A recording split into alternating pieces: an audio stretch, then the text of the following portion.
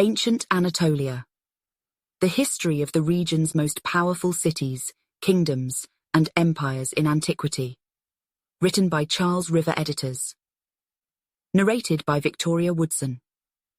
Introduction. While the Bronze Age is recognized as one of history's most important phases, it's been hard for historians to precisely date. The idea of the Bronze Age comes from a three-age system developed in the 19th century through which archaeologists and historians believe cultures evolve. These three ages are the Stone Age, the Bronze Age, and the Iron Age, and the concept of the system stems from the simultaneous development of museums in Europe during that time. In the Royal Museum of Nordic Antiquities in Denmark, Christian Jürgensen Thomsen, the director of the museum, began classifying objects of stone, bronze, or iron to better categorize and exhibit them. Each archaeological artifact was thus sorted according to their materials and further organized by shape and style. Through such methodology, working alongside archaeological reports, he was able to show how certain objects changed over time. This typology, combined with stratigraphy noted in archaeological reports, was useful to early archaeologists with no reliable method for dating artifacts. By understanding which object came before or after, early archaeologists had a relative dating system with which to assess the age of an object or culture. This kind of system was useful to the archaeologists who often encountered objects from above-ground burials that lacked stratigraphy. When this three-age system reached England, John Lubbock expanded on it by applying cultural anthropology to the ages. Over time, other researchers would gradually add their interpretations to the system, with many arguing for subdivisions of the Stone Age or the introduction of a Copper Age between the Neolithic and the Bronze Ages. Either way, the classification system was meant as a way for modern scientists to classify and understand prehistoric cultures, the final stage of which was the Iron Age, which ended when a culture developed the ability to record their history. Of course, given the rate of each culture's development, this means that when the historical period begins is not uniform or even universal. Troy is unquestionably one of the most famous and legendary cities of antiquity, yet it is also the most mysterious. While ancient cities like Rome and Athens survived, and the destruction of others like Carthage and Pompeii were well documented, the fame of Troy rested entirely on Homer's epic poems, the Iliad and the Odyssey. The poems were so famous in the ancient world that Augustus had Virgil associate Rome's foundation with the destruction of Troy and Aeneas's own Odyssey in the Aeneid. Augustus went so far as to have a new settlement, New Ilium, built in the region. While the epic poems have been read for thousands of years and are regarded among Western literature's most important, their depiction of the Trojan War between the Greeks and Trojans clearly included fictional elements. As a result, there has been much historical debate over whether the Trojan War actually happened. Up until the 19th century, many scholars merely regarded it as an ancient myth, but when Heinrich Schliemann used Homer's descriptions to guide his excavations, he found ruins in western Turkey of several ancient cities built atop each other, with the oldest dating to the 12th century BC. Further excavations have found early settlements on the spot dating as far back as 3000 BC. And while that hardly means Homer's tale is true, especially the constant divine intervention, it does suggest that there was a historical city of Troy that was destroyed in war, and the city of Troy associated with Homer's poems was the seventh city built on that spot. Of course, the war would likely have been fought over resources, not a woman whose face could launch 1,000 ships. During the late Bronze Age, from about 1500 to 1200 BC, the Near East was a time and place where great kingdoms and empires vied for land and influence, playing high-stakes diplomatic games, trading, and occasionally going to war with each other in the process. The Egyptians, Hittites, Babylonians, Assyrians, and several smaller Canaanite kingdoms were all part of this system, which was one of the first true global systems in world history and also one of the most materially prosperous eras in antiquity.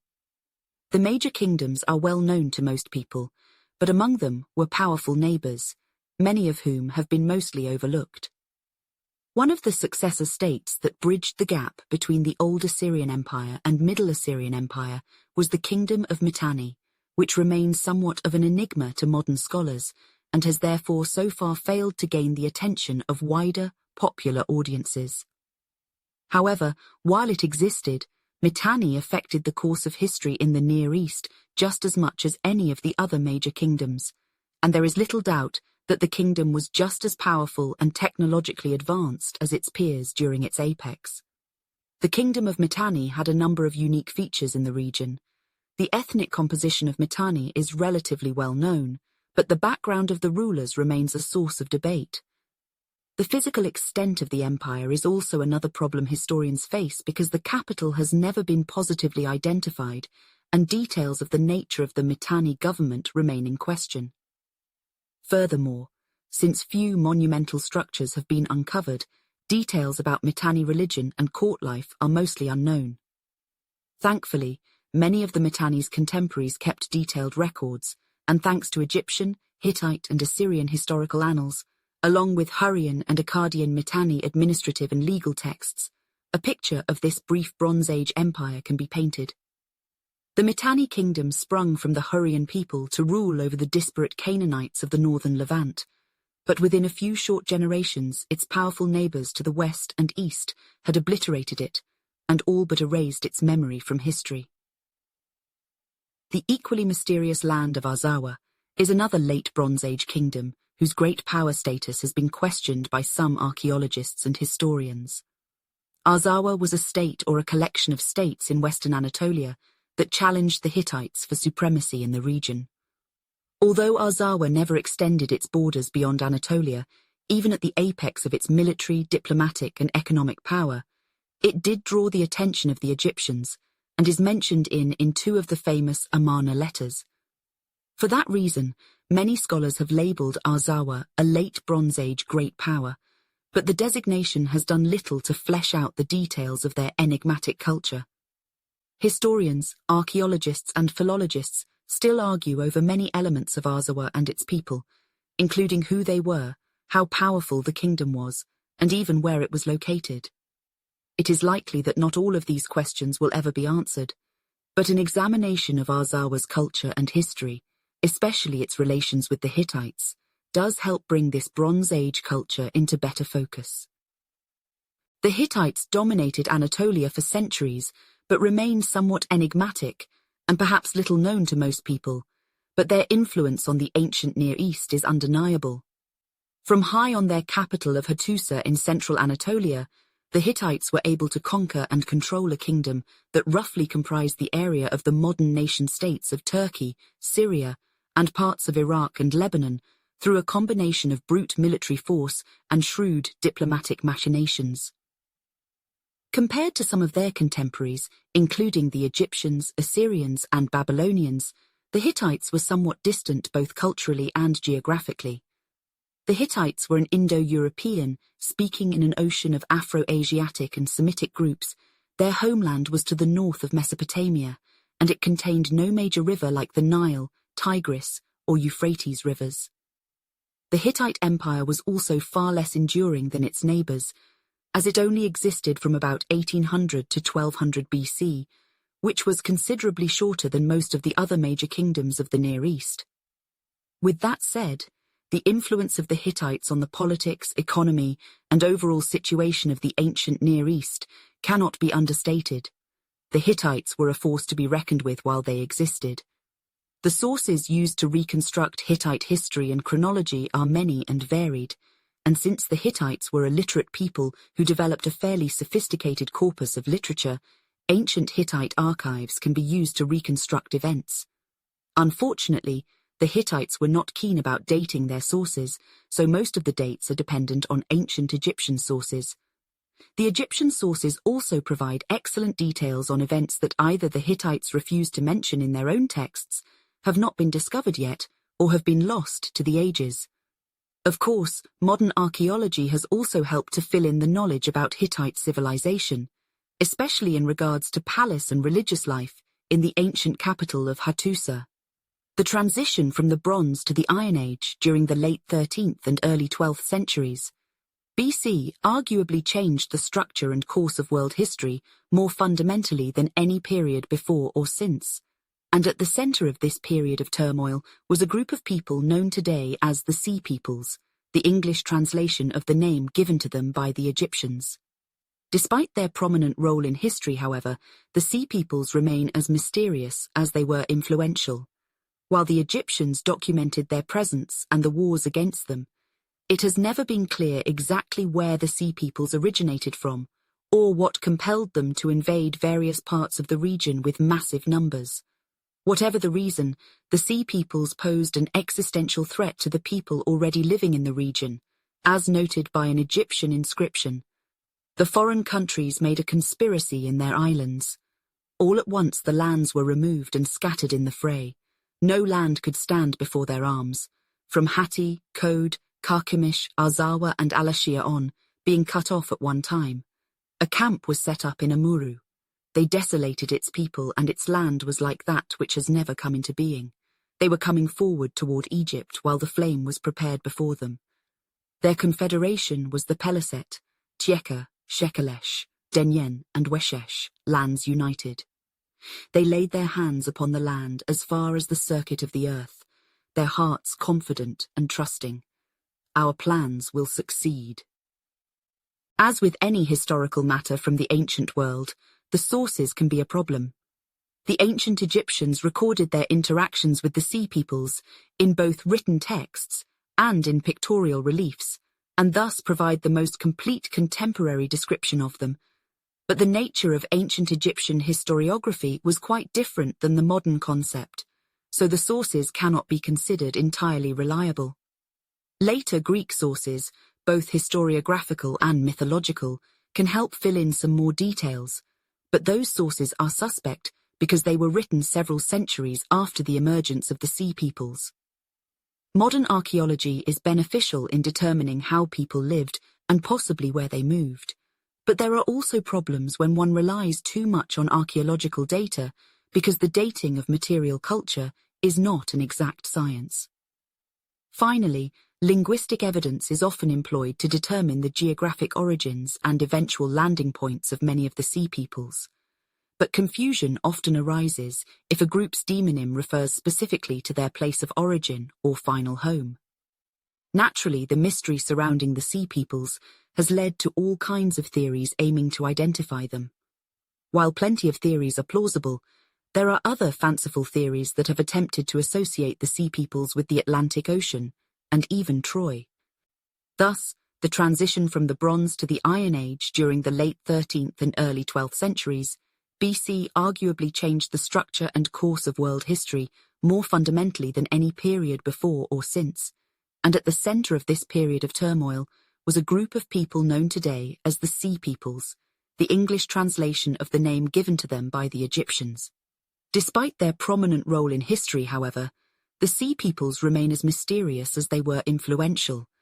While the Egyptians documented their presence and the wars against them, it has never been clear exactly where the Sea Peoples originated from or what compelled them to invade various parts of the region with massive numbers.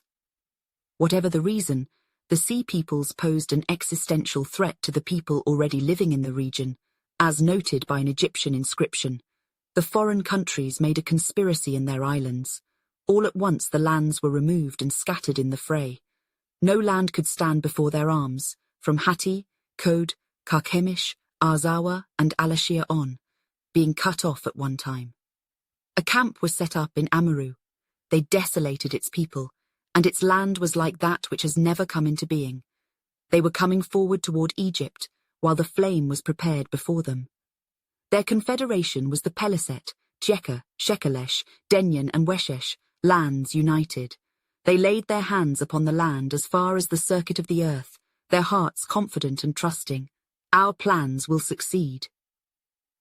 As with any historical matter from the ancient world, the sources can be a problem. The ancient Egyptians recorded their interactions with the Sea Peoples in both written texts and in pictorial reliefs, and thus provide the most complete contemporary description of them. But the nature of ancient Egyptian historiography was quite different than the modern concept, so the sources cannot be considered entirely reliable. Later, Greek sources, both historiographical and mythological, can help fill in some more details, but those sources are suspect because they were written several centuries after the emergence of the Sea Peoples. Modern archaeology is beneficial in determining how people lived and possibly where they moved, but there are also problems when one relies too much on archaeological data because the dating of material culture is not an exact science. Finally, linguistic evidence is often employed to determine the geographic origins and eventual landing points of many of the Sea Peoples. But confusion often arises if a group's demonym refers specifically to their place of origin or final home. Naturally, the mystery surrounding the Sea Peoples has led to all kinds of theories aiming to identify them. While plenty of theories are plausible, there are other fanciful theories that have attempted to associate the Sea Peoples with the Atlantic Ocean and even Troy. Among all the early Iron Age people from the Near East, the Phrygians are perhaps one of the most misunderstood. They built a powerful and wealthy kingdom, but were overshadowed by their more powerful and wealthier neighbours, the Lydians. Although the Phrygians were literate, most of their surviving texts have been little use to modern historians who desire to reconstruct their chronology, so they are left to use often biased classical and Assyrian sources. Problems concerning nomenclature have also clouded the modern understanding of Phrygia and the Phrygians. The Greeks would often refer to numerous non-Phrygian peoples as Phrygians, and while the Persians acknowledged the Phrygians as a distinct people, they only considered them so as part of a satrapy or province in the vast Achaemenid Persian Empire. Although there are numerous inherent problems concerning any modern study of ancient Phrygia and the Phrygians, there are still a number of sources that can help illuminate the many aspects of Phrygian culture. The majority of the sources utilized in this study come from the ancient Greek historians, but the Assyrians also wrote about the Phrygians in their annals. The classical and Assyrian sources are augmented with archaeological and numismatic evidence from Phrygia. And finally, some of the Phrygian language inscriptions are also considered. The following study reveals that the Phrygians were much more than just their most famous king, Midas. They played an important role in the redevelopment of ancient Anatolia after the Bronze Age collapse, and were at times a focal point in the battles between the Greeks and Persians. After the Sea Peoples raids of the late 13th and early 12th centuries, BC ravaged the eastern Mediterranean region and brought down the Hittite Empire. The Phrygians were one of the peoples who picked up the pieces and helped bring civilization back to the region. In the course of the centuries during the early Iron Age, the Phrygians developed an important, wealthy, and vibrant culture that rivaled the kingdom of Lydia, but eventually fell victim to larger empires to their east and west. As the Phrygians' history suggests, few could compare with the Lydians in terms of wealth and opulence. From the early 7th century BC until the middle of the 6th century BC, the Lydians played an important role in the history of the eastern Mediterranean region as they took on the role of middleman between the empires of the Near East and the emerging Hellenic civilization in Greece. From their capital in Sardis, the Lydian kings traded and made alliances and war with numerous kings, tyrants and generals, which ultimately cemented their role as a brief but historically important people and kingdom in the ancient world. An examination of the Lydian people and their kingdom reveals that their power did not materialize overnight, but was instead a long process, dependent upon several factors. The primary factor contributing to Lydia's success was its wealth. The Lydians were fortunate enough to possess large deposits of precious metals in their territory, but how they exploited and utilized those resources is what truly made them successful.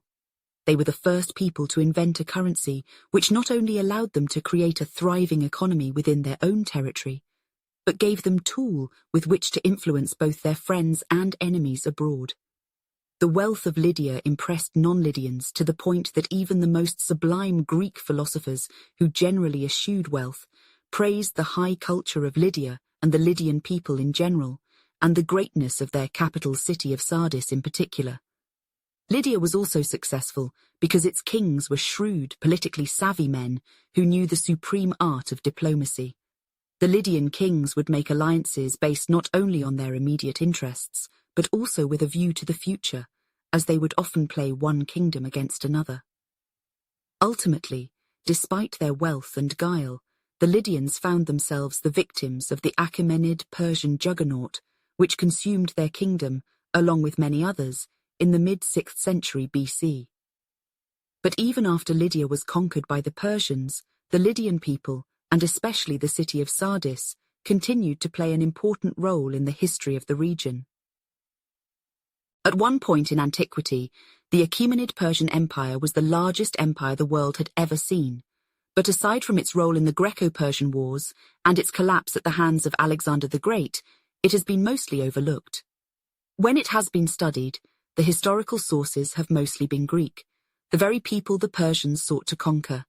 Needless to say, their versions were biased, and attitudes about the Persians were only exacerbated by Alexander the Great and his biographers, who maintained a fiery hatred towards Xerxes I of Persia due to his burning of Athens.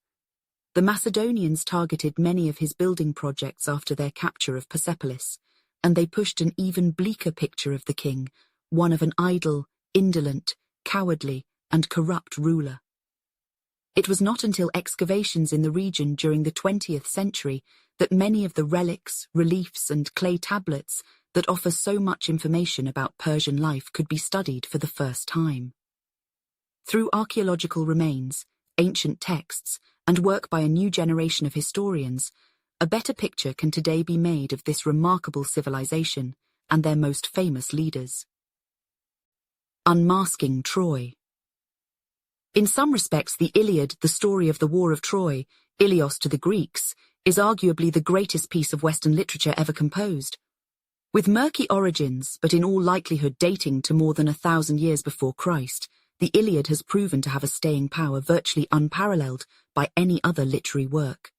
3 millennia after it was originally composed, the tale of the Trojan War still has the power to captivate readers with its dashing poetry and its wonderfully crafted tale of honor, love, lust, and revenge. Much about the Iliad to this day is hotly debated, whether it was the product of a single magnificent blind storyteller, Homer, as the Greeks believed, who then went on to produce a sequel of sorts, the Odyssey, whether Homer first composed the Iliad, but not the Odyssey, or vice versa. Whether some or all of the characters and events depicted are mythological, or whether they have some basis of fact, and whether Homer himself existed at all, or was merely a convenient blanket name for an unspecified number of poets, who all added their own twists, tweaks, and tales to a story that grew with each passing year. What we do know for certain, however, are 2 things. First, regardless of who devised the story, the Iliad was not transcribed until centuries after its creation, but was instead memorized by poets who would recite parts or the entire poem at banquets and public holidays and passed down by word of mouth. Most importantly, we now know the ancient city of Troy did indeed exist. The ancient Greeks themselves, who gifted the world this epic piece of literature, certainly believed that the Iliad was historical fact. Even the skeptics who doubted the more far-fetched moments in the poem, which features frequent direct interventions from the gods themselves on the battlefield and quasi-invulnerable warriors slaughtering hordes of enemies, did not doubt that the broad narrative of the events matched historical fact. Indeed, many of the great Greek city-states were fiercely proud of their respective mentions in the stanzas of the Iliad. These included mighty Sparta, whose fiery king Menelaus started the whole affair when his beautiful wife Helen was stolen by Paris, thus giving rise to the saying that Spartan women were the most beautiful in all of Greece, and Mycenae, whose high king Agamemnon reminded the once great city of the glory days when it controlled a coalition holding sway over virtually all of Greece, all the way to small towns like Phthia, home of Achilles, and Ithaca, the kingdom of Odysseus. Almost all of Greece could proudly cite a great name who had fought in the most famous of all wars, and the value of tracing a city's ancestry all the way back to the Trojan War proved so enduring that a full millennia after the poem was first composed, the Roman Emperor Augustus encouraged his court poet, Virgil, to compose an epic in the style of the Iliad and Odyssey, which would integrate them into the foundation myths of Rome. Thus the Aeneid, the tale of how Prince Aeneas, one of Hector's cousins, fled from the burning city of Troy and journeyed across the Mediterranean before eventually settling in central Italy and starting the line of the legendary Roman king Romulus, was born. To this day, the story of the Trojan War clearly continues to captivate audiences despite being thousands of years old.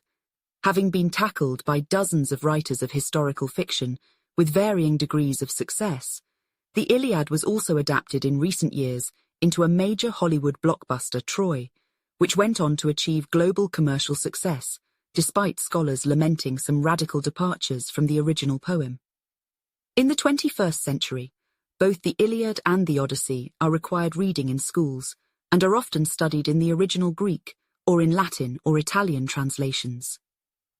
However, despite an enduring fascination with the Iliad, which can be found as a common thread throughout the history of Western literature, in the wake of the Roman Empire's heyday, belief in the historicity of the Iliad gradually waned and was replaced by a significant degree of skepticism.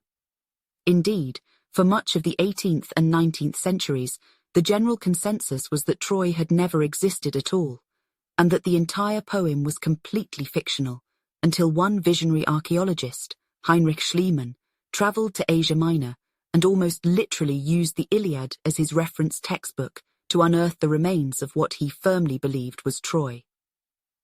Today, the scholarly consensus, although debated, tends to hold that much of what occurred in the Iliad was historically correct, as borne out by the archaeological evidence found in Troy itself. Although the history of Troy is both long and troubled, and does not merely encompass the events of the Iliad, the city was sacked more than once during its existence and was not completely destroyed at the end of the Trojan War. It is worth summarizing those events, as narrated by Homer, to give readers some insight into the tale that first made Troy legendary. The story of the Trojan War is not merely enclosed in the Iliad, which only encompasses just a small facet of the epic conflict. The Iliad picks up after the Greek armies have already landed before the city walls and ends with the funeral games of the Trojan hero Hector. However, the narrative can be pieced together from flashbacks in the Odyssey and ancillary works, many of which did not survive Antiquity, and together these works flesh out the story to provide a background to the Iliad's events and explain Troy's tale right up to the famous sack of the city. The Greeks and Romans took the historicity of the Iliad for granted, although the Odyssey, with its mythological beings, was given a slightly healthier dose of skepticism, but this belief waned during the Middle Ages, and eventually the Iliad was considered to be little more than a myth. If Troy had existed, popular scholarly belief held, it was certainly long gone, and it was unlikely to be in Anatolia, where tradition had long placed it. Some even presumed that Troy had actually once stood somewhere on mainland Greece. One 15th-century writer noted that the Turks were still capitalizing on the fame of Troy by directing would-be tourists to a site they claimed had the remains of the famous city. Spanish traveller Pedro Tafur wrote, "I travelled by land for 2 days to that place which they say was Troy, but found no one who could give me any information concerning it, and we came to Ilium, as they call it. This place is situated on the sea opposite the harbour of Tenedos. The whole of this country is strewn with villages, and the Turks regard the ancient buildings as relics and do not destroy anything, but they build their houses adjoining. That which made me understand that this was indeed ancient Troy was the sight of such great ruined buildings and so many marbles and stones, and that shore and the harbour of Tenedos over against it, and a great hill which seemed to have been made by the fall of some huge building." Of course, Tafur had been brought to more recent Roman and Greek ruins closer to the Aegean than the actual location of Troy. Ultimately, the concerted efforts of Homeric scholars and amateur archaeologists, Heinrich Schliemann, Wilhelm Dorpfeld and Frank Calvert, were to prove that notion false. The main architect of the discovery of Troy was the German, Heinrich Schliemann, who, like many pioneers, was an eccentric with a coloured past. Born in 1822 in Nebuchau, Germany, he was one of the first modern archaeologists, and according to one popular story, Schliemann first became enamoured with Homer's opus when he heard a drunkard reciting it in a grocery store. A more credible story suggests that it was Schliemann's father, a widower, who first encouraged the young Heinrich's love for the classics by reading to him from the Iliad. It was often claimed by Schliemann, late in his life, that at age 8 he had already declared he would excavate the city of Troy himself.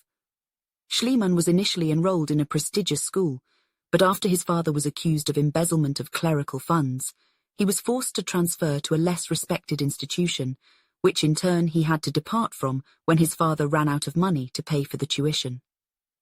With little prospect of continuing his scholarly career, Schliemann became a grocer's apprentice, but after 4 years of unrewarding labour, he had to give up that career when he injured himself, lifting a heavy weight in the stockroom. Schliemann, then aged 19, moved to Hamburg and took up a position as a cabin boy on a schooner named Dorothea. However, on Schliemann's first voyage, just 12 days out to sea, the Dorothea was struck by a gale and sank. Schliemann, along with a scattering of other survivors, was swept onto the Dutch shore, clinging to a spar. From there, he made his way to Amsterdam, where he became a bookkeeper. This was the start of a long and profitable career, which saw Schliemann travel to Germany and Russia.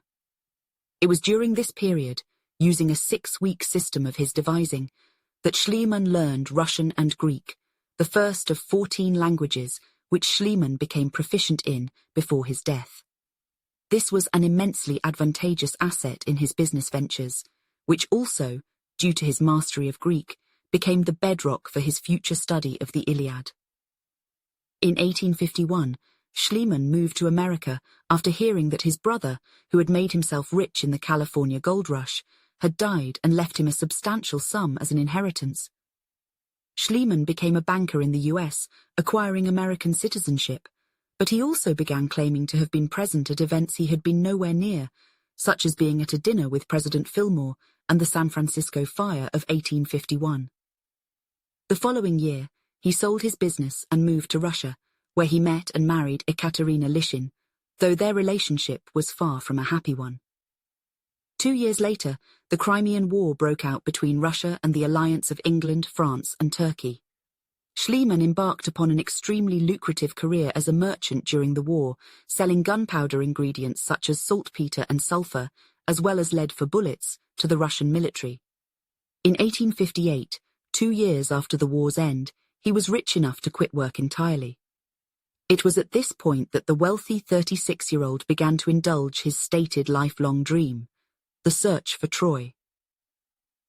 Between 1858 and 1866, he travelled extensively, studying for a brief period at the Sorbonne and spending more and more time away from his increasingly estranged wife. In 1868, Schliemann visited Pınarbaşı in Turkey, which diplomat and local landowner Frank Calvert believed to be the location of Troy. While Pınarbaşı was close to the correct location, it was the wrong settlement, and Schliemann was unconvinced by Calvert's findings. He then toured the Greek islands and mainland, visiting the sites of classical antiquity and publishing a thesis in ancient Greek, offering a topographical analysis of Ithaca, Odysseus's legendary home. The University of Rostock awarded him a doctorate, even though it was later suggested that he had plagiarized much of his thesis from other works and simply translated them into Greek. Regardless, Schliemann then returned to Pınarbaşı, where he consulted with Calvert, and eventually the two men concluded, based on their interpretation of the Iliad's description of the Trojan plain and the location of the 2 rivers which flowed through it, that the nearby hill at Hisarlik was the true site of Troy. Hisarlik was an artificial hill, meaning that the earth there had been built up over generations due to human activity on the site, and it was located less than 5 miles from the Aegean Sea. Calvert had attempted to convince the British that Hisarlik might be the right site in an effort to get their assistance, but the British refused to budge. In Schliemann, Calvert found a person who had both the resources and the will to excavate the site there. Schliemann and Calvert began digging on Hisarlik, which was part owned by Calvert and the Turkish government. The excavation quickly yielded ruins, which an excited Schliemann declared could not be Troy, but must instead be a subsequent city. However, the location was exact. If they dug down through the various archaeological layers to the lowest inhabited point, Schliemann believed, they would hit Homeric Troy itself. Using the Iliad, a quasi-mythological account of a war that took place thousands of years earlier, as a geographical textbook, the two men had done the impossible. They had found Troy. As Schliemann wrote, "I have proved that in a remote antiquity there was in the plain of Troy a large city, destroyed of old by a fearful catastrophe, which had on the hill of Hisarlik only its Acropolis, with its temples and a few other large edifices, southerly and westerly direction on the site of the later Ilium, and that consequently this city answers perfectly to the Homeric description of the sacred site of Ilios." The digging went on for months, during which Schliemann grew increasingly lonely, since he had divorced Ekaterina earlier that year. Eventually, his friend, the Archbishop of Athens, introduced him to his niece, the 17-year-old Sophia Engastromenos, whom he later married, despite the vast age gap between them. Meanwhile, as Schliemann settled down to married life, the excavation of Troy continued. Schliemann insisted that the upper levels of the city were worthless to him because they were too recent, and he and his men dug hurriedly through them, destroying invaluable archaeological evidence in the process. Due to his high-handedness with ancient artifacts and buildings, Schliemann fell out with Calvert, who accused him of being blinded by his own dreams.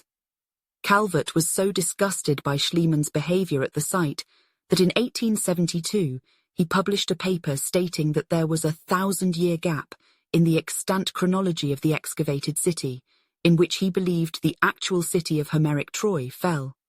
Schliemann, however, had reached the lowest construction level and firmly believed that he had found the city of Priam and Hector. In 1873, his beliefs were given further credence when he unearthed a hoard of gold and jewels amid the ruins of Troy, which he dubbed Priam's treasure, and paraded for the world to see.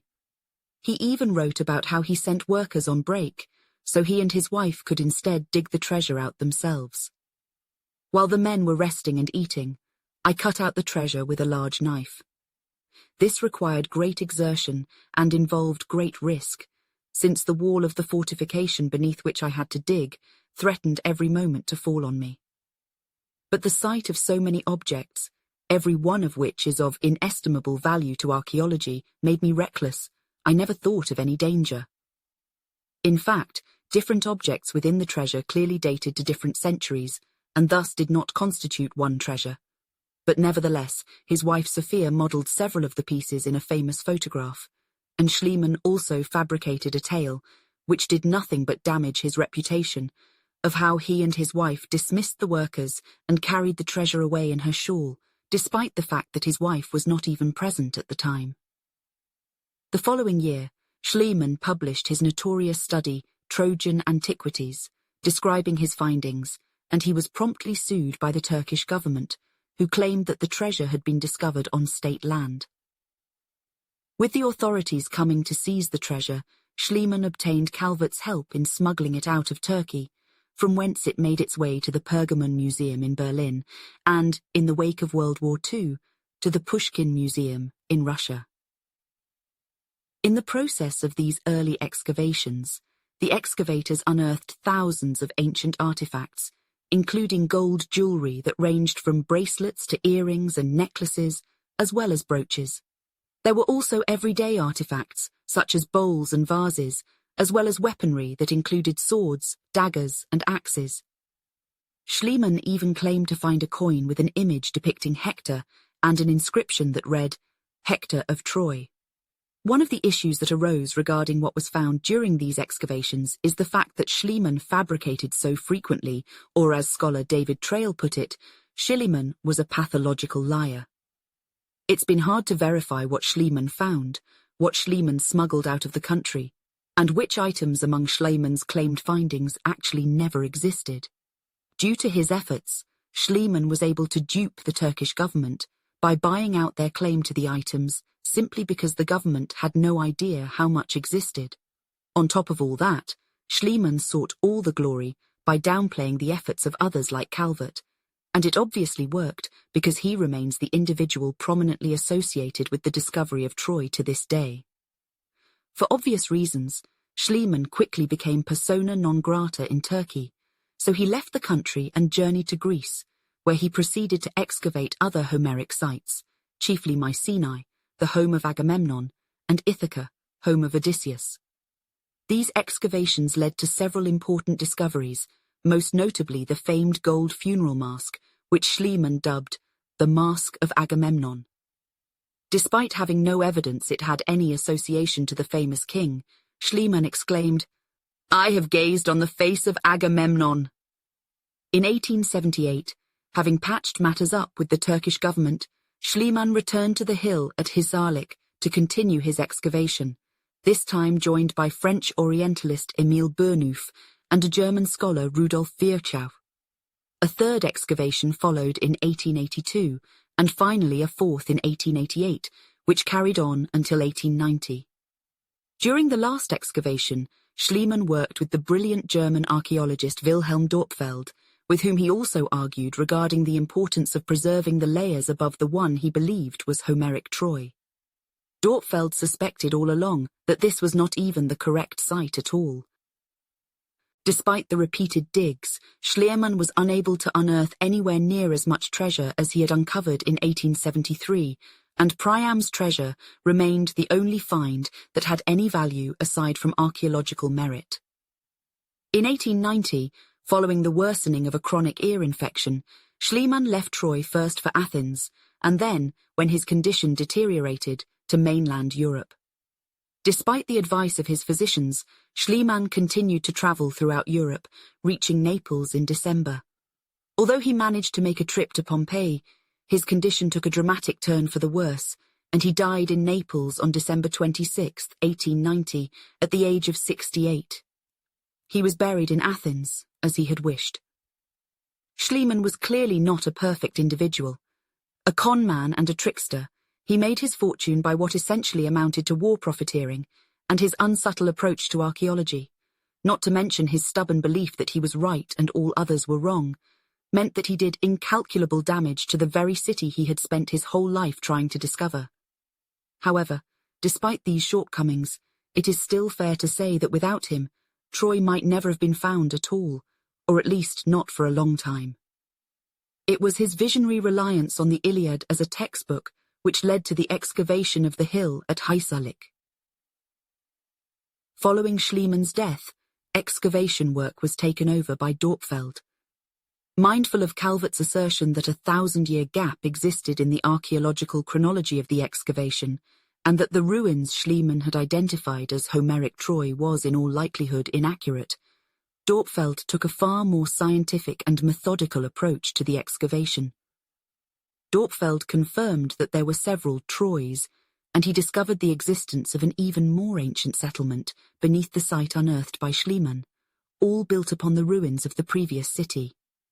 This suggested that another, far more recent layer of ruins was in fact Homeric Troy. Moreover, during his excavation, Dorpfeld discovered a section of ancient walls which was weaker than the rest, suggesting it had been the object of a rather rushed repair. This section's location and general appearance corresponded perfectly with a description given by Homer of a weaker section of the walls of Troy in the Iliad, leading Dorpfeld to conclude he had stumbled across Homeric Troy itself.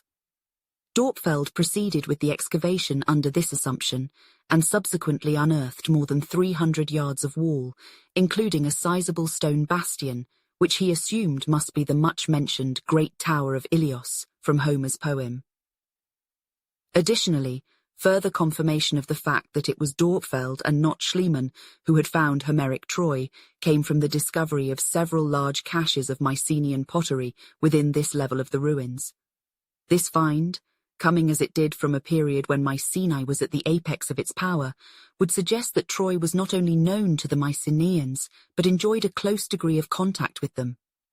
The only doubt which clouded Dorpfeld's conclusion that he had found the city described in the Iliad was that the damage to walls and edifices was consistent with that caused by an earthquake, rather than by an invading army.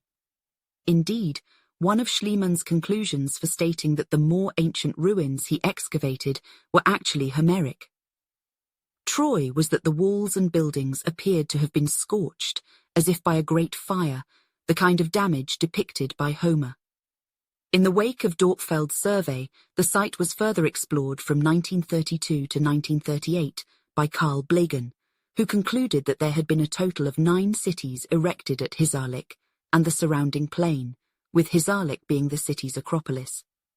These became known as Troy 1 through 9, and Blegen theorized that the site had been almost continually inhabited from approximately 3000 BC until the reign of Augustus in the 1st century AD. Furthermore, he identified almost 50 sublevels within the 9 different strata, indicating subsequent redevelopments to existing structures. According to this division, Schliemann's Troy, now considered to be incorrect, was Troy II, circa 2600 BC, while Dorpfeld's was classified as Troy VI, circa 1600 BC. After Blegen's excavations, the site lay relatively untroubled for almost 50 years, until in 1988, a joint archaeological expedition by the University of Tübingen and the University of Cincinnati, overseen by Professors Manfred Kaufmann and Brian Rose, began excavations at the site once more. Working on the basis of the observations made by preceding scholars, Kaufmann and Rose set to work, and their teams unearthed sizable amounts of bronze arrowheads in the ruins of Troy 7, suggesting the city had been the site of a huge battle. Furthermore, finds of scorched buildings and bodies indicated a violent sack of the city which led to its abandonment around 1200 BC. The different Troys. Troy has not been a fortunate city. Over the course of its history, spanning approximately 3 millennia, it saw more than its share of tragedy and catastrophe, as witnessed by the fact that it was abandoned and rebuilt at least 9 times. The rebuilding followed various disasters, and it was bad enough that the site was eventually abandoned in Antiquity. By contrast, Rome, which is approximately 3,000 years old, has been continuously inhabited since at least the Bronze Age, despite being sacked several times, and suffering other major calamities like fires during its history. Of course, while all the focus has been on discovering the famous city that was the scene of the Trojan War, there were many other settlements on that site, and each has its own story as well.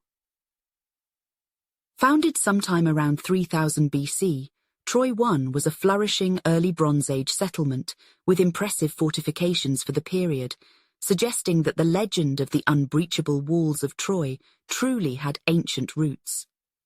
Troy's strategic location on the Dardanelles Straits, what was known in Antiquity as the Hellespont, proved invaluable for its commercial concerns. All shipping wishing to pass from the Black Sea area to the Aegean or vice versa was forced to negotiate the narrow gap of the Hellespont, whose approach Troy commanded. Presumably, at this time Troy also employed a powerful navy to better guard the straits and take full advantage of their location as a trading hub. Founded around 2600 BC, Troy too was the city discovered by Schliemann. To this day it still bears the location names which he ascribed to it based on the Iliad, despite the fact later excavations demonstrated that Troy 7 is almost certainly Homeric Troy, though to a lesser degree, Troy 6 is also a possibility. What served to convince Schliemann this was Homeric Troy, besides the remnants of massive walls and the evidence of widespread destruction presumably caused by an attack, was the discovery among the ruins of this level of a colossal gate, unlike any of the 3 previously unearthed during the excavation. This edifice was believed by Schliemann to be the Scaean Gate, since its geography was roughly correct. The Scaean Gate was the scene of many ferocious battles between Trojans and Greeks in the Iliad. It was before this gate that Menelaus defeated Paris, and the spot where Achilles cut down Hector. It was in a mad attempt to scale it that Achilles met his end at the hands of Paris. However, as appealing as this notion is, the Scaean Gate of Troy too is approximately 1200 years too old to be the correct structure. Troy III was founded sometime around 2300 BC in the wake of the unknown event which destroyed Troy II. This city lasted approximately 150 years before it was abandoned once more, but scholars are still not sure what caused this particular decline. During this period of history, Troy was a thriving trading hub, as it had been in the previous millennia and a half. Indeed, As shipping technology reached progressively greater heights, Troy's wealth increased as more and more trade began to take the faster seaborne route rather than the laborious and costly overland roads. Troy 4 lasted from approximately 2100 to 1950 BC and was occupied almost immediately following the abandonment of Troy 3, with little time between the two. Like its predecessors, Troy 4 continued to be a flourishing mercantile hub, which is interesting because while Homer depicts the later Troy as an exceedingly wealthy and powerful city, the Greek army was able to land its 1,000 ships on the beaches before the plain of the Scamander with no opposition whatsoever from the Trojan navy, which is treated as if it didn't exist. Although this might be for narrative purposes, it is unlikely that Homer would have foregone the opportunity for depicting a climactic sea battle, making the lack of a Trojan navy, if their position of strength was control of the Hellespont, a particularly surprising feature. Presumably something happened to reduce or make redundant the Trojan navy in the period before Troy 7. Troy 5, dated circa 1900 to 1700 BC, was a wealthy and powerful city in its own right, but early in the 1900s BC it faced a grievous threat. The Hittites, an aggressive civilization from Anatolia, moved north and west towards the Aegean Sea, sacking and destroying several major cities along the way. The Hittites were a particularly fearsome menace because their rise signified the end of the Bronze Age. They were the first nation to develop the use of iron tools and, above all, weapons. Bronze weapons were problematic in battle because they tended to break, bend, or lose their edge, particularly swords. Spears were marginally more effective, whereas iron weapons were far more powerful. Although Schliemann's apologists point out that Homer extensively references bronze armor and the wall of bronze of Greek and Trojan shields, bronze armor remained the norm for a long period after the rise of the Hittites, despite the period being termed Iron Age and despite the fact weapons were usually made of iron. Additionally, such perishable military items as arrowheads, although these would have been recovered if possible, were likely crafted out of inexpensive bronze. There is no evidence of widespread carnage taking place during the 1900s BC, but there appears to have been a drastic cultural change, with powerful Hittite influences observed by archaeologists regarding the architecture and everyday items recovered. While it is possible that Troy was simply an enclave surrounded by Hittite cities, it seems far likelier that Troy simply capitulated without much of a fight before the inexorable Hittite advance and was subjugated by the Hittite culture. Dorpfeld's Troy 6, which he believed was the city Homer had composed his poem about, dates from around the 1600s BC to approximately 1250 BC. As previously mentioned, Dorpfeld was led to conclude that he had unearthed Homeric Troy due to the discovery of a vast set of walls far larger than those unearthed by Schliemann. Troy 2's walls were a little more than 3 feet wide at the base, which, while impressive for the period, were nonetheless dwarfed by those of Troy 6. These walls, coupled with a bastion which Dorpfeld assumed was the Great Tower of Ilios, and a section of wall which was weaker than the rest, as described by Homer, led to Dorpfeld's assumption. However, subsequent archaeological evidence confirmed that Troy 6 was destroyed by a vast earthquake rather than by the actions of an invading army, and once it had been destroyed, it stayed vacant for a very brief period of time before being reconstructed almost entirely. Chaotic alleys and haphazard roads gave way to a more orderly system. Thus, presumably, a city that had grown piecemeal was leveled, and the survivors reconstructed it with logical planning. Almost certainly the city of which Homer's Iliad spoke. Troy 7 dates from the 13th century BC to around 950 BC. Archaeologists have determined that 4 sublevels existed within Troy 7, specifically Troy 7a, 13th century BC, Troy 7b1, 12th century BC, Troy 7b2, 11th century BC, and Troy 7b3, until 950 BC. Troy 7 was walled and had towers along the walls that were over 30 feet high. One of the site's excavators, Manfred Kaufmann, suggested Troy 7 covered over 50 acres of land and was probably home to upwards of 10,000 people, making it by the standards of its day, a large and important city. The Troy of Homeric legend appears to have been the first of the Troy Sevens, the city which was reconstructed in the wake of the earthquake which leveled Troy 6. This Troy suffered extensive destruction around 1190 BC, which matches the ancient Greek historiography that placed the construction of the ancient walls of Troy around 1282 BC and its destruction by Agamemnon's army in 1183 BC. Many buildings from this Troy were found to have been scorched by fire or toppled, and human remains were found throughout the site, with one having apparently sustained a significant number of battle wounds. Additionally, bronze arrowheads were also recovered in this layer, suggesting a battle had taken place there. The 1988 excavation also revealed that the extent of walls was far vaster than the previous excavations had revealed, suggesting a city that was far more sizable than initially believed. Despite the ravages inflicted by the Greeks, however, the city was not wholly abandoned, or if it was, it did not remain so for long. The remains of Troy 7b1 date to around 1120 BC, and this Troy was destroyed by fire, which was always a risk for Antiquities' big cities due to the many open fires, combustible building materials, and no organized fire brigades. Troy 7b2 likewise was ravaged by flames, whereas Troy 7b3 was abandoned sometime in the mid-10th century BC for unknown reasons, possibly the consequence of a plague. It is reasonable to assume that given Troy's catastrophic history, despite its advantageous position, the location would have begun to be regarded as cursed by the region's inhabitants. This might explain why the ruins of Troy remained vacant for more than 2 centuries, until signs of habitation and construction reappear with Troy 8 sometime around 700 BC. Once again, however, disaster seems to have struck. Within a relatively brief period of time, Troy 8 was abandoned by its inhabitants, and it remained abandoned for almost 300 years. Troy 9 marks the shift from the Greek Ilios to the Roman Ilium.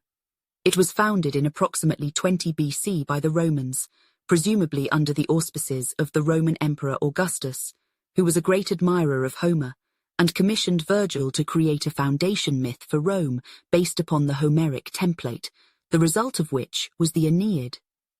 While part of the reason behind Troy's resettlement was undoubtedly political, the re-establishment of a city which was sacred to the Greeks, as evinced by Alexander the Great's sacrifices at its ruins, the Romans took full advantage of Troy's strategic position near the Hellespont.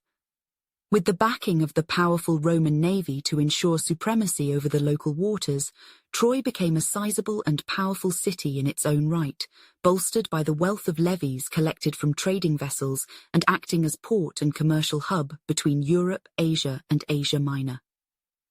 Troy remained a key city in Anatolia under Roman rule until the designation of Constantinople as capital of the Eastern Roman Empire.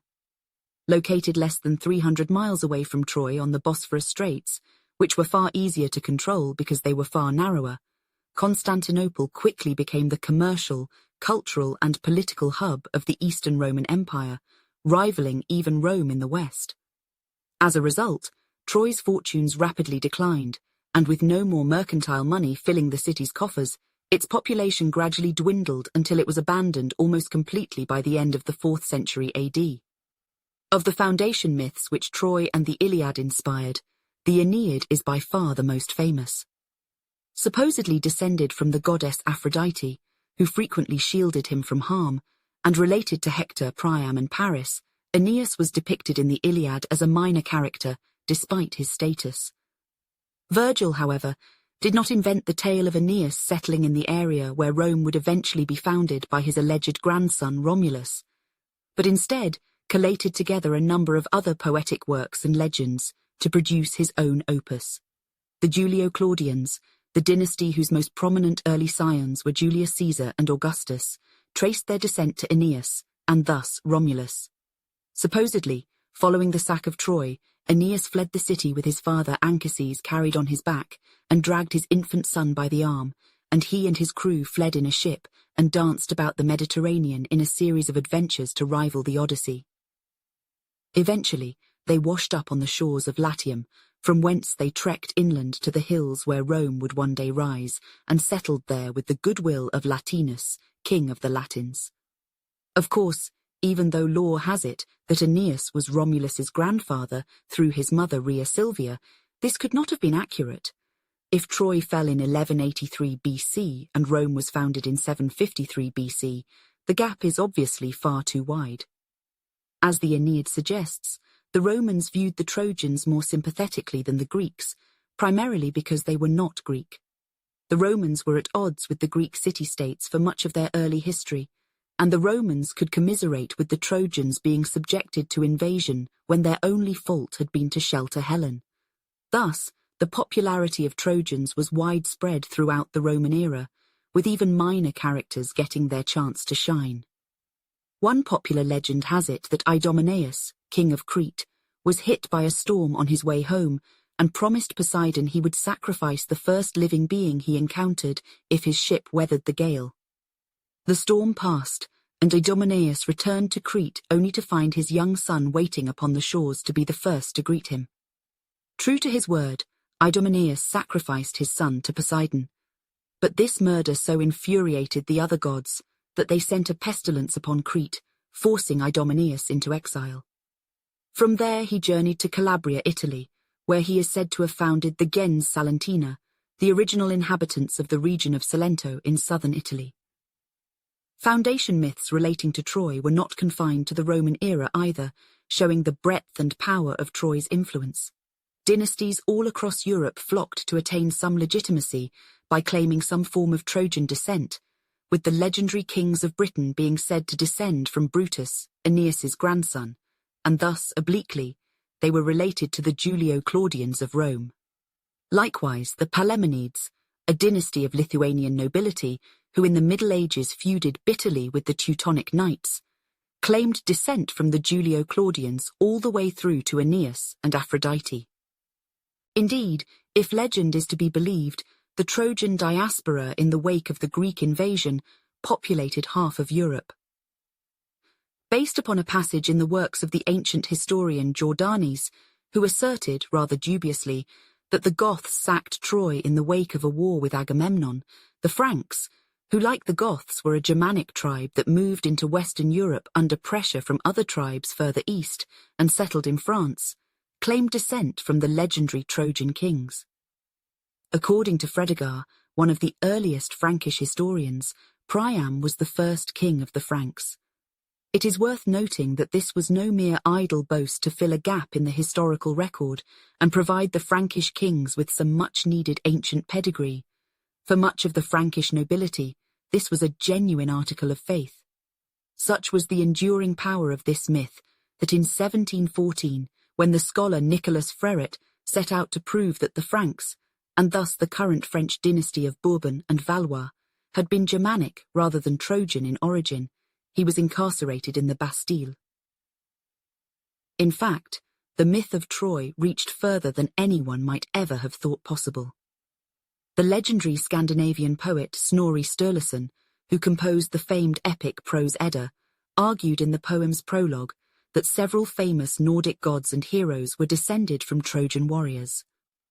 Thus, for example, he claimed that Memnon, a Trojan ally who came late to the war and was slain by Achilles in battle according to several accounts, actually survived the war and moved north through Europe, setting up a series of kingdoms as he went before settling in Scandinavia. According to Sturluson, he fathered none other than the god of thunder, Thor. During the Middle Ages, due in part to the resurgence in popularity of literature from ancient Rome and Greece as ecclesiastical and noble literacy spread in the wake of the Dark Ages, Troy was particularly popular.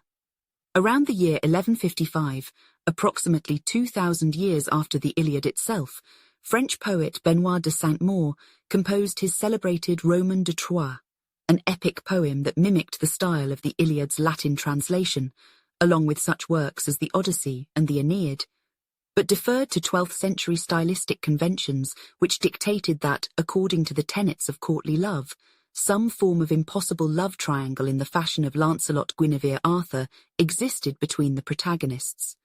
In this case, the lovers involved were Briseis, the daughter of Chalcas, the Trojan soothsayer who defected to the Greeks, the Trojan prince Troilus, and the Greek warrior Diomedes.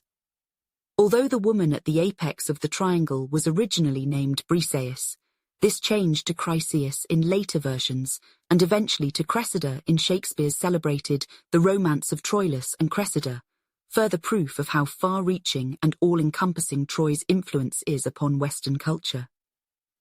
Clearly, Troy has never failed to capture the imagination, and the debate about it remains heated and even somewhat acerbic today, with some scholars going so far as to argue, convincingly if erroneously, that it never was located in Anatolia at all.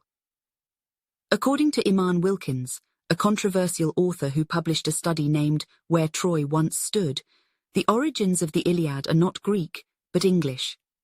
Wilkins argued that Troy stood in modern England, and that the two factions, the Greeks and the Trojans, were actually two rival groups of Celts. Wilkins has gone so far as to identify several locations in Cambridgeshire and Brittany as being the ones mentioned in Homer's epic. This fascinating, though almost certainly misplaced, study shows just how pervasive Troy's legend is. Today, the mythical city's ruins, which were safeguarded by UNESCO when their status was upgraded to a World Heritage Site in 1998, remain a powerful draw for tourists, scholars, aficionados, and hobbyists. With a further excavation utilizing the latest state-of-the-art techniques, not previously available to archaeologists, underway as of 2006 and presumably more in the future, it's safe to assume even more of the site will be unearthed, and scholars will discover even more about the city that witnessed such high drama. The Iliad continues to be a powerful force in the collective imagination, with literally hundreds of reimaginings from direct translations to historical epics and graphic novels, most notably David Gemmell's Troy series, and Rosemary Sutcliffe's magnificently illustrated Black Ships Before Troy. Yet this obsession with the Iliad is by no means a modern fad. From the ancient Greeks onwards, various civilizations have attempted to draw a connection with what was undoubtedly one of the most famous cities in antiquity. Regardless of the ongoing developments and the discoveries of recent and future excavations, it is unquestionable that Troy and the legend of the Trojan War continue to fascinate and captivate generations of readers for centuries yet to come. Hittite and Assyrian trade networks. Despite being located next to so many neighbors, some of whom were powerful in their own right, such as Arzawa and Alashiya, it was the Hittites who eventually dominated the region and became a world power. Ironically, the road to their status as a power was arduous, and it began simply with an Assyrian trading post. In the late 3rd and early 2nd millenniums BC, the Assyrians, who lived to the south of the Hittites in northern Mesopotamia, developed sophisticated trade networks that snaked across central Anatolia and Mesopotamia. The Assyrian capital of Assur was the central point of the network that traded in textiles from Babylonia, tin from the east, and silver and gold from Anatolia. A lot has been learned about this ancient merchant system, from the discovery of more than 20,000 tablets that Assyrian merchants left in the Anatolian city of Carchemish, the early center of Hittite culture and the origin of the name they gave to their language, Nessi. There were two types of Assyrian trading towns. The Karum, which meant quay or harbor in Akkadian, was the primary trading center of a city, while the Wabatum was a smaller trading center that functioned in a subordinate manner to the nearest Karum. One of the most interesting aspects of the Assyrian trade network was that it was carried out largely by private entrepreneurs. The Assyrian king was not directly involved, and it's unclear why the Assyrian king did not take a more dominant role in the merchant activities of his people during the Old Assyrian period. Scholars have theorized that Assyrian kings might not have wanted to upset a system that worked, or that the kings were not yet powerful enough to influence such intricate networks. The journey from Ashur to Carchemish lasted about 50 days, and was impossible during winter because the passages through the Taurus Mountains were blocked due to ice and snow.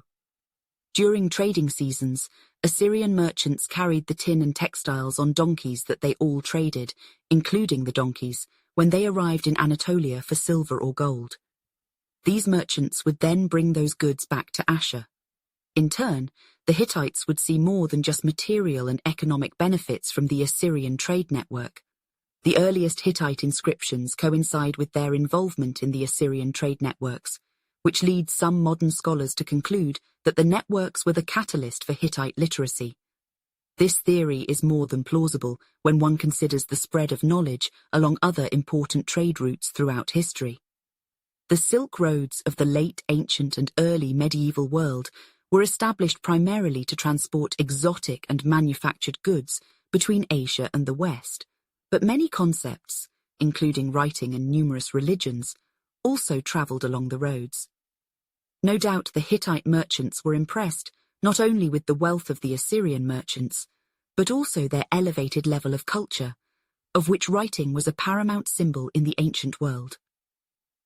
Ultimately, the culturally and economically lucrative Assyrian trade routes came to a sudden end with the arrival of a new ethnic group to the region, the Hurrians, around 1780 BC. The Hurrians would later play a significant role in the history of the Hittite kingdom and the entire Near East, but at the time they appeared as simple and violent interlopers. The origins of the Hittites. Although modern scholars knew about the Hittites through the Bible as well as Egyptian and various Mesopotamian texts, the culture remained enigmatic for a long time because the language was unknown. In fact, when historians discovered the ruins of ancient Hattusa in the late 19th century and the thousands of cuneiform tablets with Hittite inscriptions that were in it, it still took decades to decipher the language. Norwegian scholar J. Knutsen was the first to decipher the Hittite language in 1902, which he termed Arzawa, and it was called as such for some time.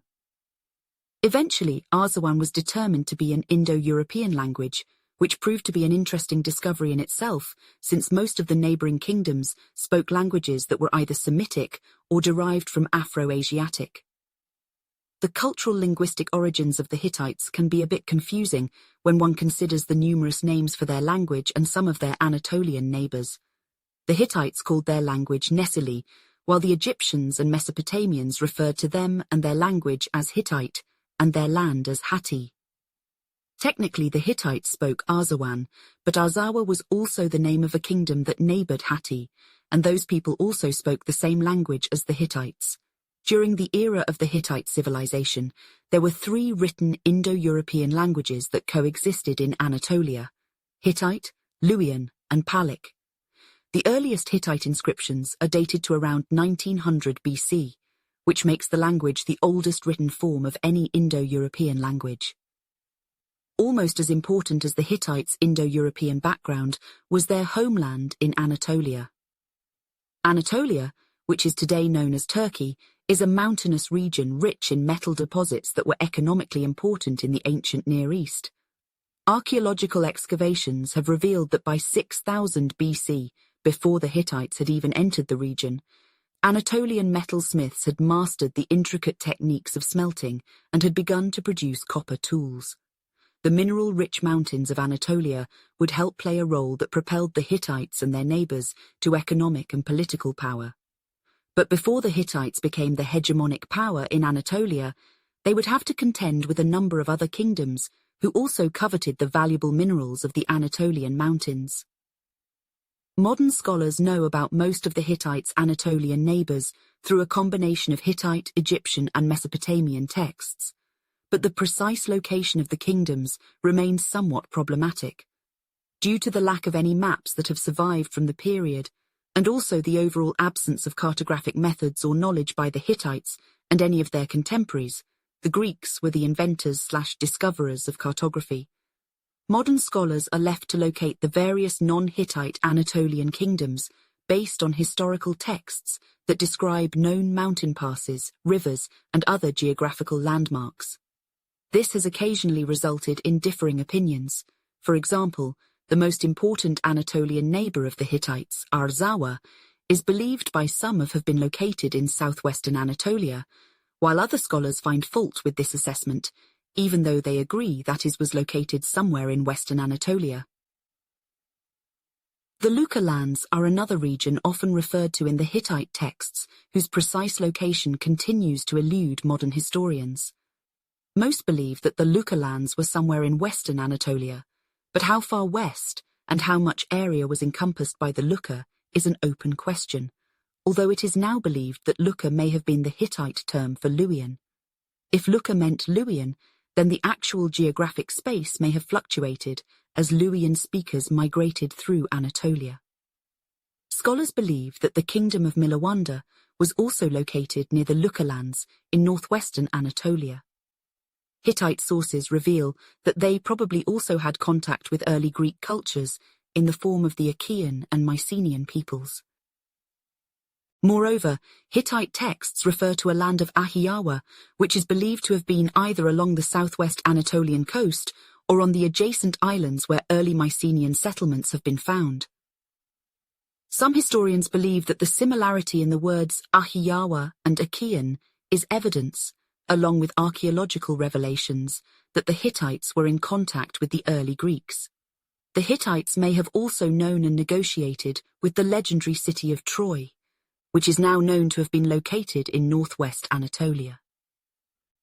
The Hittite Old Kingdom. Although the Hittites were a literate people and kept a large number of documents, recreating the chronology of their empire has remained difficult. Most of the extant Hittite inscriptions were written in the 14th and 13th centuries BC, and it remains unclear if these were copies of earlier documents or if they were merely set in previous periods for propaganda purposes. The issues confronting people's understanding of Hittite texts is not confined to the history of the Hittite kingdom either, as it is a problem that experts of any ancient Near Eastern society continue to face. In large measure, this is because of the fact that while the Hittites and their contemporaries kept detailed historical records, their concepts of history were vastly different than the modern one. Today's historiographical methods are largely influenced by the Greeks, who were the first people to write narrative and critical histories, whereas the Hittites and their contemporaries did not write history for edification purposes, but instead mixed myth and theology with historiography. As a result, modern historians like Mario Liverani have cogently argued that ancient Near Eastern texts must be viewed as sources of knowledge of the people who wrote them, not necessarily as accurate portrayals of the events described. Given these general problems concerning ancient Near Eastern historiography, in addition to more specific issues relating to Hittite historiography that will be discussed in more detail below, modern scholars have reconstructed Hittite chronology into two periods, the Old and New Kingdoms. This is the case despite the fact nobody is sure of the empire's precise chronology. For instance, there are no Hittite primary sources that detail the period from the end of the Assyrian trading settlements until the emergence of the Hittite state. Nonetheless, a fairly reasonable view of Hittite chronology can still be put together. The first king of the Hittite Old Kingdom was the eponymously named Hattusili I, who led the conquest of the central Anatolian city of Hattusa. One of the earliest Hittite historical texts, known as the Anita text, is written in both the Hittite and Akkadian languages and reads like a literary autobiography, detailing how Anita first became the Hittite Great Prince.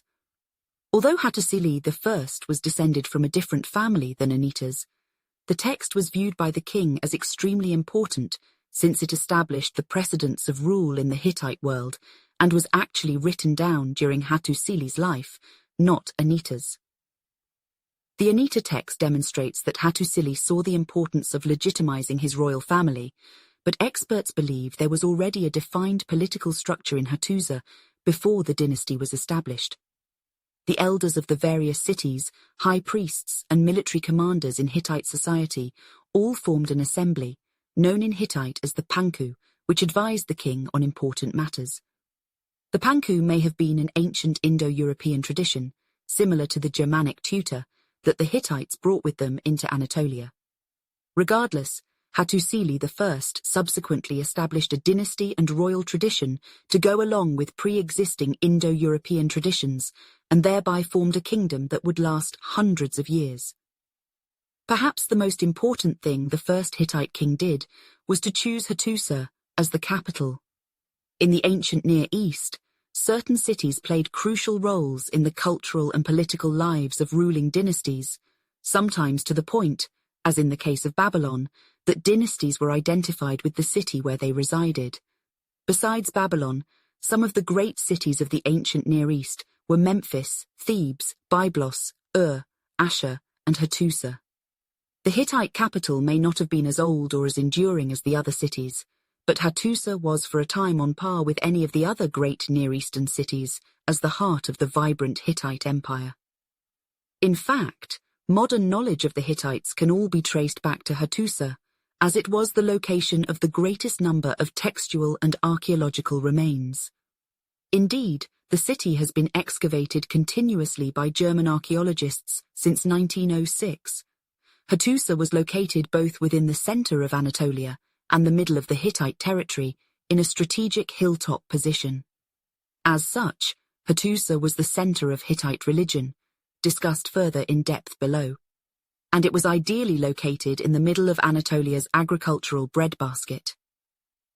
Hattusa was different from the other major cities of the ancient Near East in one major respect. It was landlocked and not located on a major river. At first glance, such a situation may seem like a liability, which it was in terms of trade, but for the most part its central position meant that the Hittites could move their armies more efficiently from one theatre of operations to another. As a landlocked capital, Hattusa was also safe from naval attacks from other kingdoms, so if the Hittites' enemies wanted to invade their capital, they would have to trek through the middle of the kingdom to get there, which was most unlikely. As Hittite power grew during the Old Kingdom, the royal city of Hattusa became more important and even wealthier. From his citadel overlooking Hattusa, Hattusili I launched the first major Hittite attacks into the Near East, first conquering the cities between Hattusa and the Mediterranean. Hattusili I was able to take the port city of Alallah, which served as a port for the ancient and prosperous city of Aleppo. Archaeological work at Alallah has confirmed that the attack and subsequent sacking took place between 1650 and 1600 BC, which would probably place the event during the reign of Hattusili I. The reasons for Hattusili I's military ventures outside of Anatolia are not clear, but there were probably numerous factors. The limited agricultural production of Anatolia, along with the population growth, may have spurred the Hittites covet the more fertile North Levantine Syria region. Other intangible factors may have been in play too. For example, the warrior culture and militaristic nature of Hittite society no doubt propelled the early Hittite kings to strike out in order to appease their storm god, and the material riches of the older cultures of the Levant and Mesopotamia may have been a motivating factor. Hattusili I also assaulted the Arzawa kingdom in Anatolia, perhaps for their tin supply, but he was ultimately forced back east when the Hurrians attacked that flank of the Hittite kingdom. Either way, Hattusili I established the precedent of an active warrior Hittite king that most of his successors followed or at least attempted to follow, and the Hittite Old Kingdom witnessed its greatest extent of power and wealth under Hattusili's successor and grandson, Mursili I, who followed the same pattern of aggressive foreign policy with much more success, as he was able to sack Aleppo in 1595 BC and take control of the southeastern trade routes as far as the middle Euphrates River region. Mursili I then did what no Hittite king did before or after him by successfully marching against and sacking Babylon. The Babylonian Chronicle, which was essentially the history of Babylon compiled by Babylonian priests, gives a brief mention of Mursili I's campaign. At the time of Samsuditana, the Hittites marched against Akkad. Mursili I's reign was cut short when he was assassinated by his brother-in-law, Hantili I, who then ruled a relatively stable kingdom, but the peace soon dissipated, and Hatti was plunged into a dark age. The Hittite Dark Age lasted approximately 70 years and was marked by a number of violent coups, as well as the steady loss of all the lands gained by previous rulers. The Dark Age ultimately ended with the accession of Telepinu to the throne around 1525 BC. Today, historians know so much about what led to the Dark Age and its details, because the events were meticulously recorded in what is now known as the Edict of Telepinu. The edict presents the king as the savior of the Hittite kingdom, who restored order and glory to the empire. The text reads, "But as Masili reigned as king in Hattusa, his sons, his brothers, his in-laws, the people of his clan and his soldiers were gathered around him in harmony, and he held the land of the enemy conquered with his strong arm. He conquered the lands in their entirety and made them into the frontiers of the sea. He went to Aleppo and destroyed it, and the captive population of Aleppo and their possessions he brought here to Hattusa. But after that he went on to Babylon and destroyed Babylon. He fought against the Hurrians and the captive population, and their possessions he displayed in Hattusa. Hantili was cupbearer at that time, and had Harapsili, the sister of Masili, as his wife. Zidanta led Hantili on, and they planned an evil deed. They murdered Masili and shed blood." The edict then goes on to describe how Masili's assassins met similar fates as the Hittite state crumbled. It continues, "As soon as Hantili was old and about to become a god, Zidanata murdered Pisani, the son of Hantili, together with his sons, and also the noblest of his servants he murdered. And Zidanta also ruled as king, and the gods sought the blood of Pisani, and made Amuna, his own son, into his enemy, and he murdered his father Zidanta. Eventually, Telepinu put an end to the fratricide and regicide that was rife at the Hittite court, and established order once more by defeating his foreign enemies and codifying new laws. As soon as I, Telepinu, seated myself on the throne of my father, I campaigned in Hasuwa, en route to Commagene, and destroyed Hasuwa. My troops were also in Zizlipa, and there was a battle in Zizlipa. Further, he who becomes king and plans evil against his brother or his sister, you are the assembly for him. Simply say to him, that matter is a blood deed. Consult the tablet. Earlier the blood deed was great in Hattusa, and the gods have imposed it on the great family. If he is found guilty, then he shall be beheaded. But he shall not be killed secretly, as with Zuru, Danua, Tahuwaili, and Tarushu. Evil shall not be done to his house, his wife, and his children. If a royal son acts criminally, he shall also pay with his head. But no evil shall be done to his house and his children.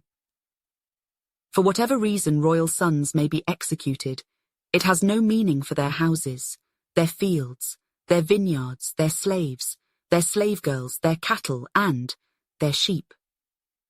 Thanks to these efforts, Telepinu is viewed as one of the greatest Hittite kings. But before he could end the orgy of violence in the Hittite Dark Age, a new and powerful state came to power in Hatti's backyard. While the Hittites had been preoccupied with killing each other during the middle of the 2nd millennium BC, the Hurrian people coalesced and formed a powerful kingdom in northern Mesopotamia and the Levant known as Mitanni. For a brief period, Mitanni was one of the most powerful kingdoms in the ancient Near East, and it was a perpetual thorn in the Hittites' side for over 200 years. Like the Hittites, the Hurrians had somewhat enigmatic origins. Although not an Indo-European-speaking people, they worshipped Indic gods and introduced the chariot, which was developed by Indo-Europeans, into the ancient Near East. The Indo-European element of Hurrian culture may have been introduced when a Hurrian king hired Indo-European mercenaries, who then subsequently overthrew the king and established their own dynasty. Despite sharing some vague cultural similarities, the Hittites and Hurrians engaged in numerous wars that eventually resulted in the destruction of the Mitanni state. The Hittite New Kingdom. The period of the Hittites' greatest influence on the ancient Near East is referred to as the New Kingdom, which began with the rule of Tudaliya I in the late 15th century, but it was Suppiluliuma I, who ruled from about 1370 to 1330 BC, who truly made the kingdom a strong militaristic empire. There is an abundance of texts that document his reign, but most are dated to a much later time during the reign of Hattusili III, about a century later. Suppiluliuma. The first came to the throne while the mighty Amenhotep III ruled in Egypt, and Kadashman-Enlil I sat on the throne in Babylon. Known for his military endeavors, Suppiluliuma first conquered lands the Hittites had lost in Anatolia during the Dark Age, before he turned his attention south to Mitanni.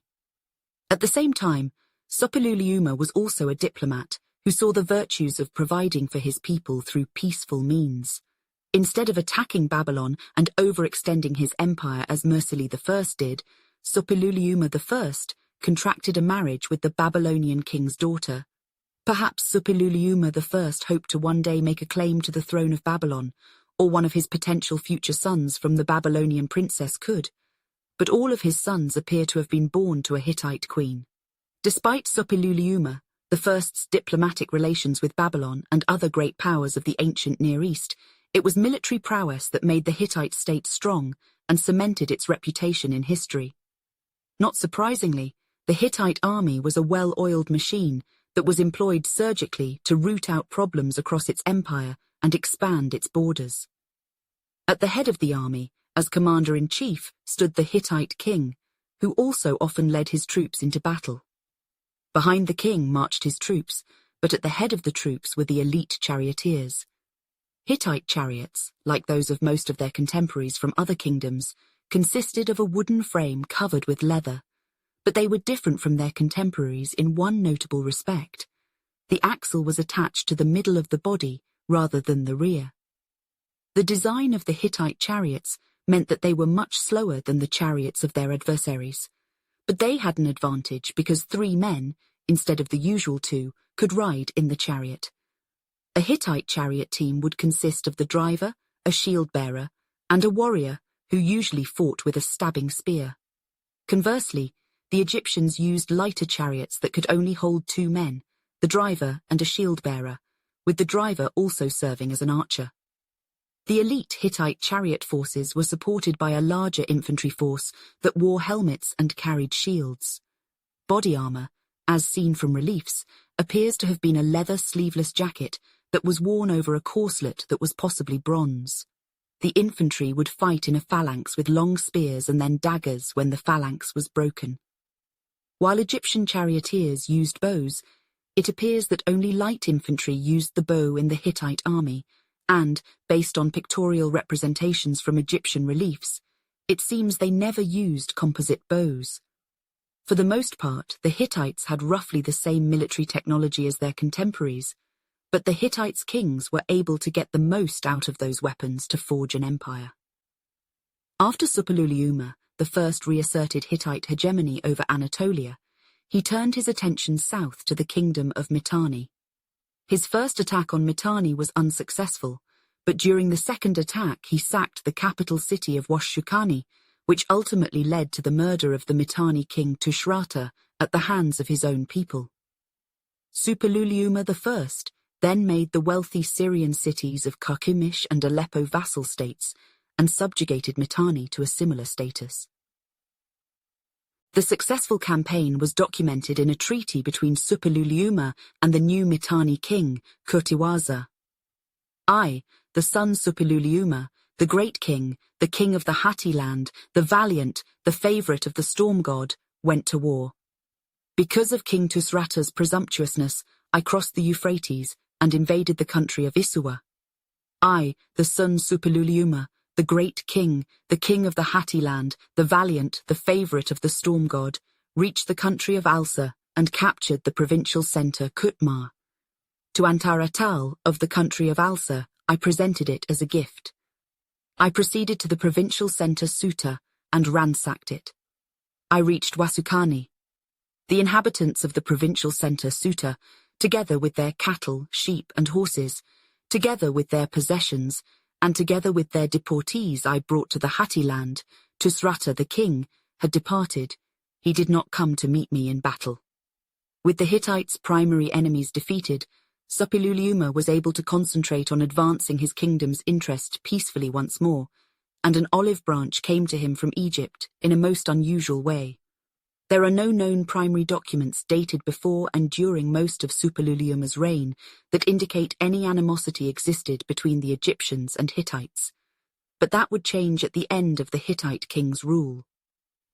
An extant Hittite text, dated to the reign of Mursili II, demonstrates that an Egyptian queen, probably the widow of the young king Tutankhamun, requested Suppiluliuma send one of his sons to Egypt for her to wed. The letter reads, While my father was down in the country of Carchemish, he dispatched Lupakis and Tesubzalmas to the country of Amka. They proceeded to attack the country of Amka and brought deportees, cattle and sheep home before my father.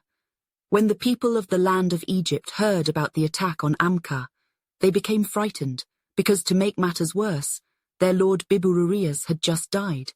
The Egyptian queen, who had become a widow, sent an envoy to my father and wrote him as follows: "My husband died, and I have no son. People say that you have many sons. If you were to send me one of your sons, he might become my husband. I am loath to take a servant of mine and make him my husband." When my father heard that, he called the great into council. "Perhaps they have a prince. They may try to deceive me and do not really want one of my sons to take over the kingship." The Egyptian queen answered my father in a letter as follows: "Why do you say, 'They may try to deceive me'? If I had a son, would I write to a foreign country in a manner which is humiliating to myself and my country?" The letter was most unusual, because although Egyptian kings quite frequently married foreign princesses, they never allowed their own princesses to marry foreigners. This may have played a role in what happened to the Hittite prince Zananza. A 9,000-man Hittite army marched south to the Levantine city of Amka with the Hittite prince Zananza, who was presumably set to marry the Egyptian queen, but things did not go as planned. Details of what happened were written down in the Plague Prayer of Mursili II. The text states, "My father sent foot soldiers and charioteers who attacked the country of Amka, Egyptian territory. Again he sent troops, and again they attacked it. When the Egyptians became frightened, they asked outright for one of his sons to take over the kingship, but when my father gave them one of his sons, they killed him as they led him there." The Zananza affair put the Egyptians and Hittites on a collision course and was probably the ultimate reason for Suppiluliuma's death. After the prince's death, the Hittites and Egyptians engaged in battle, but the events after the war were what had the most adverse impact on the Hittites. Egyptian prisoners of war who were infected with the bubonic plague passed the disease to Hittite soldiers, and they then brought the virus with them back to Anatolia. It is believed that the plague was the cause of Suppiluliuma's death, as well as the death of his son and successor, Arnuwanda. The nature of the plague remains somewhat mysterious since it was manifested long before the advent of modern medicine, but primary sources from both Egypt and Hatti help to determine the disease's pathology. Two medical papyri from Egypt's 18th dynasty describe the virus as the Canaanite illness, which may help assign its ultimate origin in the Levant, but does little to describe its general nature. For a description of the plague's effects on society, one has to turn to the Plague Prayer of Mursili II once more.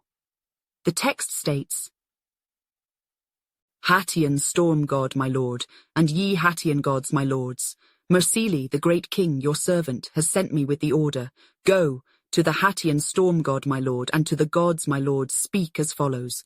What is this that ye have done? A plague ye have let into the land.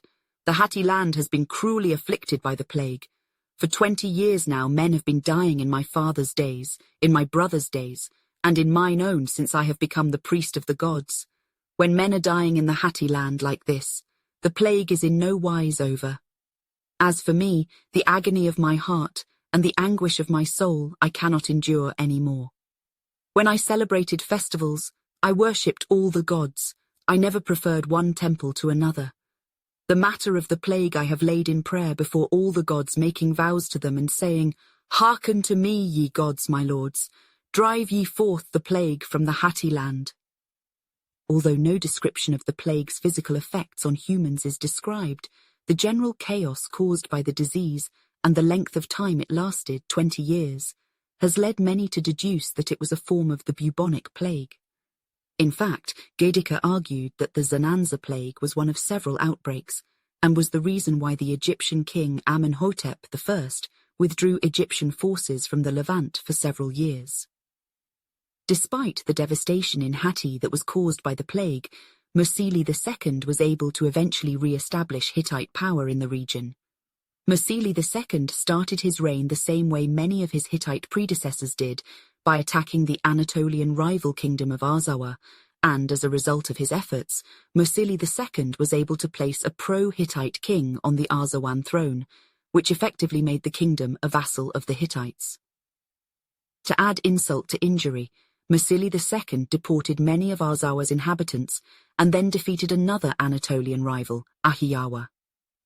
With most of Anatolia once more placed under Hittite rule, Mursili II then turned his attention northwards to the always troublesome Gascar people.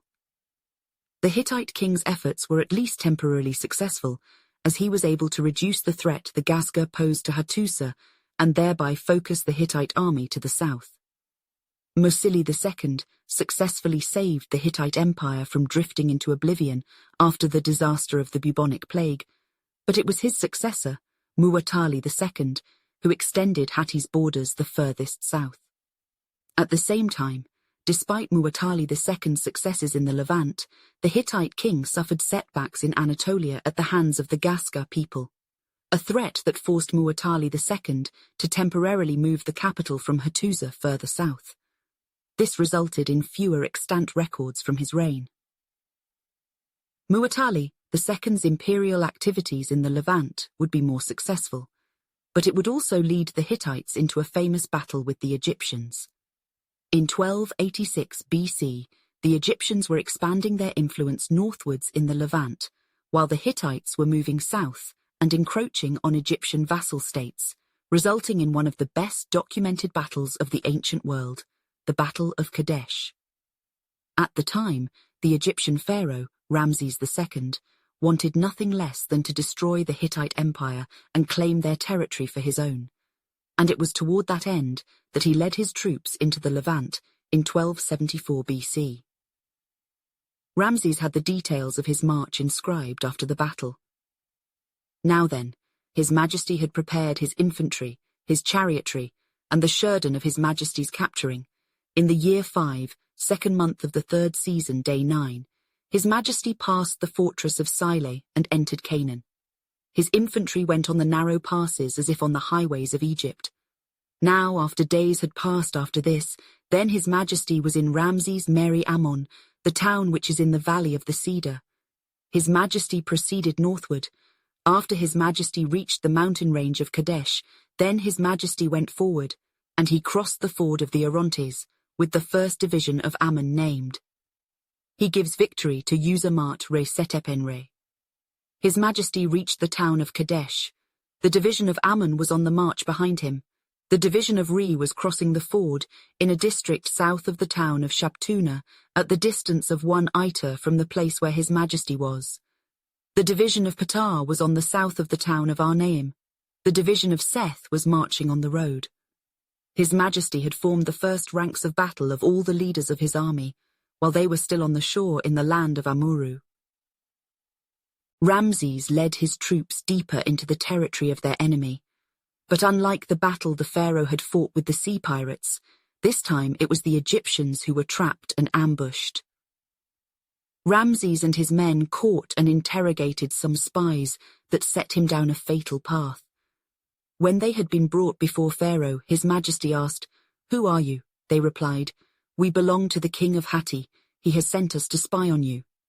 Then His Majesty said to them, "Where is he, the enemy from Hatti? I had heard that he was in the land of Caleb, north of." They of Tunip replied to His Majesty, "Lo, the king of Hatti has already arrived, together with the many countries who are supporting him. They are armed with their infantry and their chariots. They have their weapons of war at the ready. They are more numerous than the grains of sand on the beach. Behold, they stand equipped and ready for battle behind the old city of Kadesh."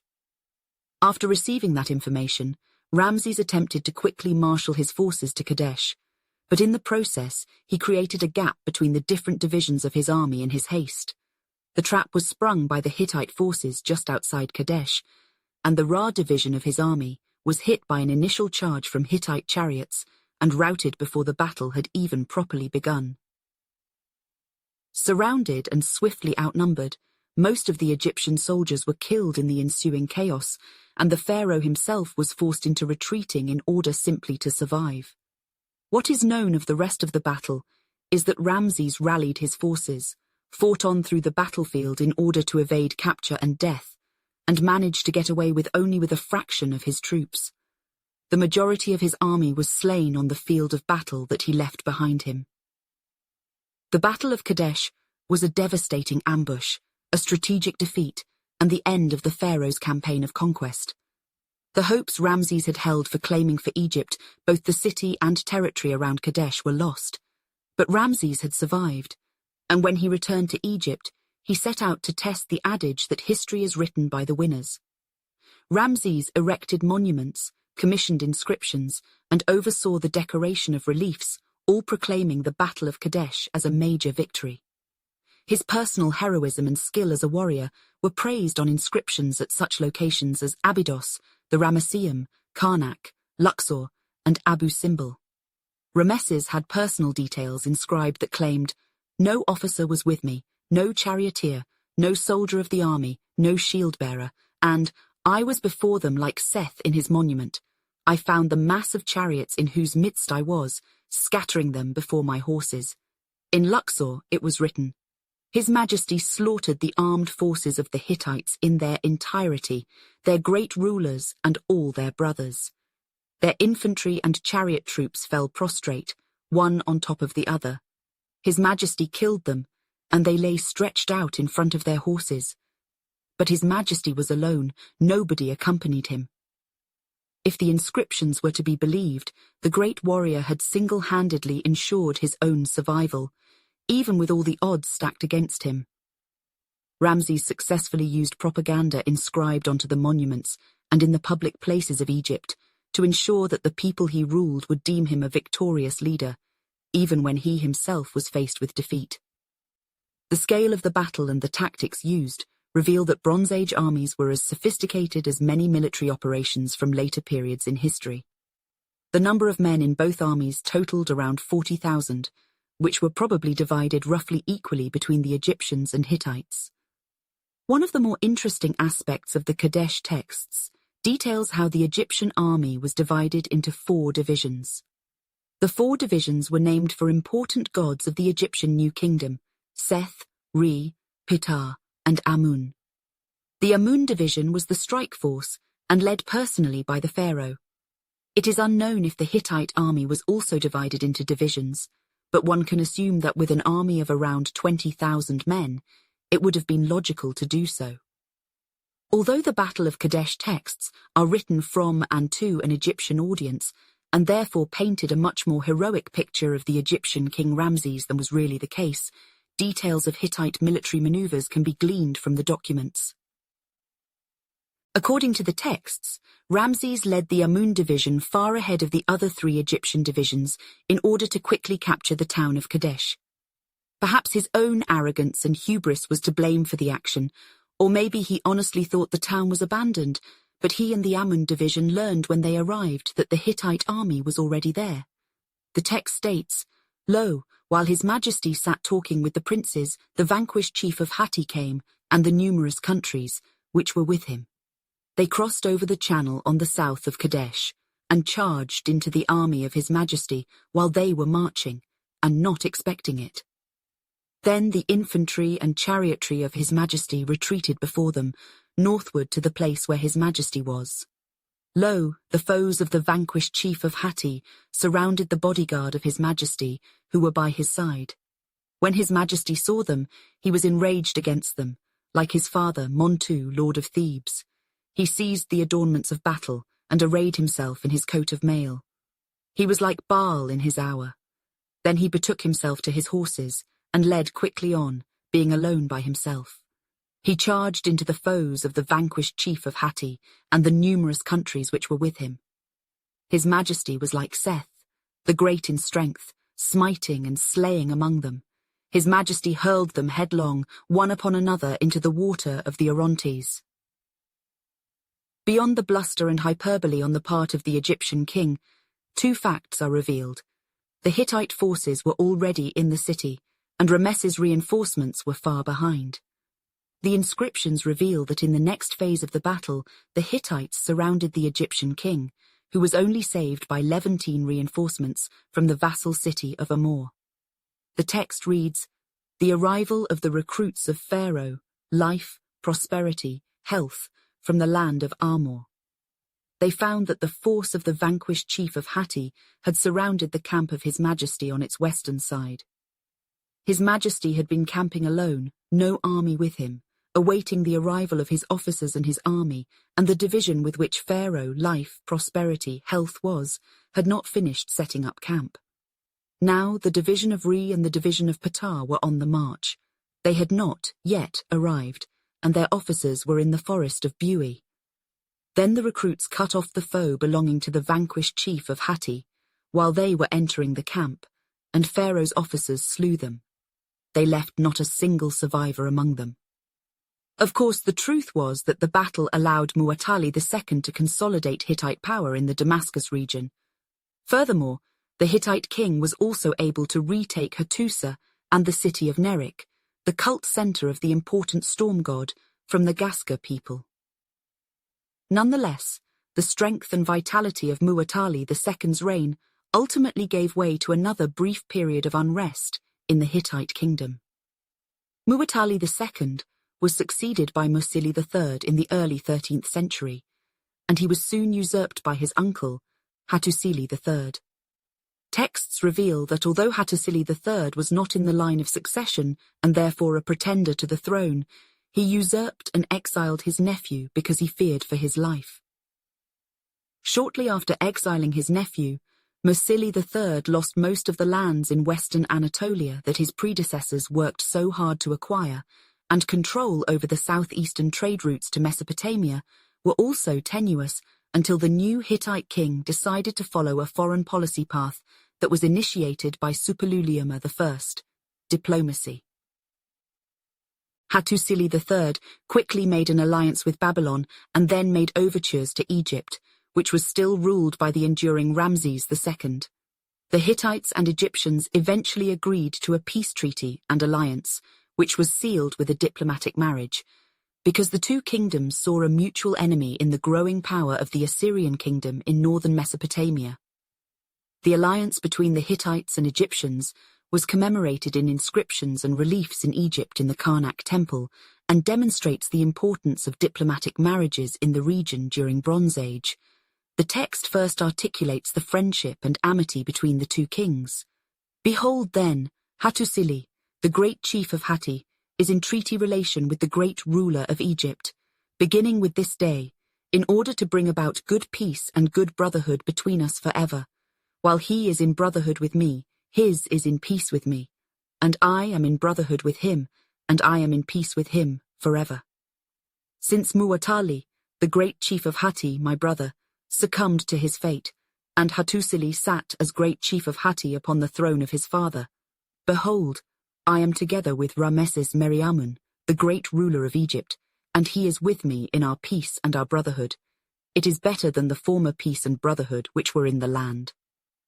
After the formalities and niceties of the first part of the inscription, details are then related that pertain to an actual military alliance between Hatti and Egypt.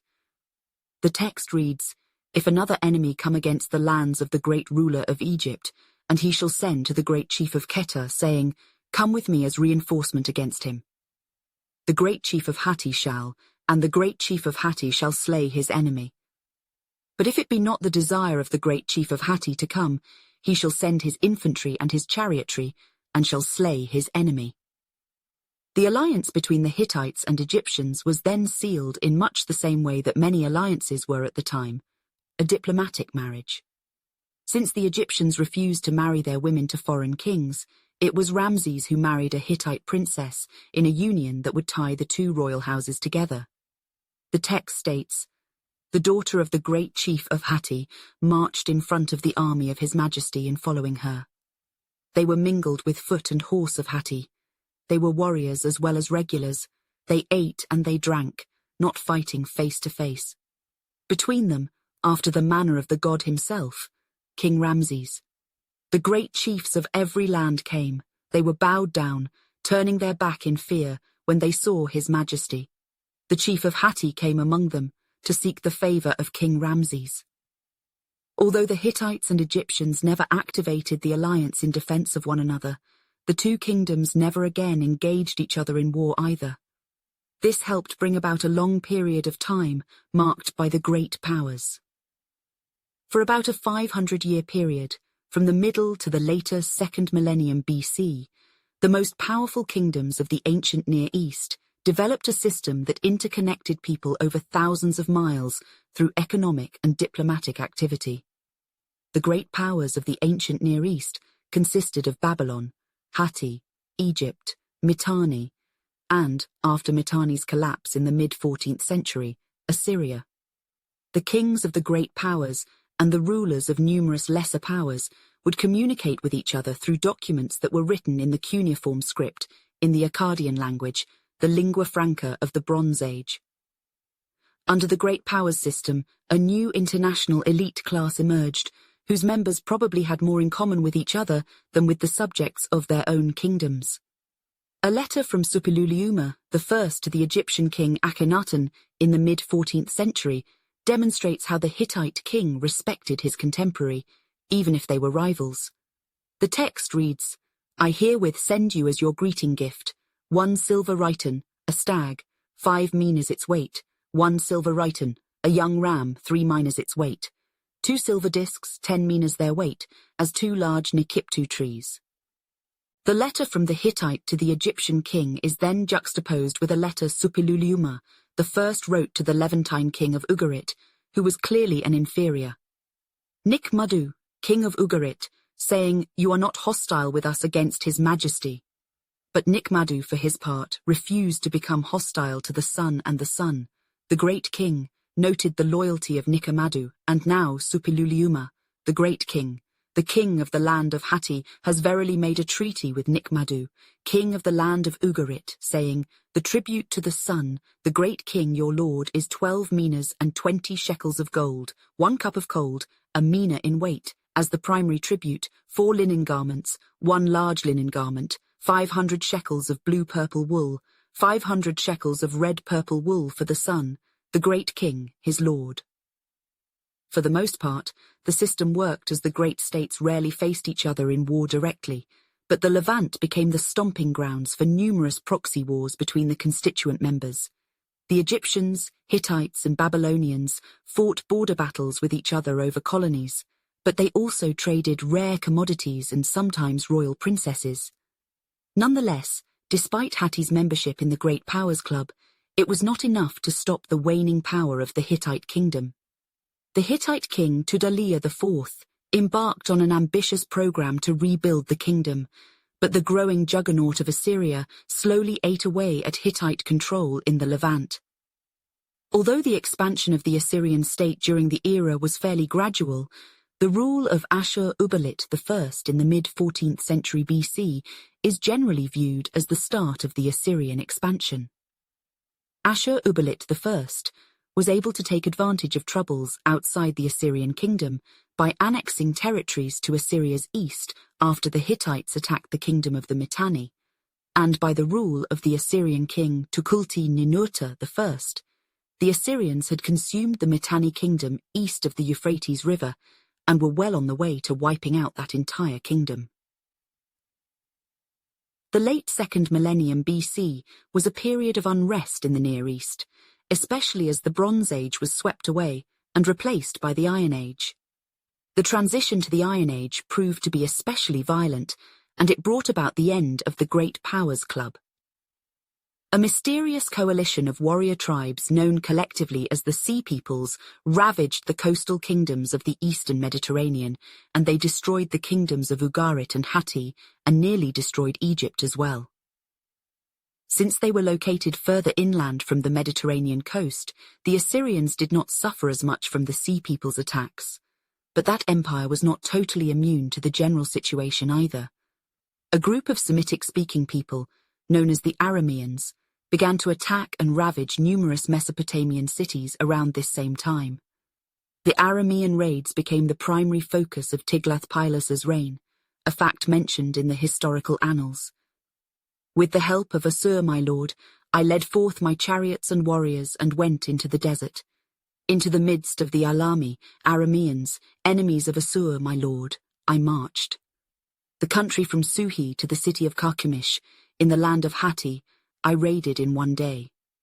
I slew their troops, their spoil, their goods and their possessions in countless numbers I carried away. The rest of their forces, which had fled from before the terrible weapons of Assur my lord, and had crossed over the Euphrates. In pursuit of them, I crossed the Euphrates in vessels made of skins. 6 of their cities, which lay at the foot of the mountain of Beshri, I captured, I burned with fire, I laid waste, I destroyed them. Their spoil, their goods and their possessions, I carried away to my city, Assur. Still, despite Tiglath-Piles's best efforts, the Aramean hordes eventually reduced the Assyrian Empire to its original heartland around Ashur by 1050 BC. The Arameans and the general collapse of the period may have reduced the land the Assyrians held, but Robert Drews has argued that their use of infantry helped them survive the collapse, whereas others, such as the Hittites, did not. The historian's History of the World described Assyrian infantry. The spear of the Assyrian footman was short, scarcely exceeding the height of a man. That of the horseman appears to have been considerably longer. The shaft was probably of some strong wood, and did not consist of a reed, like that of the modern Arab lance. Hittite literature and historiography. The scope of Hittite literature, like that of most of their Near Eastern contemporaries, included mythology, administrative documents, and historical texts. When the first catalogue of Hittite texts was compiled in 1971, it contained around 25,000 extant texts, but that is believed to only represent about 15% of the original archives. The majority of the texts were discovered in the Great Temple of Hattusa, and a number were also recovered in the ruins of the royal citadel. Although the number of texts is many and diverse in their literary genres, the natures of the texts present some inherent problems to modern scholars in terms of reconstructing Hittite chronology, some of which have already been briefly discussed above. Most of the texts were written in the last 100 years of Hattusa's existence, which means that most of the historical annals are copies of earlier records.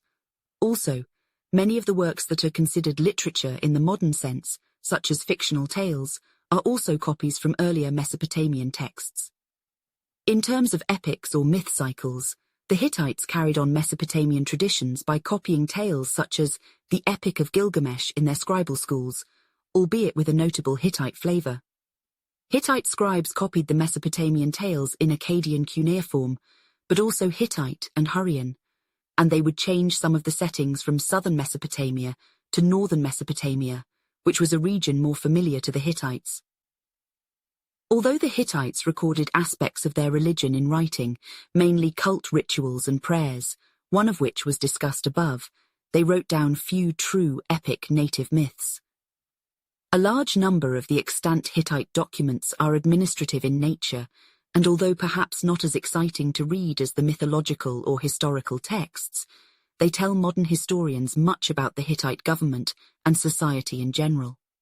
Many of these administrative documents concern the proper behavior of palace and temple servants, priests, and soldiers.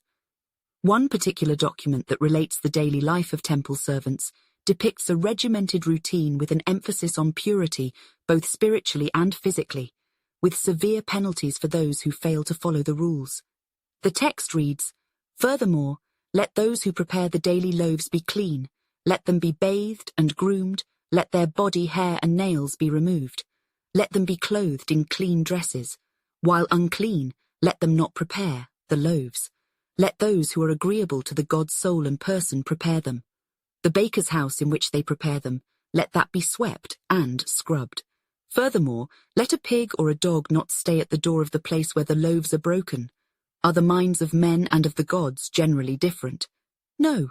Further, you who are temple officials, be very careful with respect to the precinct.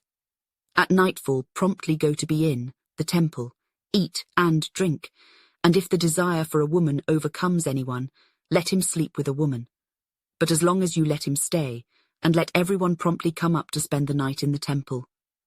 Whoever is a temple official, all high priests, minor priests, anointed or whoever else is allowed to cross the threshold of the gods, let them not fail to spend the night in the temple one by one. Further, Be very careful with the matter of fire. If there is a festival in the temple, guard the fire carefully. When night falls, quench well with water whatever fire remains on the hearth.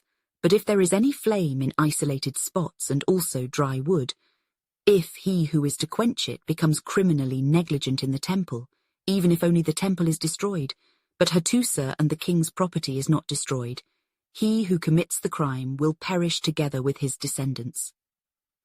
Hittite administrative documents remain an important part of modern scholarship, but perhaps the most important genre of Hittite literature, in ancient as well as modern times, consist of historiographical texts. Although the Hittites kept excellent annals of the deeds of their kings, they never numbered the numerous same-named kings, which is a more modern convention. Hittite historical texts also never give the date or length of a king's reign, which has made it tough to reach a consensus regarding the precise length of some kings' reigns.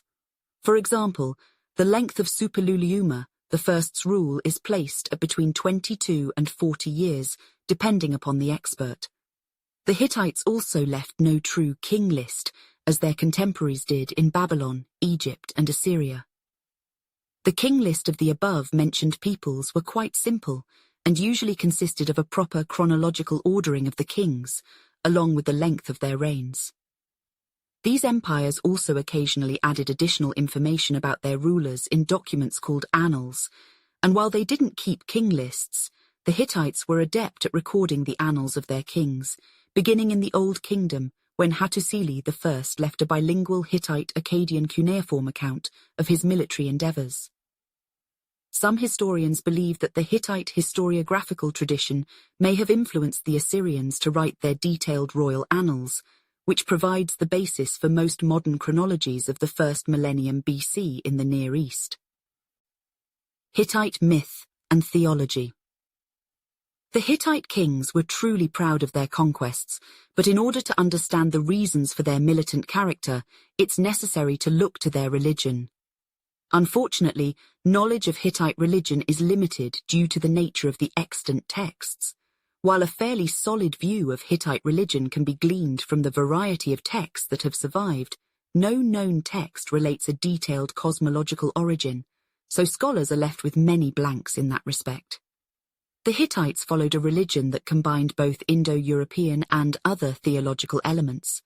At the center of the religion were the storm god and his consort, the sun goddess, and the storm god, who was only referred to as such in the extant texts and never by a specific name, was derived from the Hittites' Indo-European origins.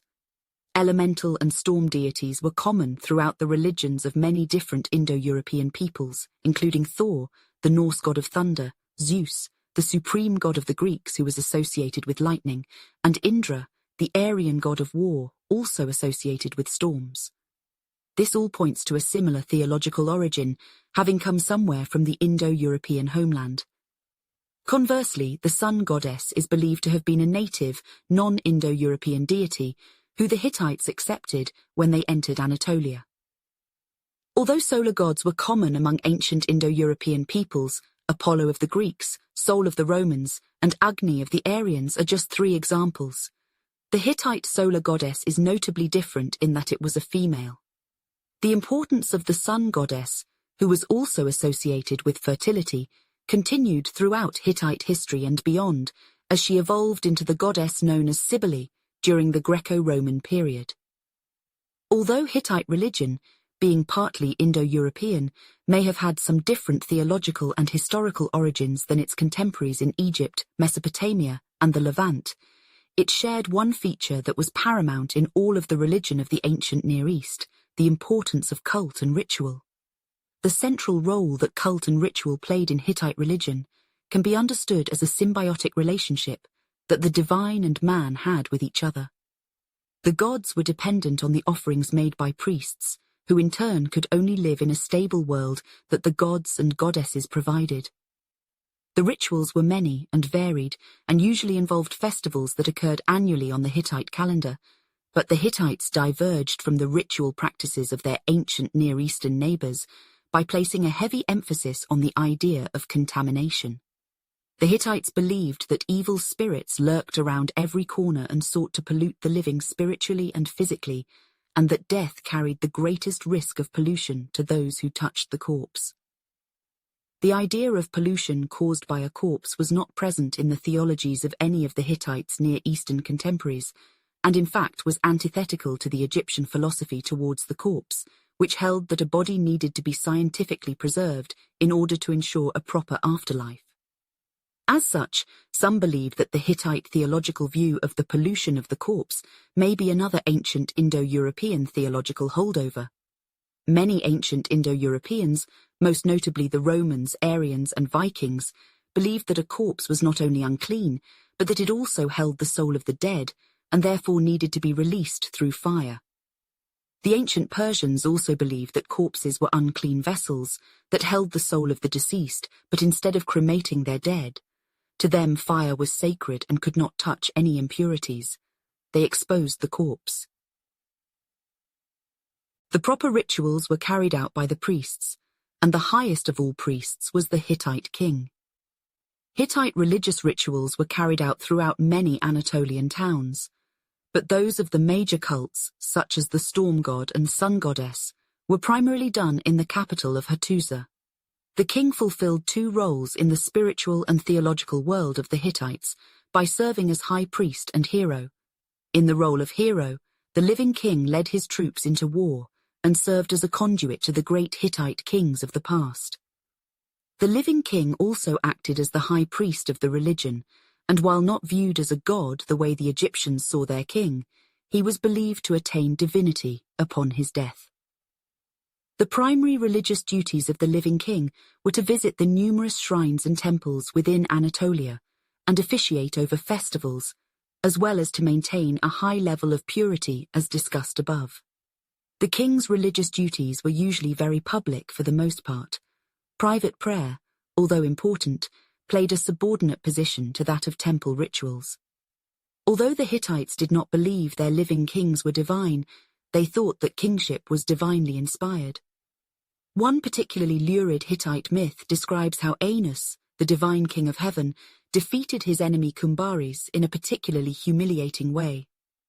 The text reads, 9 in number were the years that Alalus was king in heaven.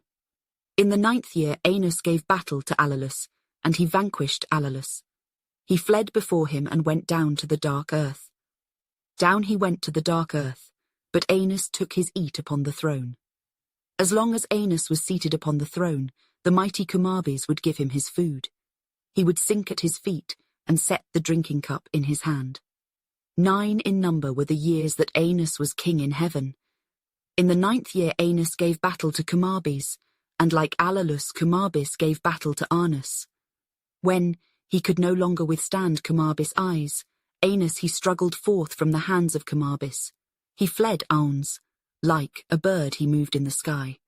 After him rushed Kumabis, seized Anus by his feet and dragged him down from the sky. He bit his knees and his manhood went down into his inside. When it lodged there, and when Kumabis had swallowed Anus's manhood, Kumabis he began to speak. Thou rejoices over thine inside, because thou hast swallowed my manhood. Rejoice not over thine inside. In thine inside I have planted a heavy burden. Firstly, I have impregnated thee with the noble storm god. Secondly, I have impregnated thee with the river Aransahas, not to be endured. Thirdly, I have impregnated thee with the noble Tasmisus. 3 dreadful gods have I planted in thy belly as seed. The king's association with the storm god coincided with the queen's linking to the sun goddess. In Hattusa, all of the rituals were carried out in the primary temple complex, which was situated in a prominent position in the lower city beneath the royal palace. The ruins of Hattusa's temple complex are some of the best preserved archaeological finds of the Hittite culture, which has helped historians discover important information about their religion. The temple was entered through an elaborate, colossal gateway that was designed along the characteristic Hittite architectural style, and a courtyard stood between the entrance and the innermost sections of the temple. A small building stood on the far side of the courtyard, which served as a ritual cleansing house, and beyond that were the shrines of the storm god and sun goddess. The shrines were made of granite, unlike the limestone that comprised the rest of the temple, and they housed the divine statues of the deities. The housing of divine images in the most sacred precincts of temples was a practice common to most peoples of the ancient Near East, as the deities were believed to at least partly reside in the images. Inside the temple, festivals from the Hittite calendar took place, with the most important being the New Year's festival, which was held for the storm god. A Hittite text reveals part of what the festival entailed. These are the words of Kelus, the anointed, of the storm god of Nerik. What follows is the cult legend of the Puruli festival of the storm god of heaven, the version of which they no longer tell. May the land flourish and prosper. May the land be well protected. If it flourishes and prospers, they will celebrate the Puruli festival. The storm god and the dragon Iluyankas came to grips in Kiskelusa. The dragon Iluyankas vanquished the storm god. The storm god besought all the gods, "Come ye to my aid. Let Inaris prepare a celebration." The collapse of the Hittite Empire. The Hittite religion was truly complex, and by all accounts they were pious people, but their piety and gods would not be enough to keep their empire from collapsing. Although the final blow leveled on the Hittite Empire may have come in the form of foreign invaders, the disintegration was slow and began within the confines of Anatolia. During the reign of the last Hittite king, Suppiluliuma II at the end of the 13th century BC, internal discord made the Hittite state weak, even as Suppiluliuma II set out to restore internal stability in Hatti, and also to devote resources to the mortuary shrine of his father and other religious establishments. However, despite the Hittite king's best efforts, supply routes in the eastern Mediterranean were threatened, which forced the last Hittite king to resort to an extremely rare military move, naval warfare. Most of the Hittite sea battles began during the reign of Tudaliya IV and took place off the coast of Cyprus, all with limited success. The internal situation became so bad in Hatti that there was apparently a food shortage, and the once proud Hittites were forced to accept an emergency grain shipment from their Egyptian allies. A text from the Karnak temple dated to the reign of the Egyptian king Meremptah reads, "They spend their time going about the land, fighting to fill their bodies daily. They come to the land of Egypt to seek the necessities of their mouths. Their desire is my bringing them like netted fish on their bellies. Their chief is like a dog, a man of boasting, without courage. He does not abide bringing an end the Pedatishu, whom I caused to take grain in ships, to keep alive that land of Hatti." Some experts believe that the Hittites' own efficiency in military matters was their ultimate undoing, as the forced removals and resettlements of rebellious populations helped contribute to a situation that sent groups of people, both large and small, across the region and thus disrupted supply lines and trade networks. The population movements, which began as a trickle in the late 13th century BC, eventually coalesced into a tsunami known today as the Sea Peoples. This helped bring down the old Bronze Age system and the Great Powers Club mentioned earlier, and it ushered in the Iron Age.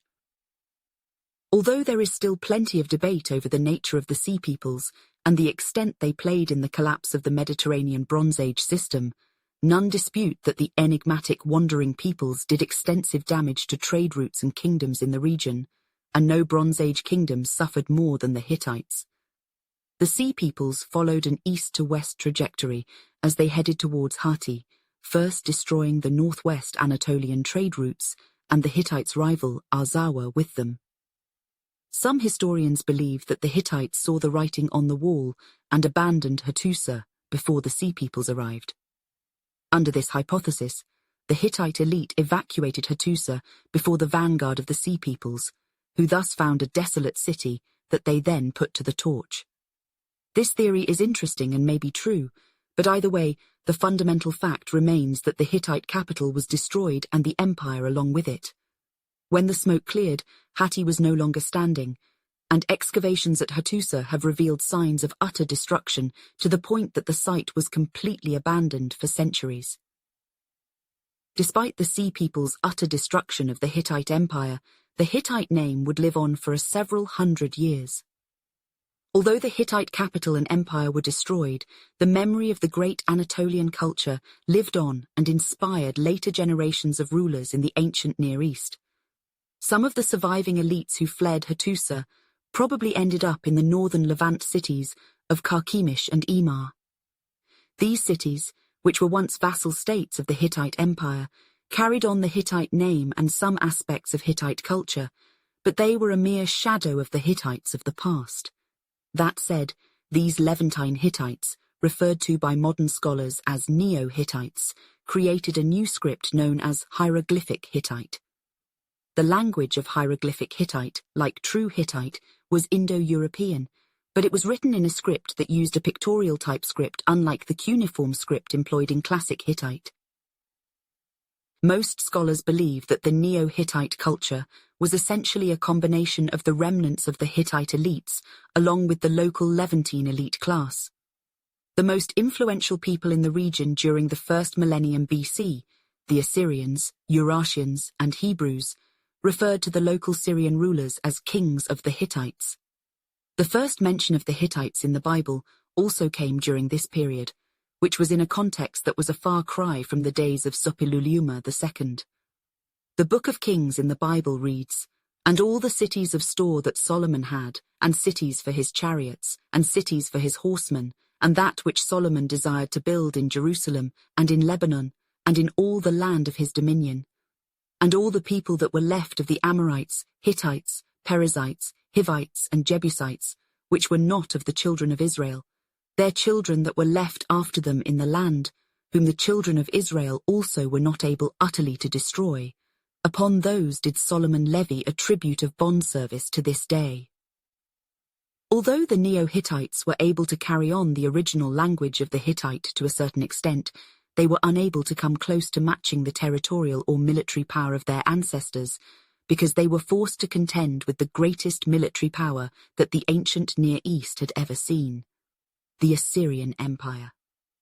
By the reign of the Assyrian king Tiglath-Pileser, the first in the late 12th century BC, the Assyrians had extended their influence into the former homeland of the Hittites, and the well-documented and detailed Assyrian annals mention the numerous lands that were subdued by the Assyrian war machine.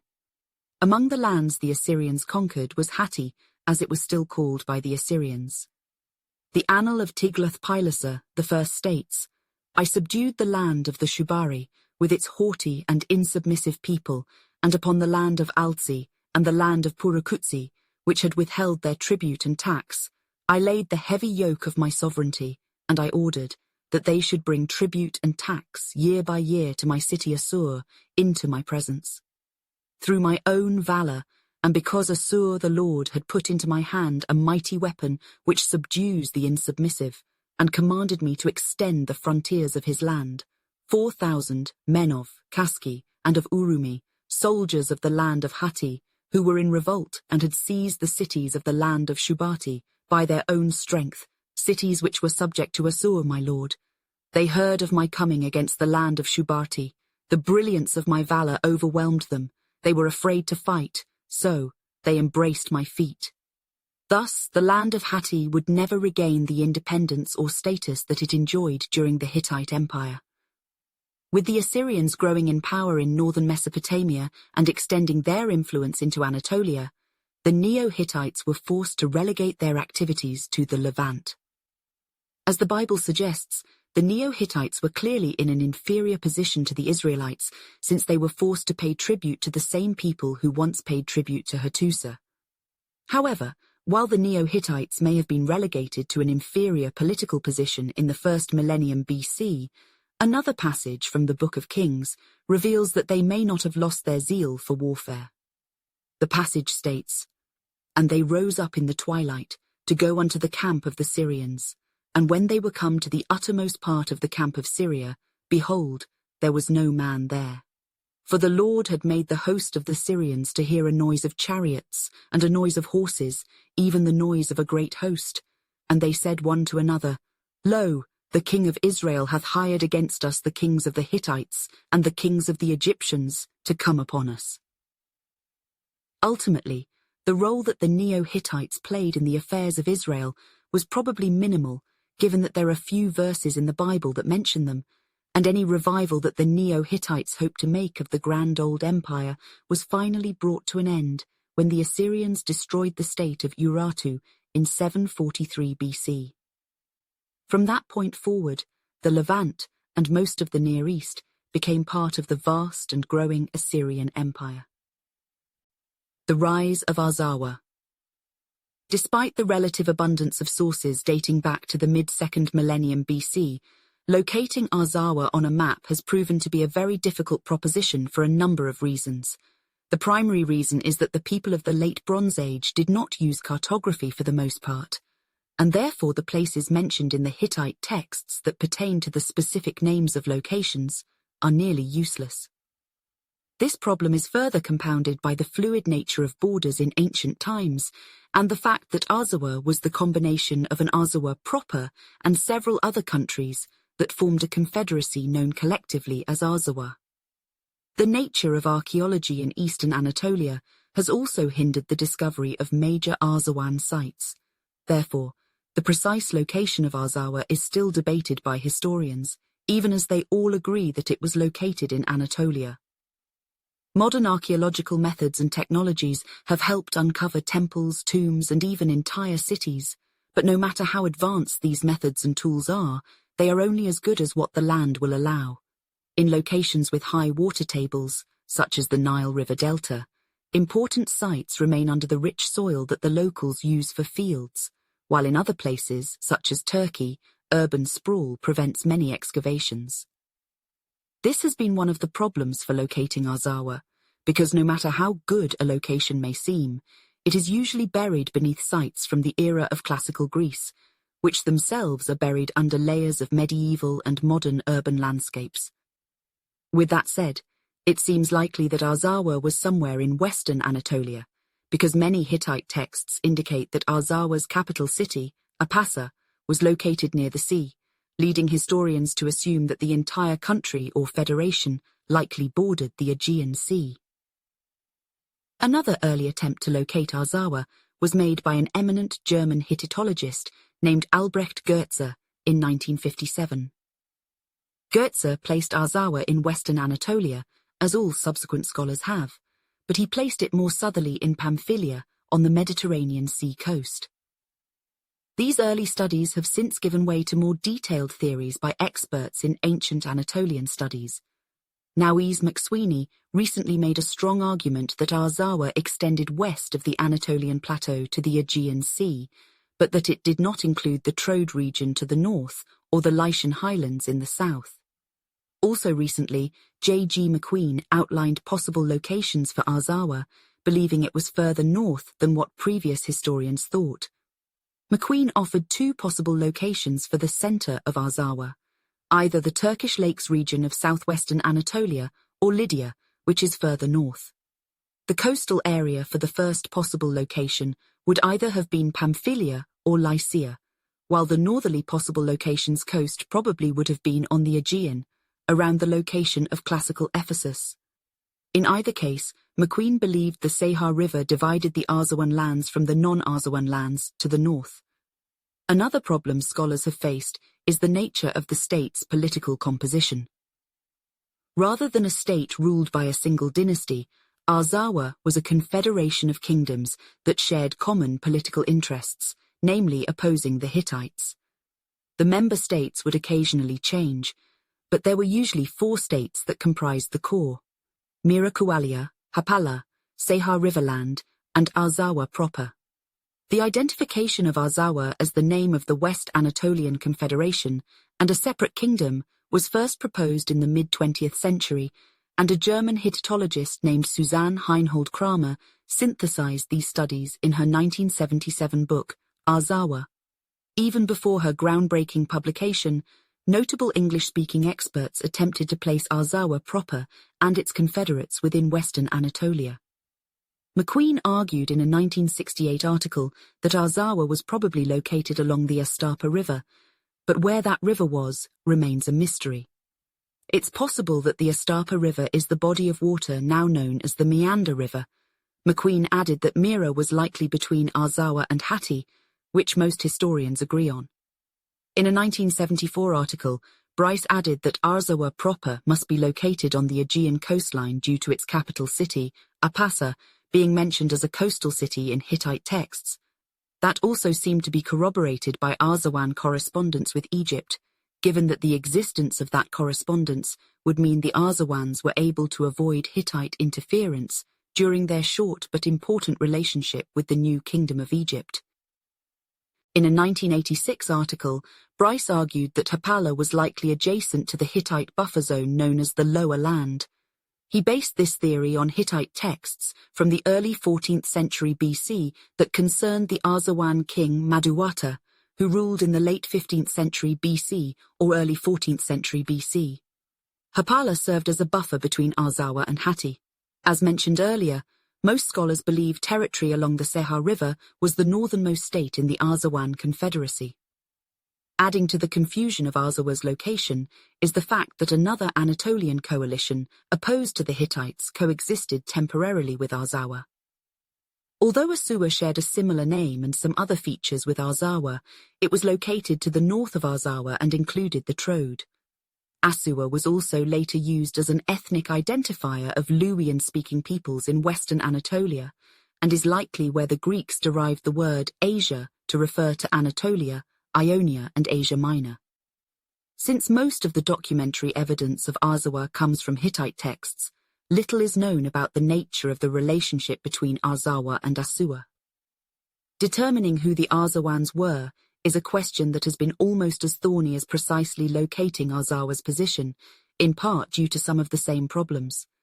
Incomplete archaeological studies of the Arzawan lands have left many questions about Arzawan culture, and the ethnicity of the Arzawan people is complicated by the nature of the Confederacy's composition.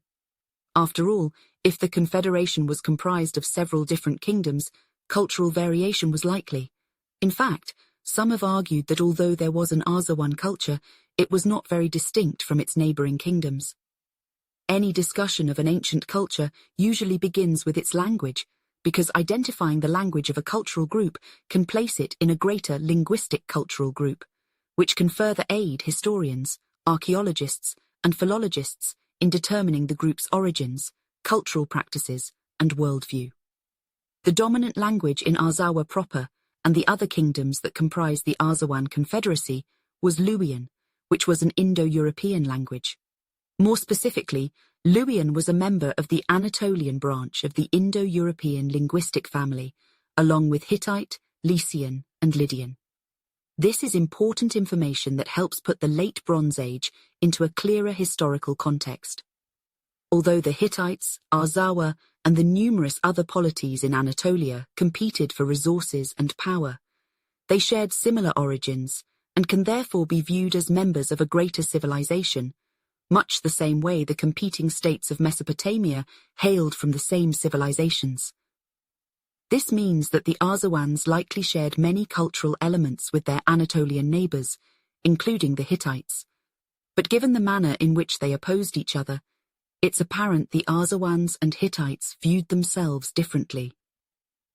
There is no doubt that the Arzawans and Hittites viewed themselves as politically distinct peoples, and there was a language difference, but just how different they were culturally is difficult to ascertain.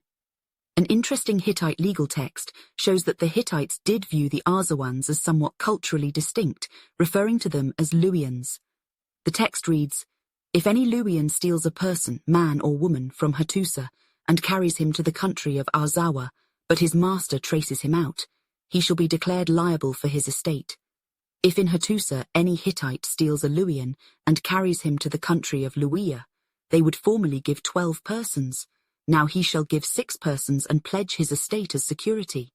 If any Hittite steals a Hittite slave from the country of Luwiya and carries him to the Hatti land, but his master traces him out, he shall give him 12 shekels of silver and pledge his estate as security. If anyone steals the slave of a Luwian from the country of Luwiya and carries him to the Hatti land, but his master traces him out, he shall receive just the slave, there will be no compensation."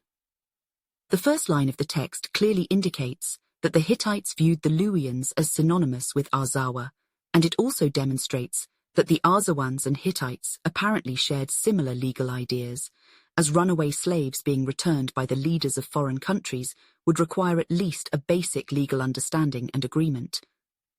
At the same time, this legal text also raises more questions about the nature of Arzawa culture.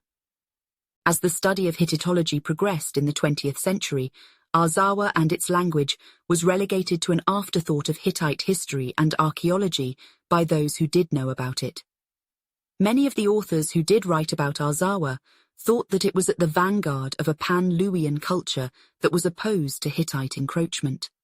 Although McSweeney believed that Arzawa was the primary bulwark against the Hittites' western advance in Anatolia, he thought Arzawa was a multi-ethnic, multilingual political organization more than a nation-state or a kingdom representing a homogeneous group.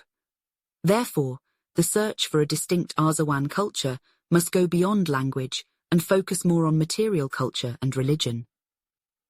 Pottery identification is a common method that archaeologists use to assign specific cultures to a dig site, as ancient cultures often produced unique pottery and ornamental types that indicate who produced the artifacts and when they were produced. Although archaeologists have uncovered plenty of pottery and other small artifacts from known Arzawan sites, most reflect Hittite styles. Of course, the lack of an Arzawan artistic style, or at least the lack of its discovery, does not mean that the Arzawans were devoid of artistic inspiration, only that they probably looked to other places to emulate. Like all people in the ancient Near East during the Late Bronze Age, the Arzawans were polytheists, who worshipped a pantheon that was similar to, if not the same as the other groups living in Anatolia. A storm god was their most important deity, and although there is little direct evidence of the Arzawans' rituals and practices, there are Hittite texts that indicate they were known for their use of magic. A number of Hittite texts recount how male and female Arzawans directed Hittites on the proper use of magic. These are the words of Uhamua, the Arzawa man. If people are dying in the country, and if some enemy god has caused that, I act as follows.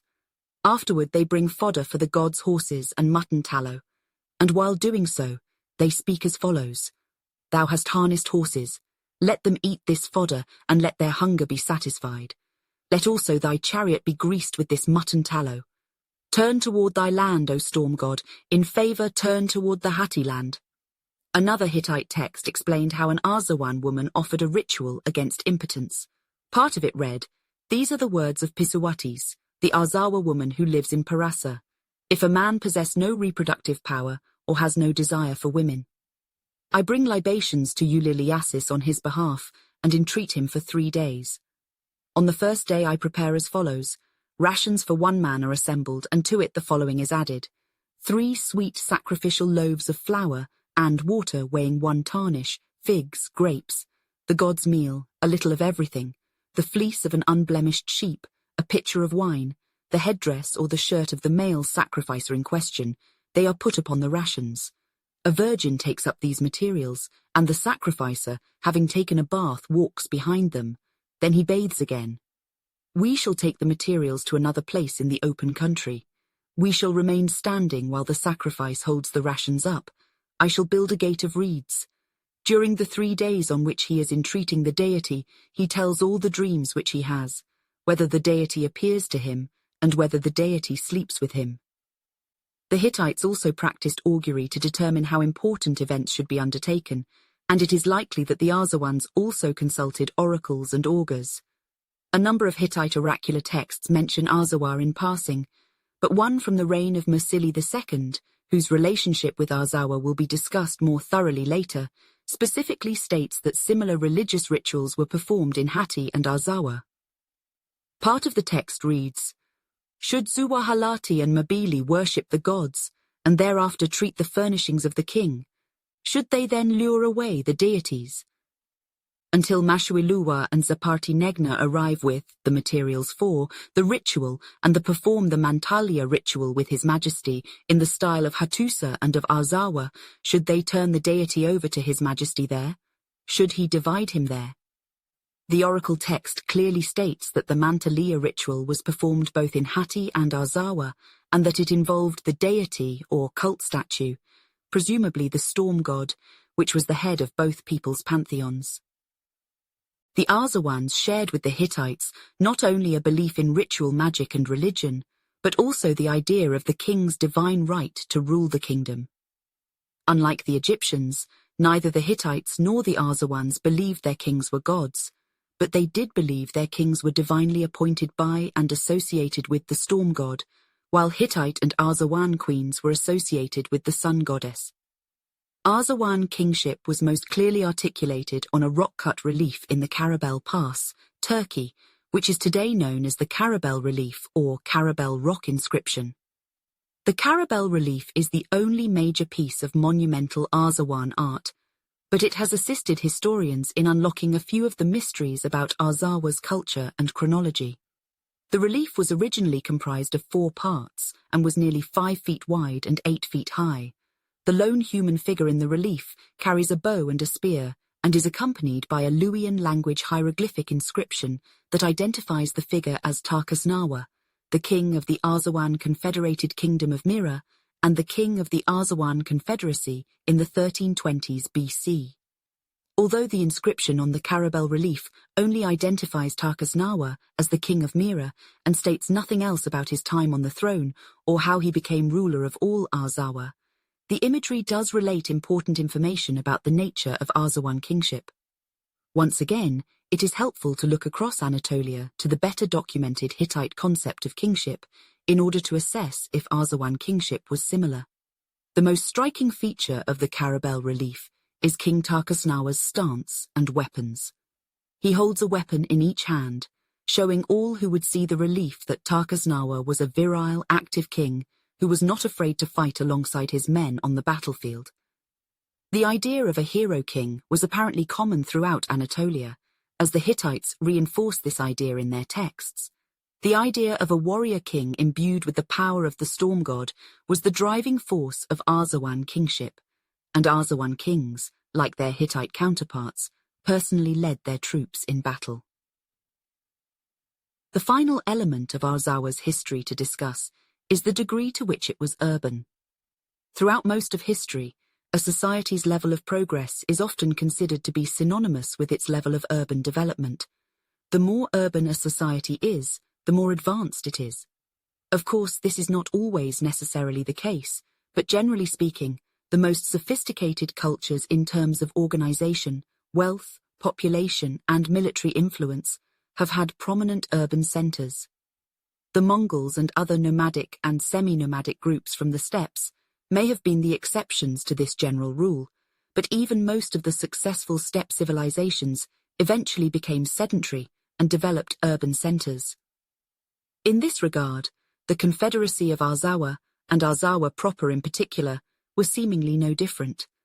Although the nature of Arzawa's political confederacy may have been somewhat unique among its late Bronze Age peers, it was more or less an urban society with a capital city named Apasa. Apasa was mentioned in numerous Hittite texts, and though it is never stated as explicitly being the capital of Arzawa, the fact that it was mentioned more than any other Arzawan city, and the fact that Arzawan kings resided there strongly suggests it was the seat of Arzawa's government. Locating Apasa in modern times has been as difficult as locating Arzawa itself, but based on descriptions of it in the Hittite texts, there is a consensus that it was located somewhere on the coast. Some believe Apasa was actually the city of Ephesus, which would place it, and therefore Arzawa proper, on the central Aegean coastline. In addition to being the seat of Arzawa's government, Apasa apparently became a destination for Hittite exiles and fugitives. The enemies of the Hittites considered Apasa to be a safe location, far from the reach of Hittite power, and there's every reason to believe that throughout Arzawa's history, the kings of Arzawa were only too happy to accept Hittite fugitives, especially nobles and those with standing, and use them as political weapons against their Anatolian rivals. Once high-ranking exiles and fugitives arrived in Apasa, they probably experienced a palace culture that was quite similar to the one in Hattusa. Likewise, Arzawan village life was also probably quite similar to Hittite village life. One other urban centre worth mentioning is Milawanda, which some historians believe corresponded with classical Miletus, also on the Aegean coast. Milawanda's origins and pre-classical history are mysterious, as modern archaeological studies have indicated both Arzawan and Mycenaean influences. Milawanda may have been the seat of the Ahiyawa state, which many believe to have been a Mycenaean kingdom.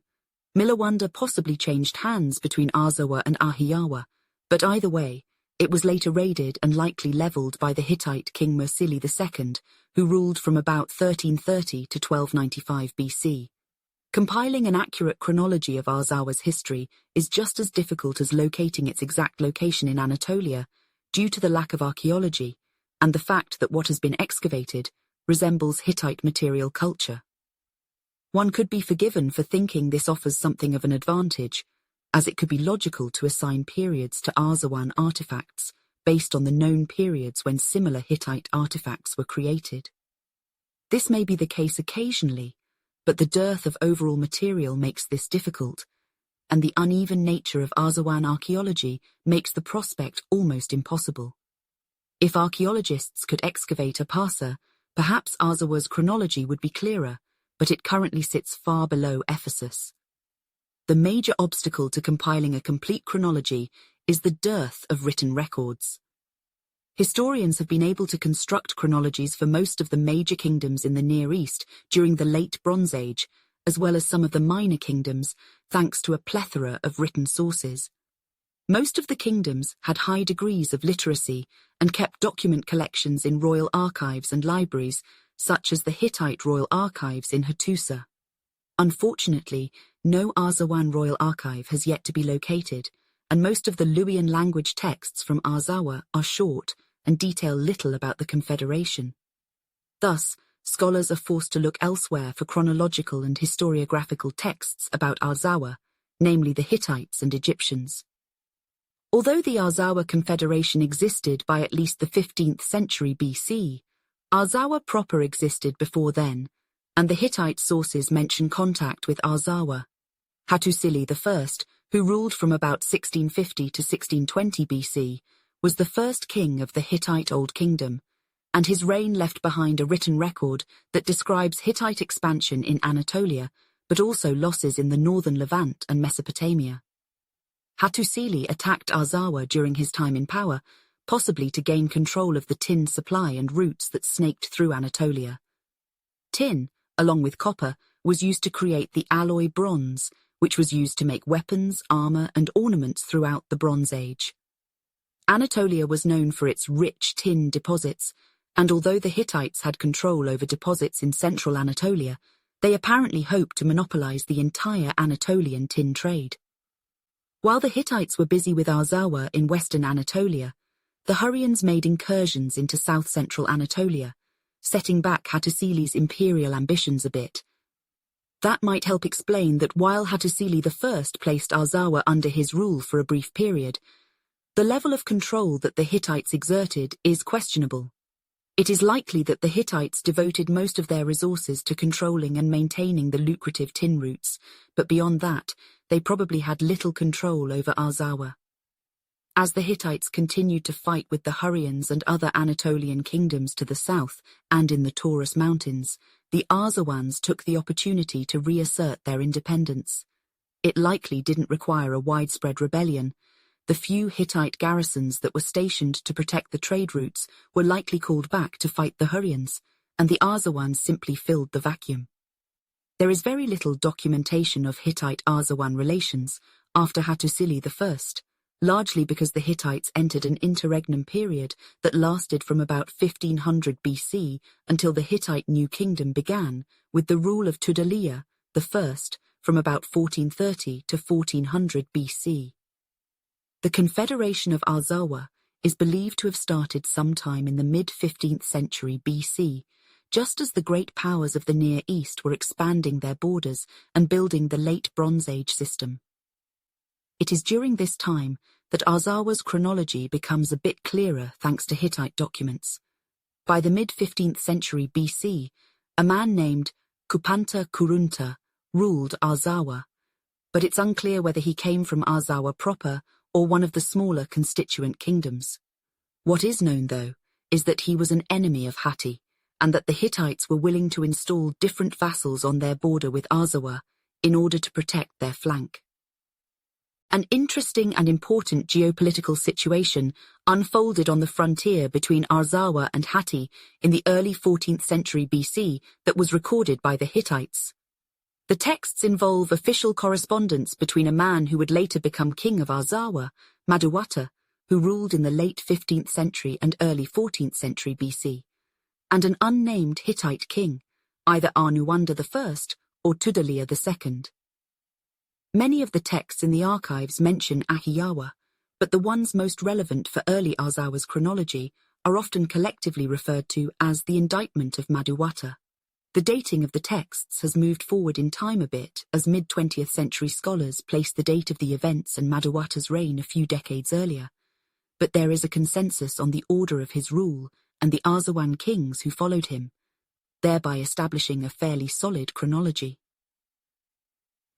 Maduwata's entry into the historical record begins once he fled Arzawa after Ahiyawa raids forced him into exile. The Hittite texts are quite clear on the matter and even name the king of the Ahiyawans. Atarisia, the ruler of Ahiya, chased you, Maduwata, out of your land. Then he harassed you and kept chasing you, and he continued to seek an evil death for you, Maduwata. He would have killed you, but you, Maduwata, fled to the father of my majesty, and the father of my majesty saved you from death.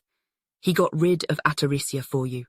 Otherwise, Atarisia would not have left you alone, but would have killed you.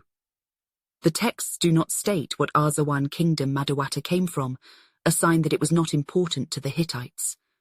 What was important to them came next, as they attempted to turn Maduwata's misfortune into their advantage. The Hittite king installed Maduwata as a vassal or puppet ruler of the small kingdom of Zipasla in order to provide a buffer against Arzawa, and the Hittites forced Maduwata to take an oath, presumably on the storm god, to stay loyal to the Hittite state as long as he sat on the throne of Zipasla. The kingdom of Zipasla was probably close to the major Arzawan kingdom of Hapala and the lesser kingdom of Pitasa. The Hittite texts demonstrate that Maduwata was aware of his somewhat diminished status and the fact that Zipasla was a minor kingdom between the greater kingdoms of Arzawa and Hatti. But Maduwata said as follows to the father of my majesty, "You, my lord, have given me the land of Mount Zipasla to occupy, so that I am the border guard and the watchman of this land. And whoever speaks of a matter of hostility before me, or whenever I myself hear of a hostility from some land, then I will not conceal that person or that land from the father of his majesty, but I will indeed always write about them." Maduwata played the role of a loyal vassal for a time, but he was also using that time to make his move in Arzawa. He was an ambitious ruler who had no desire to rule a minor buffer state and be the Hittites' lapdog, so after some time on the throne of Zipasla, he began making moves against the king of Arzawa, Kupanta Kurunta. The problem was that his oath to the Hittites all but expressly forbade such intrigues. "I have now given you the land of Mount Zipasla, so occupy it alone. You shall not occupy in addition another river valley or another land on your own authority. The land of Mount Zipasla shall be your march. Be my servant, and your troops shall be my troops." Of course, oaths were routinely broken in the ancient world, and were only as good as the force that the stronger party had to back the oaths up. In the case of Maduwata and the Hittites, the former was building an army that could rival the Hittites. Maduwata's next move was to attack Kupanta Kurunta and Arzawa, despite that move not being sanctioned by the Hittites and thus deemed a violation of the oath. According to the Hittite texts, Maduwata's war against Arzawa did not end well for him. But Maduwata seized the entire land, and then he mobilized it en masse with its troops. He went in battle against Kupanta Kurunta, but when Kupanta Kurunta heard about it, he proceeded to turn loose the troops of the land of Arzawa. Then the troops of the land of Arzawa went against Maduwata and disposed of absolutely all of the troops of Maduwata. Maduwata fled alone. In regard to the army, the few men who escaped, they also disposed of all of it. Although he broke his oath, Maduwata was not punished by the Hittites. Instead, the Hittites sent troops to the region to save the recalcitrant king from losing his small kingdom to Kupanta Kurunta. And when the father of my majesty heard, Then he sent Pisani, the nobleman, together with infantry and chariotry to the aid of Maduwata, and they went. But when they came to him, they found Maduwata's wives, his children, their civilian captives, and goods of Kupanta up in Salawasi, and these too they gave to Maduwata. And Kupanta was kept apart by himself, and Kupanta fled alone. All of this they disposed of, and they installed Maduwata in his place once more. The Hittites must have figured it was beneficial to keep Maduwata on the throne of the Zipasla buffer state in spite of his behavior. The Hittites may have further thought that after rescuing Maduwata and his family from the hands of the Arzawa king, he would be grateful and accept his role.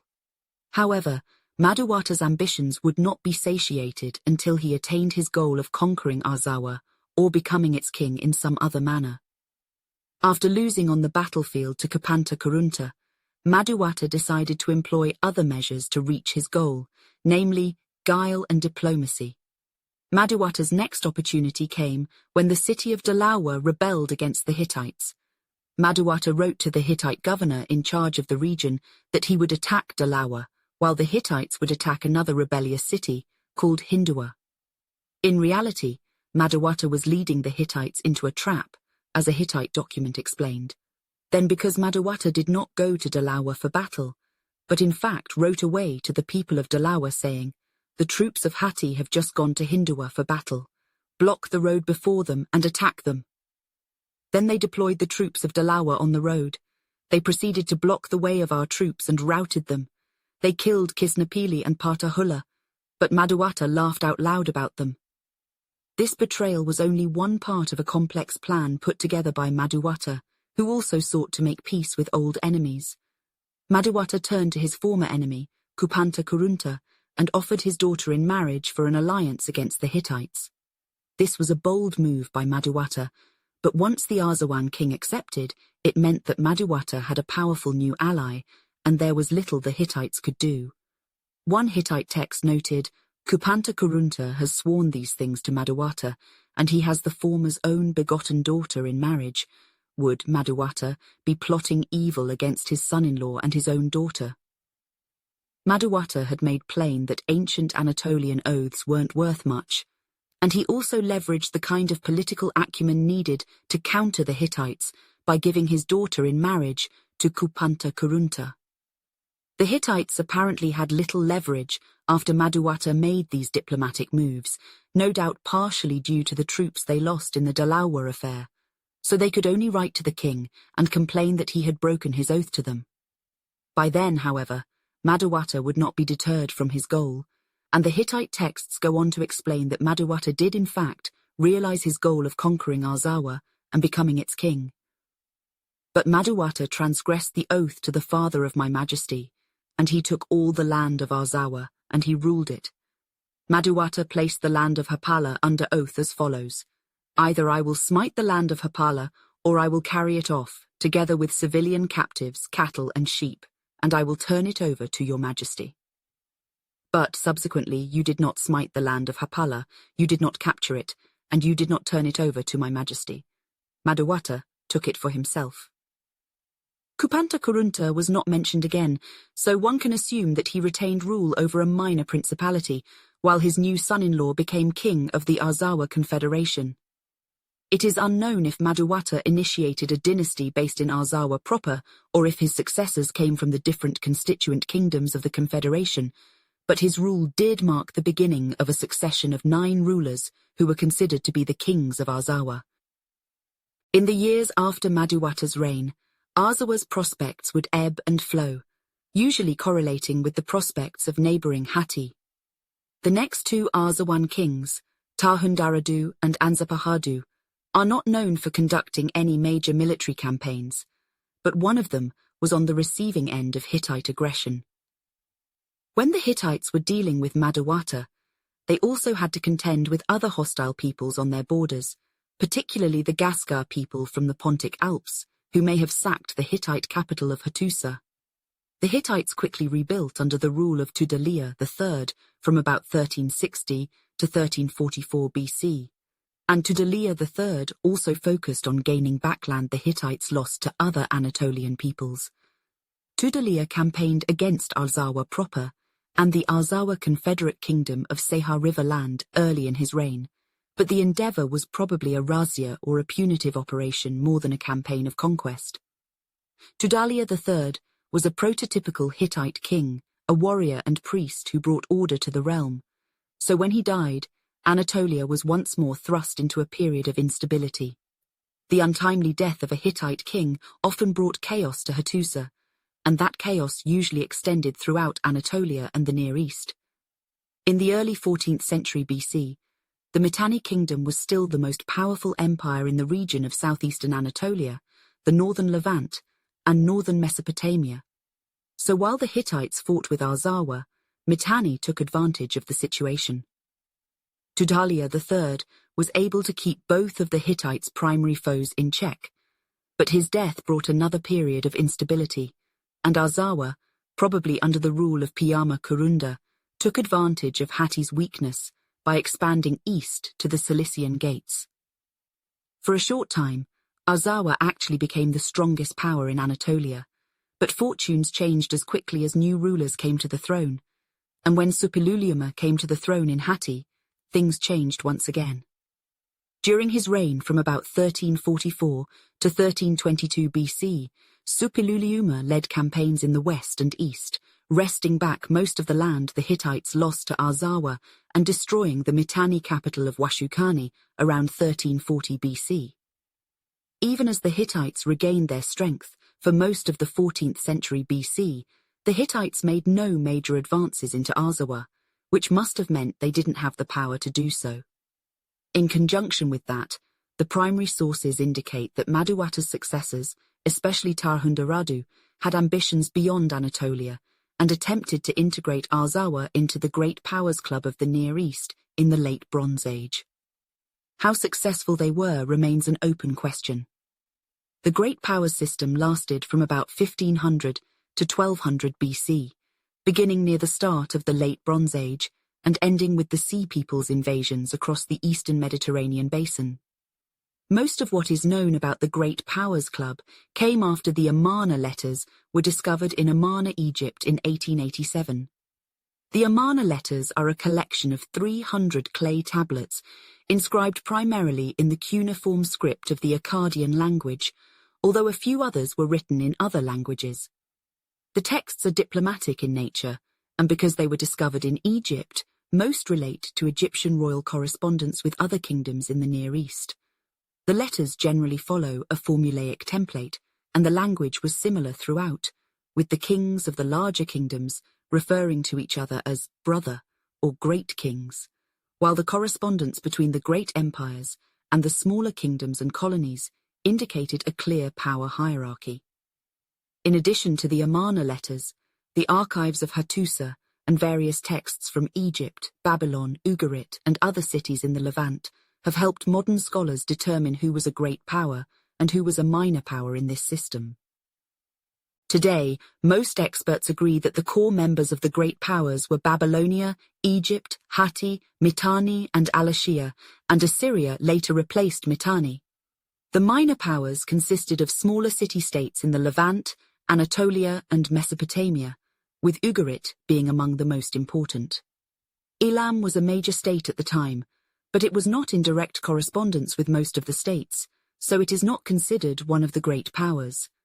This leaves two states that were possibly great powers, Arzawa and Ahiyawa. Before examining the primary sources that support Arzawa being included in the Great Powers Club, it is important to consider Ahiyawa's standing because it had direct contact with Arzawa, and although they were occasionally opposed to each other, their geopolitical fortunes were often directly tied together. Among the many important texts in the Hattusa archives was a text known as the Tawagalawa letter, which was written by a Hittite king to a Mycenaean Ahiyawa king. The letter primarily concerned a Hittite rebel who had been raiding Hittite lands at the behest of the Ahiyawa king. And though Ahiyawa is never mentioned in the Amarna letters as a great power, the Tawagalawa letter indicates that the Hittites viewed them as such. I have used force, but now the message of my brother that came orally came to the great king. We will set this legal dispute down before ourselves, You, my brother, send me one of your servants. The one who brought you that message is corrupted. I will set it down here separately, and let that man be beheaded. If your man has altered your message, let that man be beheaded too. Let them stew and the head that they cut off. And where will that bloodshed lead? Because your servant spoke this false message, he alone must die. If the message did not come from your mouth, then the servant. Did he not determine it on your behalf? If the great king, my peer, had spoken the servant would have it. Other evidence for an extensive Ahiyawa influence in the eastern Mediterranean and Anatolia include pottery in western Anatolia, which once more raises the question of where Ahiyawa ended and Arzawa began. If Ahiyawa was considered a great power by the Hittites in the 14th century BC, it is likely the other great powers also considered Ahiyawa a peer, and other texts seem to indicate that Arzawa was also a member of the elite club. There are no known extant diplomatic texts between Arzawa and Ahiyawa, and those that do exist between Arzawa and Hatti usually have a combative tone. But there are two Amarna letters that were exchanged between the Egyptian king Amenhotep III, who ruled from about 1391 to 1353 BC, and Arzawa's king Tarhundaradu. The diplomatic letters provide more information about Arzawa's history from a perspective other than the Hittites, and offer some details about what was taking place at the time in the Anatolian kingdom. The two letters also offer some interesting discussion points about Arzawa's place in the Great Powers Club. Most notably, the two letters were written in Hittite cuneiform instead of Akkadian cuneiform, which was the diplomatic lingua franca of the Late Bronze Age. Some historians suggest this meant Arzawa was not a full member of the Great Powers Club, given that all other powerful members had scribes knowledgeable in Akkadian at their disposal. The letters also provide an interesting historical examination of modern philological studies. When the two Arzawan letters were discovered along with the other letters in Amarna, they were immediately placed off to the side as anomalies, because even though the letters employed the cuneiform script, the experts then looking at the documents were not immediately familiar with the language. The large cache of Hittite archives in Hattusa were not discovered until 1906, so scholars could only compare the two documents with a limited number of Hittite texts to determine that the two letters employed an Indo-European language. In 1902, Norwegian scholar J. Knutsen explained that the two were written in the Arzawan language. Once the tablets discovered at Hattusa in 1906 were published, scholars learned that the language of the two documents was actually Hittite, which opened new possibilities for the study of Arzawa. One final element of the letters worth pointing out is their order of publication. All Amarna letters were assigned numbers with the abbreviation EA for El Amarna of the original publication, and the numbers generally follow what the original translators, Knutsen among others, believed was the proper chronological order, but subsequent studies have revealed this was not always the case.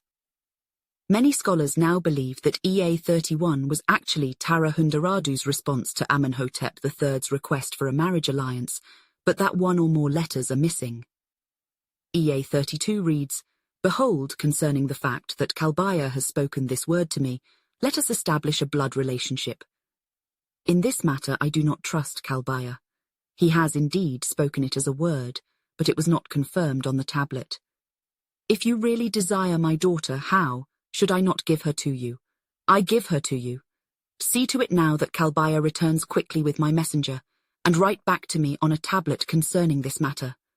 May Nabu, the king of wisdom, and Ishtanush of the gateway, graciously protect the scribe who reads this tablet, and around you may they graciously hold their hands. You, scribe, write well to me, put down moreover your name. The tablets that are brought here always write in Hittite. There are probably letters missing whereby the kings established their credentials and exchanged pleasantries before the idea of a marriage alliance was broached. At first glance, this does appear to be the first letter of the two, but the mention of things to be done that you wrote me about strongly suggests this was not the first letter between the two kings. The letter went on to state, Nimuwareya, great king, king of Egypt, speaks as follows.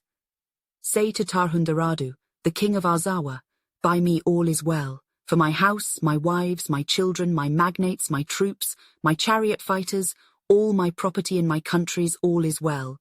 By you, too, may all be well. For your houses, your wives, your children, your magnates, your troops, your chariot fighters, your property in your countries, may all be very well. Behold, I have sent to you Irshappa, my messenger, with the instruction, let us see the daughter whom they will offer to my majesty in marriage. And he will pour oil on her head. Behold, I have sent to you a sack of gold, it is of excellent quality. As to the things to be done that you wrote me about with the words, send it here to me. Now I will send it soon to you, but later. First, send back quickly your messenger and the messenger from me, and they must come. Then they will come back to you, and bring along the bride price for the daughter. My messenger and your messenger who came, and send to me too people of the country Kashgar. I have heard that everything is finished, and that the country Hattusa is shattered. And behold, I have sent to you as a greeting gift a consignment in the charge of my messenger, Irshappa, a sack of gold weighing 20 minas of gold, 3 light linen garments, 3 light line mantles, 3 linen huzi, 1 line kushiti, 100 linen shawalga, 100 linen hapa, 100 linen mutaliasha, 4 large kukubu containers of sweet oil, 6 small kukubu containers of sweet oil, 3 chairs of ebony overlaid with beautiful sharp and gold, 10 chairs of ebony inlaid with ivory, 100 beams of ebony as a greeting gift.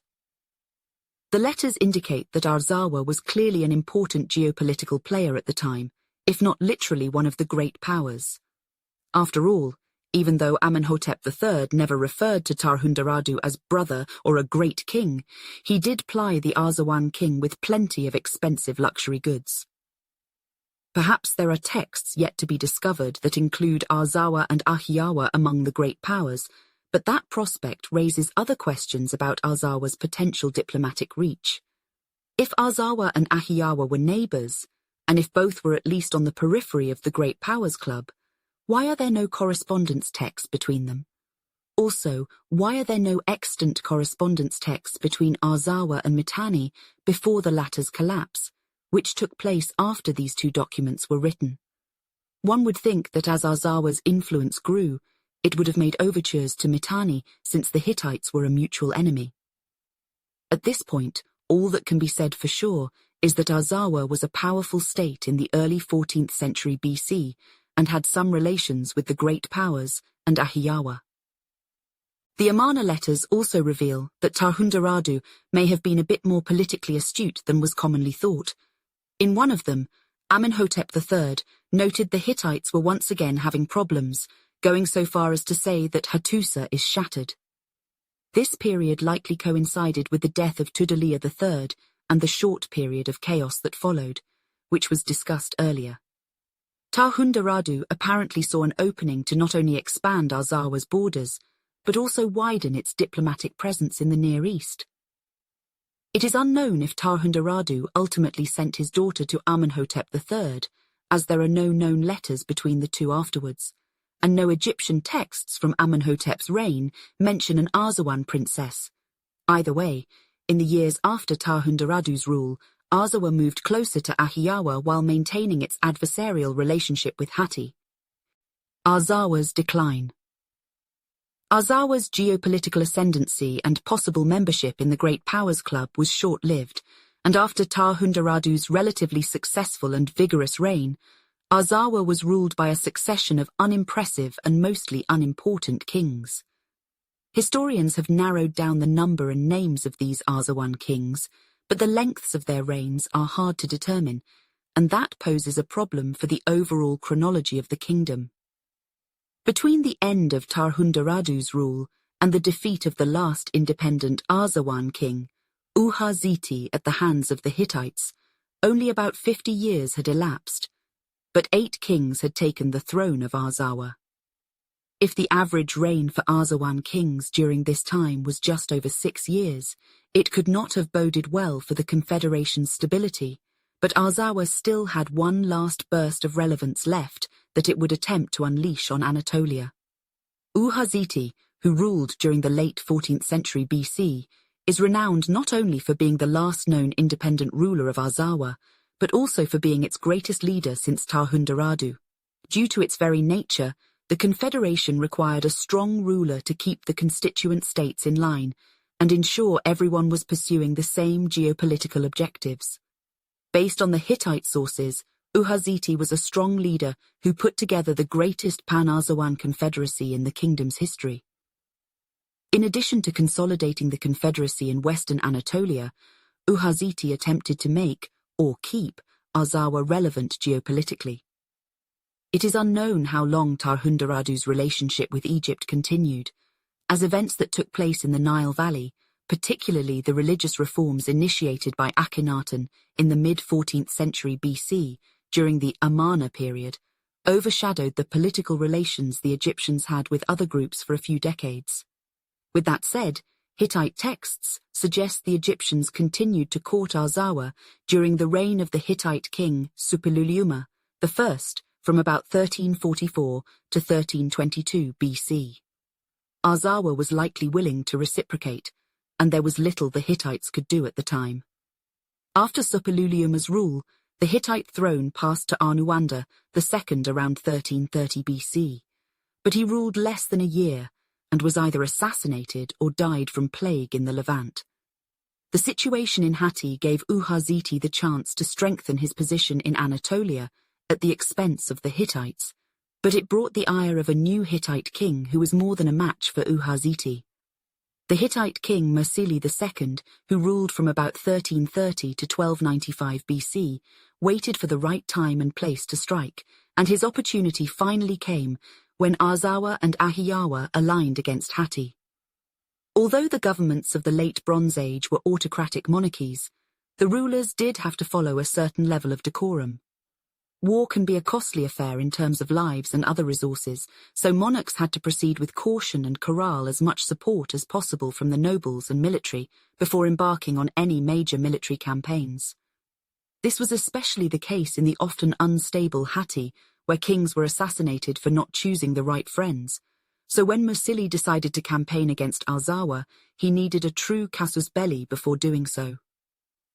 Mursili's opportunity presented via a situation that normally would not have led to war.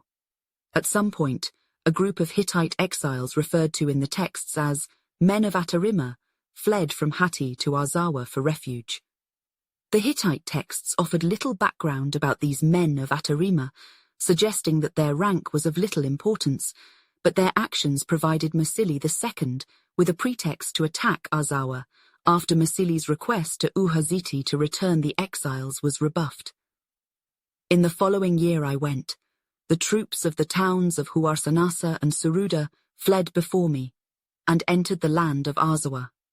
Then I sent a messenger to Uhaziti, writing to him, "Give back to me those men, the troops of the towns of Atarima, Huarsanasa and Suruda, who have come to you." But Uhaziti wrote back to me as follows, "I will not give anyone back to you." Mursili II had likely planned for this war not long after he became king, or possibly before, because the war against Arzawa consisted of a 2-season military campaign that was recorded in the annals for the 3rd and 4th years of his rule. The damaged text may also indicate that Anuanda had begun preparations. Meanwhile, it appears that Uhaziti was caught completely off guard by the attack. Given that the historical record was written by the Hittites, it comes as little surprise that they typically overlooked the battles they lost, but even if they suffered some setbacks against Arzawa, the early tide was clearly in their favor. The Hittite annals described how Mursili destroyed one Arzawan town after another. Furthermore, I went forth to the town of Ishupita and attacked the town of Palhuisa. Behind Palhuisa, the enemy of the town of Peshuru met me in battle, and I fought with them. The sun goddess of Arina, my lady, the powerful storm god, my lord, Mesula, and all the gods ran before me, so that I destroyed the Peshurian enemy behind Palhuisa, and in addition burned down the town. At this point, Uhaziti still controlled a lot of territory, including the important Arzawan capital city of Apasa, so Mursili pushed his force west until catching up with the Arzawans at the Astapa River, which possibly marked the boundary between Arzawa and Hatti. Once they met there, the battle proved to be pivotal. The Hittite texts explained, "When I had set out and arrived at Mount Lawasa, the storm god, my lord, made manifest his providence. He launched a lightning bolt, and my army saw the lightning bolt, as did the land of Arzawa. The lightning bolt travelled and struck the land of Arzawa, in particular, Apasa, the city of Uhaziti. Uhaziti fell on his knees and became ill, and being ill, he did not come against me in battle again. Rather, he dispatched his son Piamakurunta against me, together with infantry and chariotry.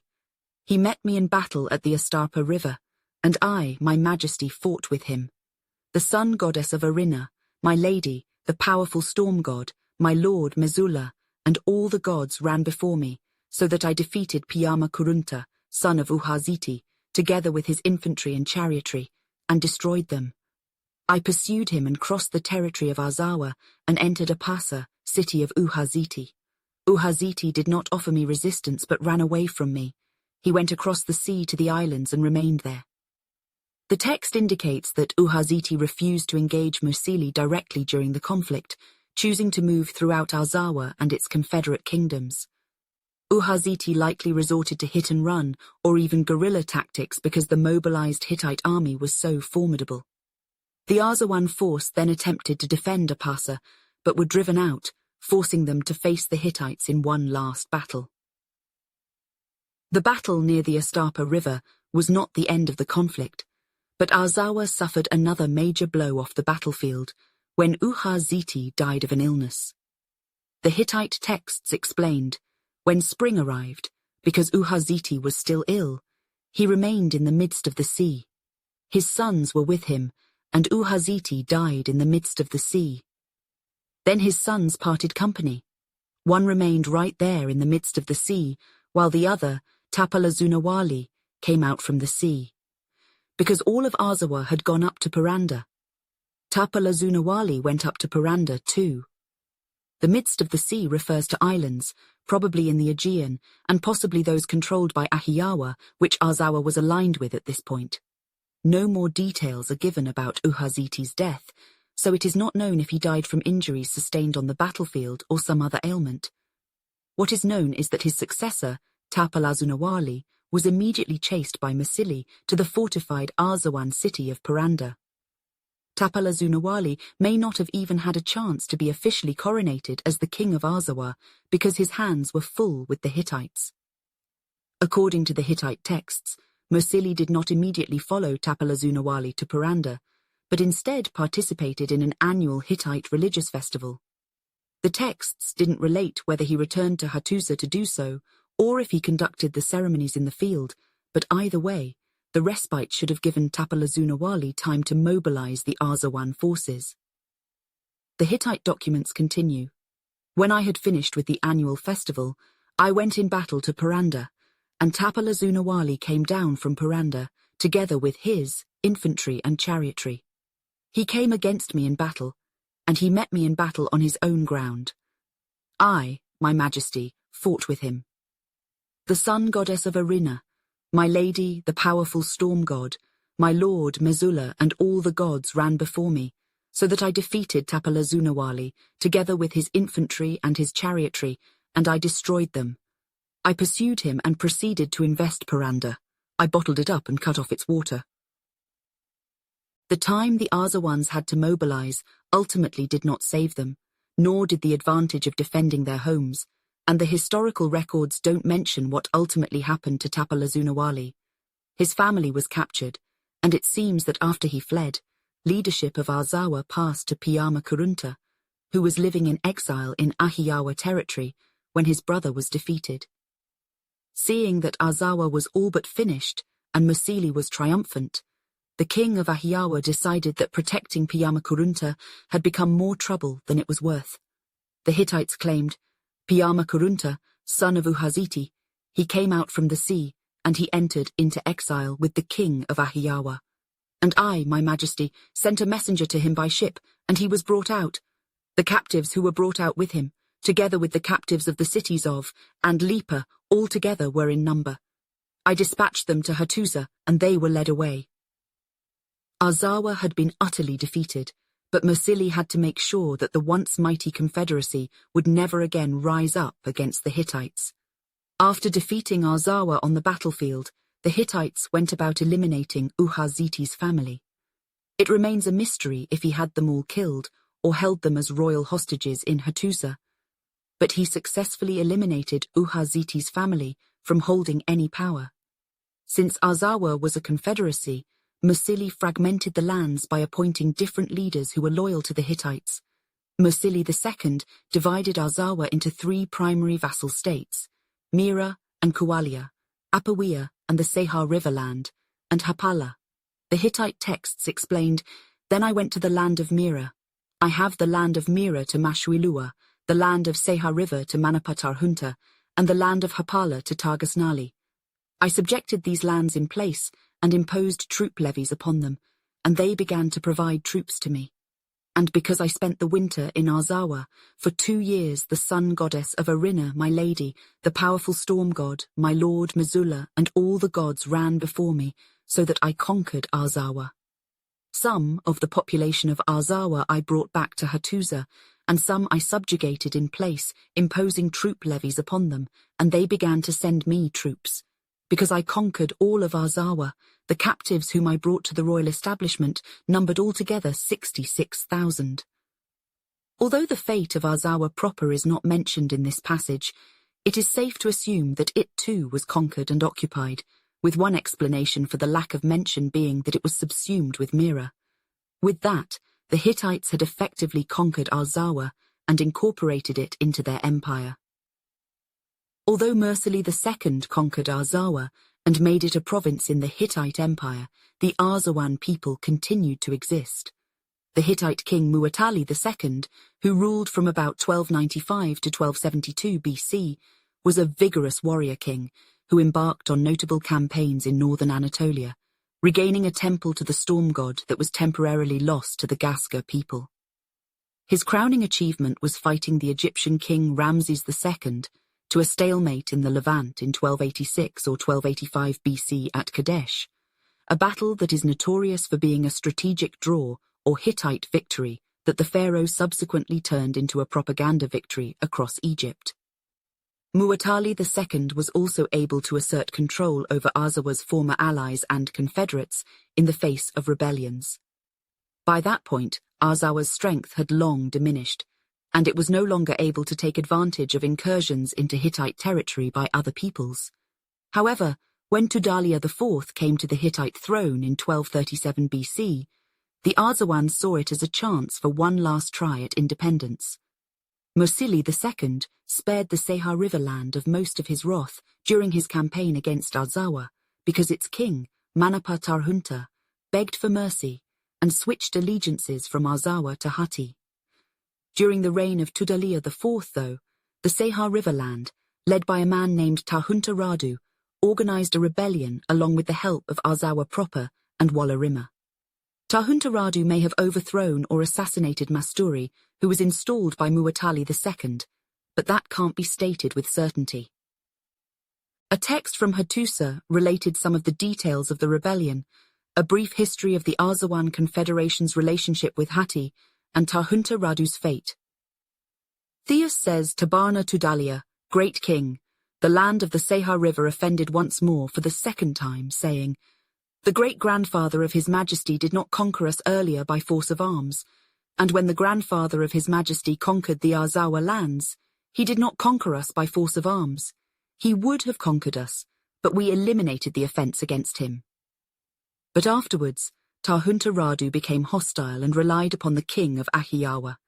He took refuge on Eagle Peak. Then I, the great king, set out and captured Eagle Peak. I brought down 500 teams of chariotry and so many infantrymen. I brought Tahunta Radu, together with his wives and children, to Hatti, and led him to Arina, city of the sun goddess. It is interesting to note that Ahiyawa once again played a role in the ongoing conflict between Hatti and the Arzawan states, taking the side of the weakened Arzawa against the ascendant Hittites this time. But even as Ahiyawa was attempting to gain a favorable position in the ongoing Anatolian conflict, the late Bronze Age system itself was living on borrowed time. Tudhaliya IV's campaign marked the end of Arzawa and its Confederate constituents' independence, but it did not necessarily mean the end of the state itself or its people. Although Mursili II claimed to have deported tens of thousands of Arzawans to the Hittite capital of Hattusa, there were likely many times that number still living in western Anatolia, so their culture lived on despite being under Hittite rule. Once again, however, this brings the conversation back to the nature of Arzawan culture and how similar it was to Hittite culture, so it is difficult to pinpoint how much longer it continued. To shed light on this, historians have looked to Egyptian texts for clues, and one major event around the year 1200 BC has been used to definitively mark the end of Arzawa. As mentioned above, Muwatalli II and Tudhaliya IV campaigned against some of Arzawa's former confederates, particularly the Sehar River land, but Arzawa proper was conspicuously absent from mention in Tudhaliya IV's campaign. While that might have indicated Arzawa and its people had been eliminated or subsumed into the greater Western Anatolian culture by that time, based on an important Egypt text, it appears Arzawa continued to exist, possibly as both a country and a people. The Battle of Kadesh was commemorated by the Egyptians in inscriptions on numerous temples across Egypt, as well as on papyrus.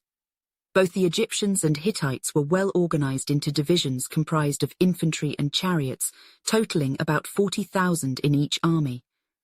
Both kings were also on hand to lead their forces into battle. The Egyptian sources detailed the units that comprised the Hittite army, one of which was Arzawan. One of the Egyptian texts described the combatants. They said to His Majesty, "Look, the vile chief of Hatti has come together with the many countries who are with him, whom he has brought with him as allies, the land of Dardani, the land of Nahrin, that of Keshkesh, those of Masa, those Pidasa, the land of Carchisha and Luka, the land of Carchemish, the land of Arzawa. They are equipped with their infantry and their chariotry, and with their weapons of war. They are more numerous than the sands of the shores. Look, they stand equipped and ready to fight behind Kadesh the Old."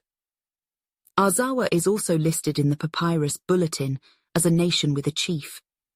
The Egyptians claimed, and the wretched chief of Hatti stood among his troops and chariots. Watching His Majesty fight all alone, without his soldiers and charioteers, stood turning, shrinking, afraid. Then he caused many chiefs to come, each of them with his chariotry, equipped with their weapons of warfare, the chief of Arzawa and he of Masa.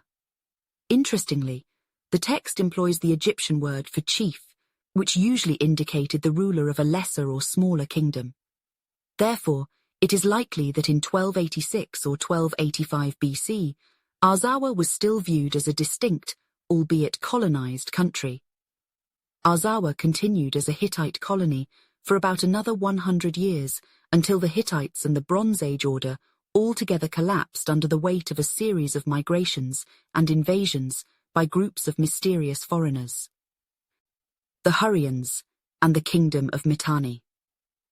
To understand the significance of Mitanni in the Bronze Age Near East, it is necessary to know about the Hurrian people and their language. The Hurrians played an important role throughout the ancient Near East and were crucial in the formation of the Mitanni Empire around 1500 BC. For decades, the Hurrian language and people were complete riddles, and while it was apparent that the people used a cuneiform style of writing, the Hurrian language was not immediately recognized. The discovery of the cuneiform tablets at the ancient site of Amarna, Egypt, helped advance the general study of Near Eastern history and philology, but it did little to help identify the undecipherable Hurrian texts. When the royal archives of the Hittite capital of Hattusa were excavated in the early 20th century, researchers were pleased to find bilingual Hittite Hurrian texts, which allowed them to finally decipher the language. To the surprise of most scholars, Hurrian was a member of the Caucasian linguistic cultural family, clearly separating it from the more common Semitic and Indo-European languages used across the region at that time. Immediately, those who studied the ancient Near East were faced with obvious questions surrounding the Hurrians' origins. Many believed that they had migrated to the Near East from the Caucasus mountain region, while others thought that they may have been native to northern Mesopotamia and the Syrian plains, or at least lived there at the dawn of civilization in the late 4th millennium BC. The Hurrians' written materials offer little information about their origins, but as with much of Mitanni history, outside primary sources give a number of clues. The Hurrians are probably referenced a few times in the Old Testament of the Bible as Horites or Horims. Genesis and Numbers mention that they lived in what later became the land of Edom before the Edomites inhabited it. According to the Book of Numbers, the Horims also dwelt in Seir beforetime, but the children of Esau succeeded them when they had destroyed them from before them and dwelt in their stead, as Israel did unto the land of his possession, which the Lord gave unto them. This passage would place the Hurrians from the region between the Dead Sea and the Gulf of Aqaba sometime before the Edomites were known to be there in the mid-2nd millennium BC. But other evidence for the presence of the Hurrians in the Levant and or Syria remains scant, and it must be pointed out that the chronology of biblical events before the foundation of the Kingdom of Israel are not solid. Moreover, although the identification of the Hurrians with the Horims is accepted by many modern historians, this identification is not definite. There are other sources that place the Hurrians in the Near East in the 3rd millennium BC which can be considered corroborating evidence for the biblical accounts. There are no mentions of the Hurrians in any written documents before the Akkadian Empire, but during and after that dynasty, they were written about extensively by various Mesopotamian peoples, as well as the Hittites and the Egyptians. Generally, the Mesopotamians would refer to the Hurrians as Hanigalbat, but they would later also recognize the state of Mitanni in their texts as Hanigalbat. To make things even more confusing, some Mesopotamians would refer to the Hurrians as Subarians, a generic term for all northern peoples. Occasionally, that label was used in the same texts where they were called Hanigalbats. Similarly, the Egyptians would often refer to the land of the Hurrians as Narina, while sometimes referencing the state of Mitanni by name. All of these ancient references indicate that the Hurrians existed long before the state of Mitanni, but determining how long they were in the Near East, or even the extent of their geographic distribution, is a problem historians and archaeologists face. A major part of this problem is due to the fact that the Hurrians left behind few monuments or even buildings. Despite the dearth of Hurrian monuments, scholars have identified a few pre-Mitanni Hurrian, or at least Hurrian-influenced, archaeological sites. One of the most important of these sites was Urkesh in northeast Syria. The Hurrians settled and built Urkesh in the 3rd millennium BC, during the period of the Akkadian Empire, and excavations at the site have uncovered a wealth of Akkadian-era artifacts that have helped date the city, such as a seal of Taram Agade, one of the daughters of King Naram Sin of Akkad in the 22nd century BC. Located at an important junction of routes between the Levant, Anatolia and Mesopotamia, Urkesh was a trade center that was home to at least 20,000 people during its height. Northern Syria was also home to two other notable pre-Mitanni Hurrian kingdoms in the early 2nd millennium BC, Urshu and Hashu. The archaeological evidence shows that all of these Hurrian cities and small kingdoms may have been connected through trade and possibly diplomacy, but they were never a unified state. It was not until the emergence of the Mitanni state just before 1500 BC when most of the Hurrians were united under one kingdom. The reason for that unification, though, has been a source of academic debate. Studies of the Mitanni kingdom are full of many unanswered questions that are likely to remain unanswered for the most part, and one intriguing question pertains to the Mitanni kings and their ethnic origins. Although it is known that the vast majority of the Mitanni population was ethnically Hurrians, it appears that the kings may have been Indo-European, more specifically Indo-Iranian or Indo-Aryan. There is ample evidence for this suggestion, beginning with the names of the kings. All of the Mitanni kings are known today by their personal Hurrian names, but they also all took Indo-Aryan throne names. For example, these are the Indo-Aryan throne names of the following kings. Tushratta was Tvesa Ratha, or having an attacking chariot. Artatama I was Urta-Daman, or having the abode of Urta. Artashumara was Urta-Smara, or remembering Urta, and Shaushatar I was Satvar, or warrior. It is also believed that the name of the Mitanni capital, Wasukani, was derived from the Indo-Aryan phrase Vasukani, meaning wealth mine. Even more intriguing is a list of the Mitanni gods in a Hittite Mitanni treaty. The Mitanni king Shatiwaza signed a peace treaty with the Hittite king Supiluluma, the first in the late 14th century BC, that essentially made Mitanni a vassal state of Hatti. Although the political details of the treaty are important and will be discussed later, the Hittite text references several Mitanni and Aryan gods. Shatiwaza was required to give an oath of fealty to Supiluluma, the first on the names of several gods, which are listed as follows. The twin gods, Mitra and Uruwana, Indar, the Nasatyana gods, Elat, Samaminuhi, Tesub lord of Wasukani, Tesub lord of the Kamari. Elat, Samaminuhi, and Tesub are all Hurrian gods, but the others are clearly Indic Aryan gods. The Sanskrit equivalent of the first four gods are Mitra, Varuna, Indra, and Nasatya. Thus, it's clear that the Mitanni kings, if not the Hurrian people, worshipped some of the most important gods of ancient India. The mentions of these gods certainly point to the Indo-European background of the Mitanni kings, but there are also other elements of Mitanni culture that indicate an Indo-European influence. Warfare played a central role to the success of any late Bronze Age Near Eastern empire, with the chariot corps being an integral part of any effective army. The major kingdoms experimented with their chariot corps, adding or subtracting the number of men from chariot teams, as well as the number of horses used to pull a chariot. A Mitanni warrior named Kikuli even wrote a manual on horsemanship and chariotry that sheds more light on the Mitanni rulers' possible Indo-European background. Although the name Kikuli is Hurrian, the terms he used throughout the text were clearly Indo-European. Likewise, the Mitanni word for chariot, Mariana, is believed to have been derived from the Sanskrit word for young man, demonstrating yet another link between the Mitanni elite and the Indo-Europeans. Given that there are so many links between the Mitanni rulers and the Aryans of India, it begs the obvious question of how this connection came to be.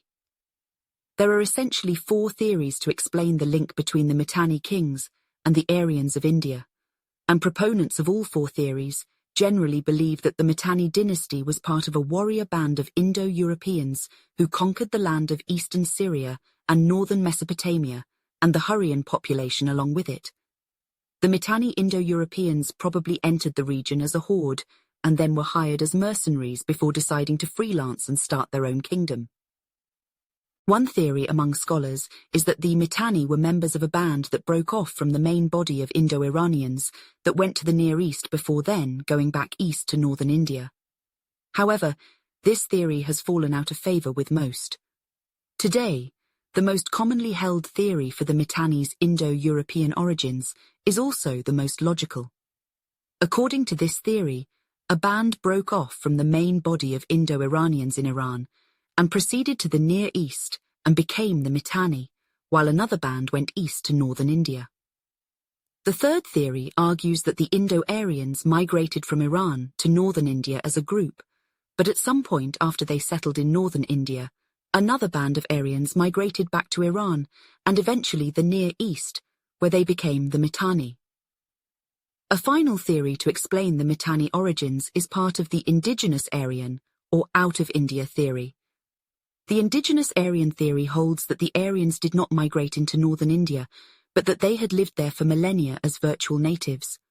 Believers in the indigenous Aryan theory argue that the Aryan migrations still took place, but that these migrations came from the other direction, meaning the Aryans migrated west instead of east, and according to this theory, the Mitanni were one of the final results of the Aryans' westward migration. Although the debate over the Mitanni kings' origins will probably never be solved, it is almost universally believed that the Mitanni rulers were once part of an Indo-European warrior elite who imposed themselves on the Hurrians of the late Bronze Age. The boundaries of ancient kingdoms and empires were less distinct than those of the modern world, And part of the reason for this is because the extents of ancient empires were often recorded in texts, according to the people who inhabited them more than specific geographic boundaries. In other words, ancient rulers took into consideration the people they ruled over, not necessarily the land they controlled. Boundaries also tended to shift more in ancient times, with buffer zones and borders between states being less distinct than in later eras. Some of the kingdoms of the Late Bronze Age did have distinct boundaries. Egypt's boundaries were fairly well defined, as were Babylon's and Assyria's, but Mitanni's borders were perhaps the least defined of all the Near Eastern empires. Mitanni's northern border was more or less a latitudinal line that began at Lake Van and extended west into Anatolia. The northwest boundary of Mitanni was in the Taurus Mountains of Anatolia. This region was known as Kizzuwatana and may have been the original Hurrian power center. Kizzuwatana maintained nominal independence for quite some time, and by the Late Bronze Age it became a contested land between the Hittites and Mitanni.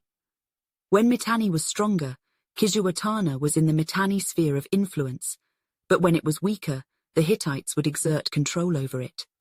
The southern edge of Mitanni was even less distinct, with it being somewhere in northern Mesopotamia, around the Assyrian city of Ashur. The eastern and western edges of Mitanni are better known, though, because most of the important Hurrian cities were located in those areas. The eastern part of Mitanni included Assyria north of Ashur, including the important city of Nuzi, but the western part of Mitanni was the most important and populous part of the empire. At its height, the western boundary of Mitanni stretched to the Mediterranean Sea and included such important cities and minor kingdoms as Al-Ala, Aleppo, Emar, Taid, and Alshi. Mitanni also laid claim to Ugarit and Kadesh at various times, which brought them into conflict with the Egyptians and Hittites. Although amorphous boundaries were nothing extraordinary for the Bronze Age Near East, Mitanni's boundaries were even less concrete, and this has led some historians to postulate that Mitanni was not an empire in the strictest definition, but more like a confederation of Hurrian states and kingdoms. The lack of a clear border combined with the seemingly autonomous nature of many of the Mitanni cities does seem to corroborate this Mitanni Federation theory. Nuzi is one of the most important Mitanni cities that has been excavated and studied in the modern era. Located in what is today northern Iraq, Nuzi was actually the largest city in the Hurrian Principality of Arafa. Excavations of Nuzi have uncovered a large palace complex that encompassed about half the area of the walled city. A cache of cuneiform tablets was discovered and later translated, which have given helpful insight into Hurrian culture and some aspects of the Mitanni Empire or Federation. Although nearly all of the names in the texts are Hurrian, proving that Nuzi was in fact a Hurrian city, nearly all of the texts were written in Akkadian. This is not surprising when one considers that Akkadian was the lingua franca of the Late Bronze Age Near East and regularly used in domestic, administrative documents, as well as for diplomatic letters. At its height of influence, the palace of Nuzi was the home of a prince who served King Shaushatar of Mitanni in the late 15th century BC. Like Nuzi, the western city of Al-Ala was also ruled by a local Hurrian dynasty, but subject to Mitanni control. Al-Ala and some of the other notable western Mitanni cities bore the brunt of Egyptian and Hittite attacks. Despite the constant threat of being a battleground between the major Near Eastern empires, though, Al-Ala and the other western Mitanni cities were generally the wealthiest and most productive, thanks to being located close to regular trade routes, Levant timber, and the Mediterranean Sea. Excavations at Al-Ala and Nuzi have helped researchers better understand Hurrian culture and the nature of the Mitanni Empire. But unfortunately, the two most important Mitanni cities remain elusive. Wasukani and Taid were the twin capitals of Mitanni, so one would expect that they would be quite large archaeological sites with plenty of structural ruins and other monuments. Unfortunately, though, archaeologists have yet to positively identify the location of either city.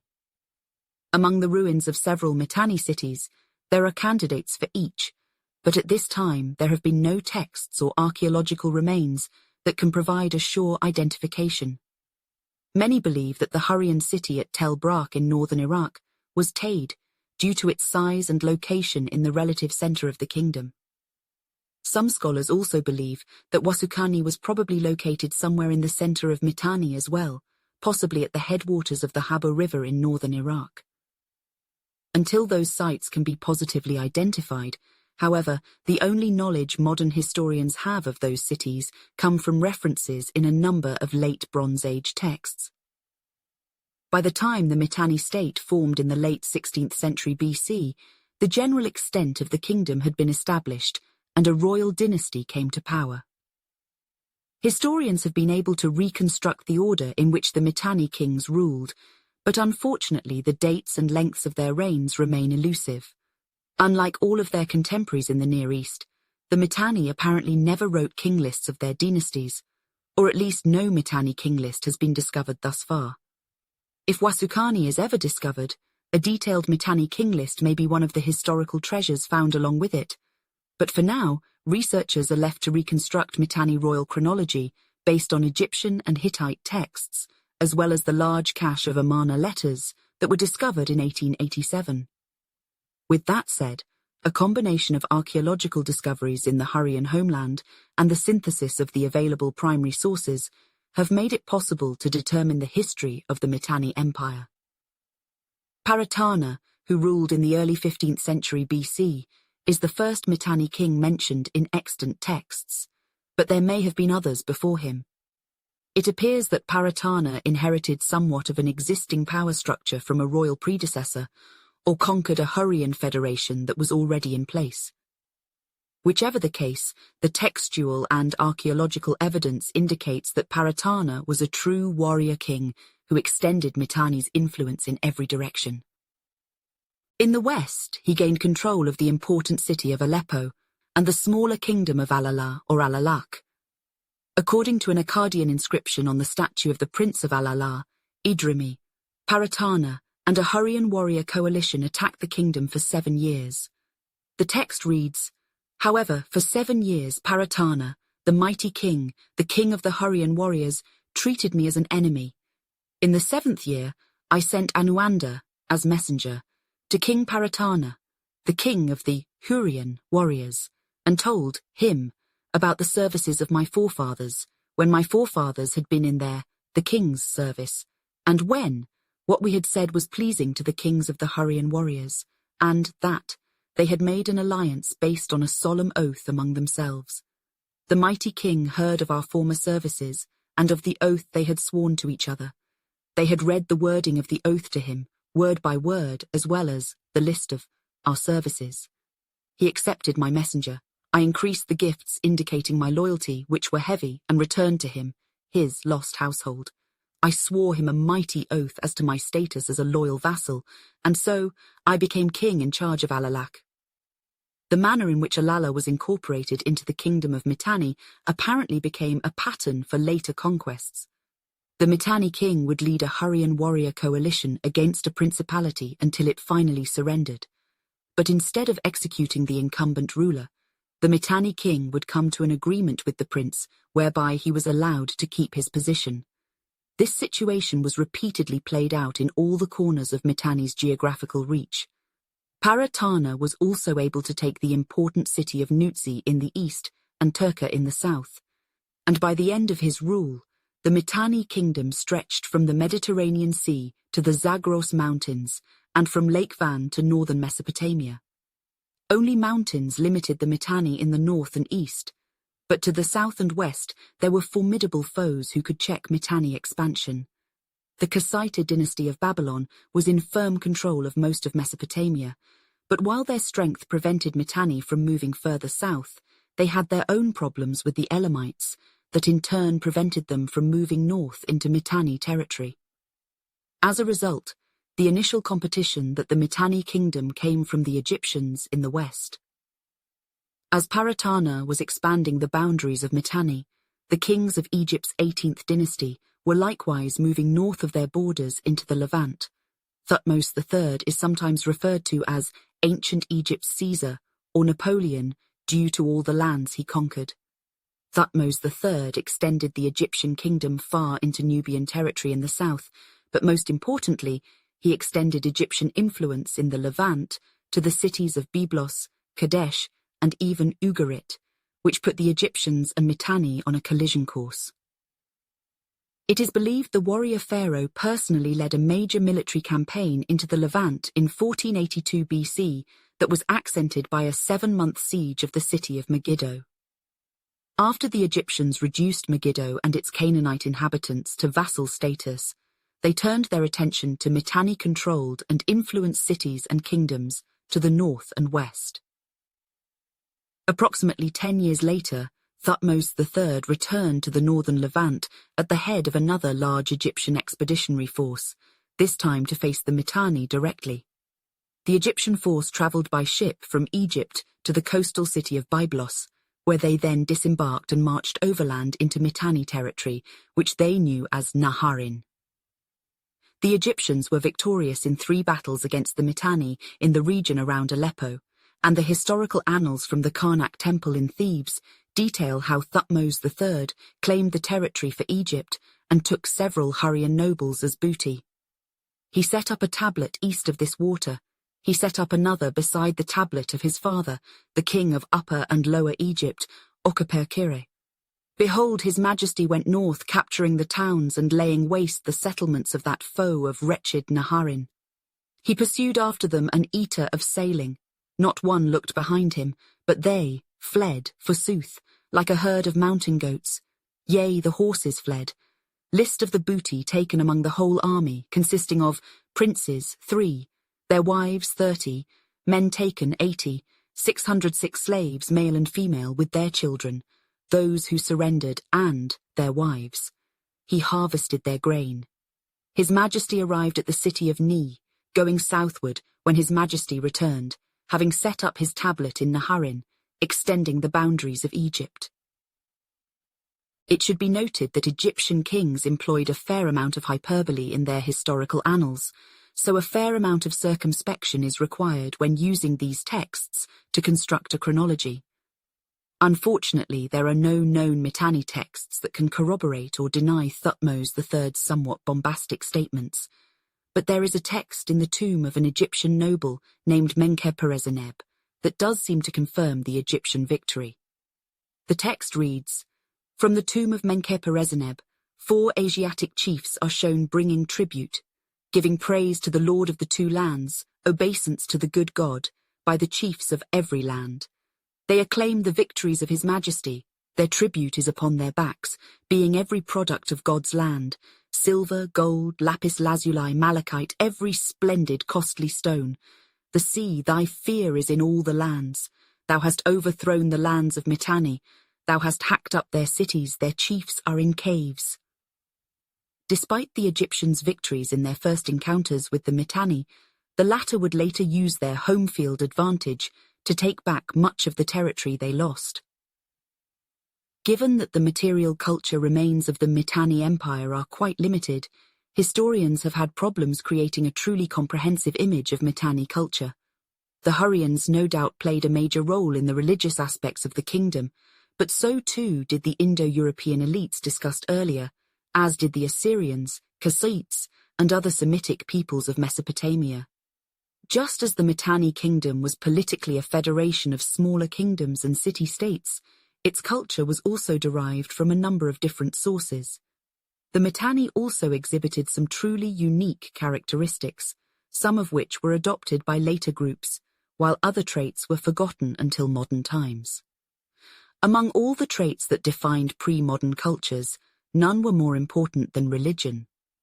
Although ancient civilizations did not follow universal religions and therefore never promoted their theologies at sword point, their gods and goddesses were often what defined them as a people.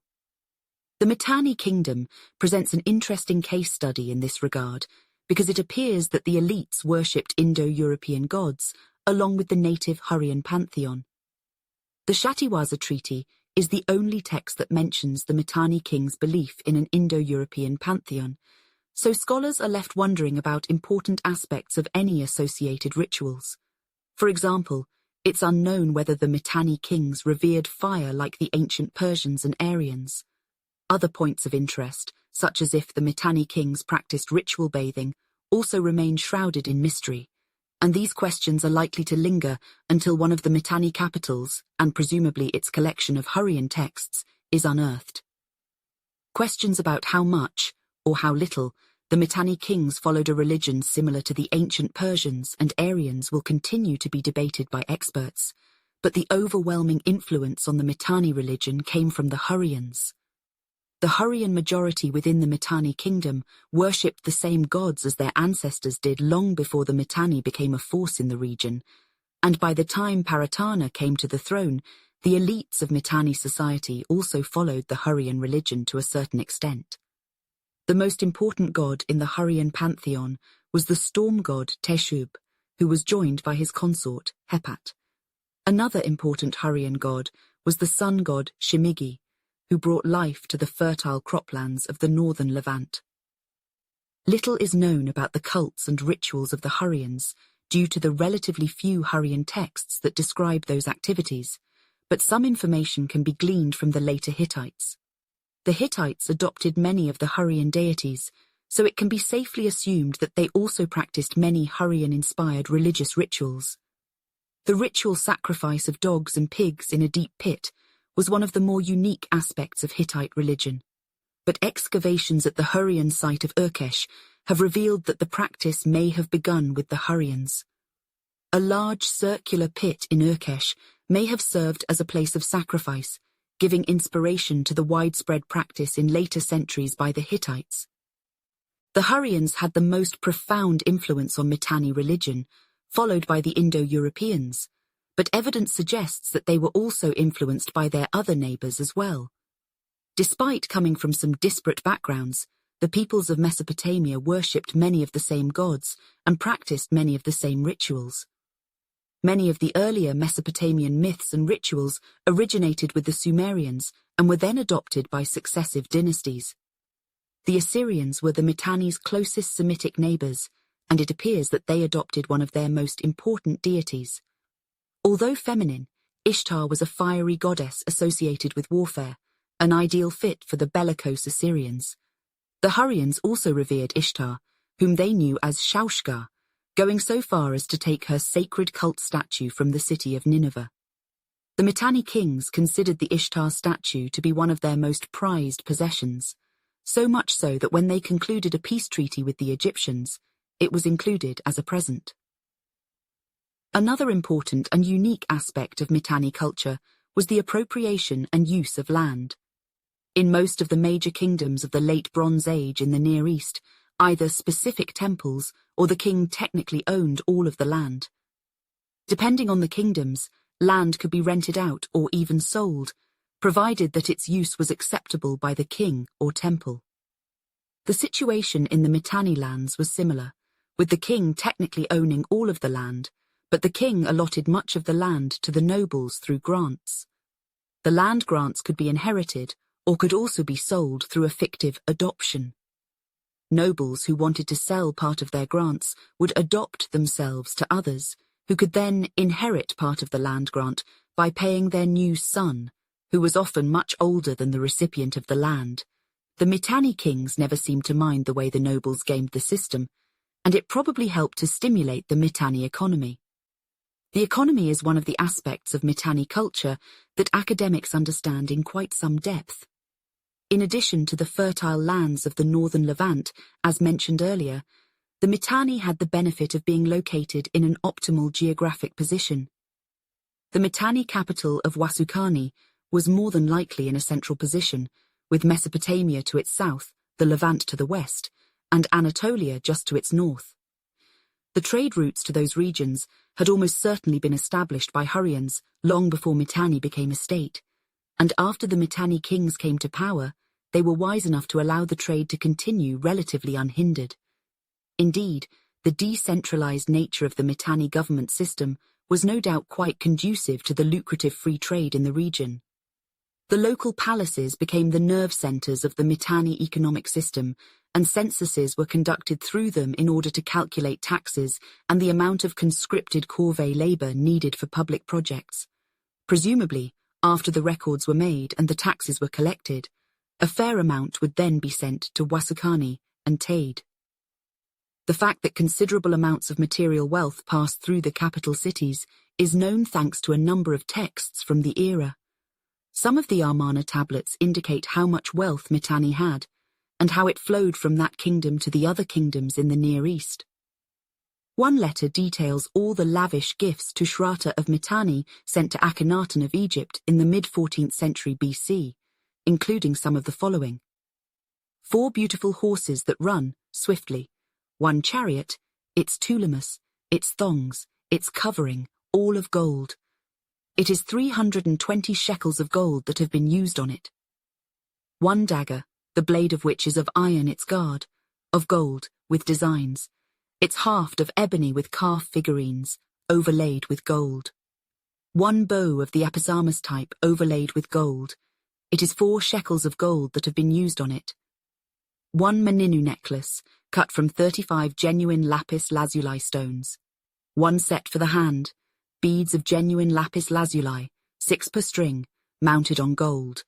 6 shekels of gold have been used on it. 1 garment of blue-purple wool, 1 pair of shirts, Hurrian style, for the city. 1 wash basin of silver, 140 shekels in weight. It is all of these wedding gifts of every sort that Tushratta, the king of Mitanni, gave to Nimurrea, the king of Egypt, his brother and his son-in-law. He gave them at the same time that he gave Taduheba, his daughter, to Egypt and to Nimurrea to be his wife. The luxuries were wedding gifts in a sense, but they were clearly meant to be an ostentatious display by Tushratta at the same time. These items were also evidence that a lot of trade was conducted between the two powers. Coin currency did not yet exist in the Bronze Age, so trade took place in kind and through bartering, though gold and silver were extremely valuable and served as a pseudo-currency. During the New Kingdom of Egypt, the Egyptians had plenty of access to gold, silver, and electrum, thanks to their colonies in Nubia, which they used to import other exotic goods not found in Egypt, including lapis lazuli, horses, and cedar. Mitanni was able to supply Egypt with lapis lazuli, which can only be found in modern Afghanistan. In one interesting Amarna tablet from Tushratta to Akhenaten, the former complained that he never received 2 gold statues from the Egyptians, and that gold is like dirt in Egypt. The tablet reads, "I also asked your father, Nimurrea, for statues of solid cast gold, 1 of myself and a 2nd statue, a statue of Taduheba, my daughter, and your father said, 'Don't talk of giving statues just of solid cast gold. I will give you ones made also of lapis lazuli. I will give you 2, along with the statues, much additional gold and other goods beyond measure.' But my brother has not sent the solid gold statues that your father was going to send. You have sent planted ones of wood. Nor have you sent me the goods that your father was going to send me, but you have reduced them greatly. May my brother now give me the statues of solid gold that I asked your father for, and may he not hold them back. And with gold being the dirt in my brother's country, why have the statues been a source of such distress to my brother that he has not given them to me?" The transportation of the gifts between the kings was overseen by officials from both kingdoms, but apparently merchants from the Levant buffer states also facilitated trade between the 2 kingdoms. An Amarna tablet, presumably from Tushratta to all of the Canaanites in his sphere of influence, states that they are to allow a particular merchant messenger named Achaia to pass freely to Egypt, to the kings of Canaan, servants of my brother, thus the king. I herewith send Achaia, my messenger, to speed post-haste to the king of Egypt, my brother. No one is to hold him up. Provide him with safe entry into Egypt and hand him over to the fortress commander of Egypt. Let him go on immediately as far as his presents are concerned. He is to owe nothing." Unfortunately, neither of those gold statues have yet to be found, nor have any examples of Mitanni colossal sculptures been discovered for that matter. But there is one style of Hurrian art that became noteworthy. The only true art style that can be identified as Mitanni or Mitanni era is the Nusi ware pottery. As the name indicates, Nuzi ware is a style of pottery that originated in the Hurrian city of Nuzi and was distributed widely across Mitanni, from the Levant to the Zagros Mountains. Nuzi ware pottery beakers were distinct for the geometrical style patterns that decorated the vessels in 3 registers. The middle register was usually the largest and most decorative. Nuzi ware beakers have been discovered among the ruins of known Hurrian cities, such as Katna, where they were discovered in the royal tomb. Archaeological excavations have determined that Nuzi ware and the Mitanni kingdom existed contemporaneously, as there are no samples of Nuzi ware before the Mitanni, and few samples have been discovered that are dated after the kingdom's collapse. As this suggests, even though Nuzi was not one of Mitanni's capitals, it has become a source of useful information about Hurrian culture and the Mitanni Empire. By translating Hurrian texts from Nuzi, it is possible to uncover a lot of information about the nature of the Mitanni system. The archaeological and textual evidence indicates that Nuzi was a wealthy and powerful city during the height of the Mitanni kingdom. A number of Hurrian and Akkadian texts describe the importance of scribes in maintaining the city's armory. The royal palace of Nuzi, as was the case with palaces in many Bronze Age cultures, acted as the center for cultural and economic life in the city, as well as the residence of the royal prince or governor. The Nuzi texts also make clear that the palace served as a source of supply for materials used to make weapons and armor, as well as an armory for complete weapons and armor. Interestingly, the texts differentiate between Nuzi natives and outsiders, although it is stated that the palace supplied Mitanni warriors from outside Nuzi, and in fact supplied multiple Mitanni cities with weapons. Nuzi clearly played a key role in the Mitanni Empire as an important industrial center. The weapons and armor produced in Nuzi were used by the Mitanni kings to lead their armies in the late 15th century BC against Egypt and the city-states of the Levant. The height of Mitanni power. Mitanni power in the region continued to grow during the reign of King Shaushatar, despite the fact his reign was marked by continued conflicts with the other great powers of the Near East. Shaushatar ruled Mitanni when Thutmose III was still leading his armies on campaigns, and his successor Amenhotep II was attempting to do the same. The northern Levant became a buffer zone between the two states, as they traded cities and eventually came to a mutual understanding of the borders. Border disputes with the Hittites also became more common during Shaushatar's rule, or it may just be that due to there being more extant texts from his reign, it merely appears that way. The textual and archaeological evidence confirms that Shaushatar actively attempted to expand Mitanni's borders and found some success in the east. The king was able to consolidate Mitanni power over most of Assyria, conquering the city of Ashur during his reign. The conquest of Ashur essentially secured Mitanni's eastern border, because to the east of Assyria were the Zagros Mountains. Mitanni's southern border remained porous and somewhat amorphous, and Shaushatar, nor his successors for that matter, did little to change the situation. Since Mitanni's southern boundary was basically all of northern Mesopotamia, there was little they could do to build any type of buffer state, and conquering Babylon was out of the question. With that said, Babylon never gave the Mitanni Empire very many problems. Most of Mitanni's problems came from the north. Beginning with the rule of Tudaliah I, the Hittites began expanding from their heartland in central Anatolia south into Mitanni territory. The buffer kingdom of Kizuwanda became a battlefield between the Hittites and Mitanni, with the Hittites taking control of the region at some point after 1450 BC. The Hittites followed up the victory in Kizuwanda by taking the strategically important and materially wealthy city of Ugarit. Despite the loss of two important buffer kingdoms to the Hittites, the Mitanni Empire was still the most influential kingdom in the region. Its expansion into Assyria more than made up for its losses to the Hittites, and Shaushatar was determined to not lose any more territory to the other great powers. However, that obstinacy put him and the Mitanni on a direct collision course with Egypt. 2 years after Thutmose III recorded a major victory over Mitanni, the two sides met again in Syria, but this did little to settle the situation in the northern Levant and left the Egyptians with a very precarious hold over their possessions in the northern Levant. Logistically speaking, the Egyptians had a difficult time controlling cities such as Kadesh and Tunip in the northern Levant. The Egyptians were able to keep Byblos under their hegemony relatively easily because it was much easier to bring military forces to that city. Byblos was located on the coast, so the Egyptians could send ships if need be. The other cities, though, were located inland, where any Egyptian force would have to march overland through hills, mountains, and deserts. It was much easier for Mitanni forces to reach Kadesh and Tunip from their heartland, which the princes of the Levantine kingdoms and city-states understood quite well. The princes thus used the situation to leverage a better deal with Mitanni. So when Shaushatar sent Mitanni forces to the northern Levant and Syria to foment rebellion against the Egyptians, it was successful. Although Mitanni was able to successfully win back some of its lands from the Egyptians, fighting them and the Hittites was extremely costly. Shaushatar fought one more battle with Amenhotep II before the two kingdoms decided to deal with each other diplomatically. According to a stela from Karnak, Egypt, Amenhotep II defeated Shaushatar on the battlefield.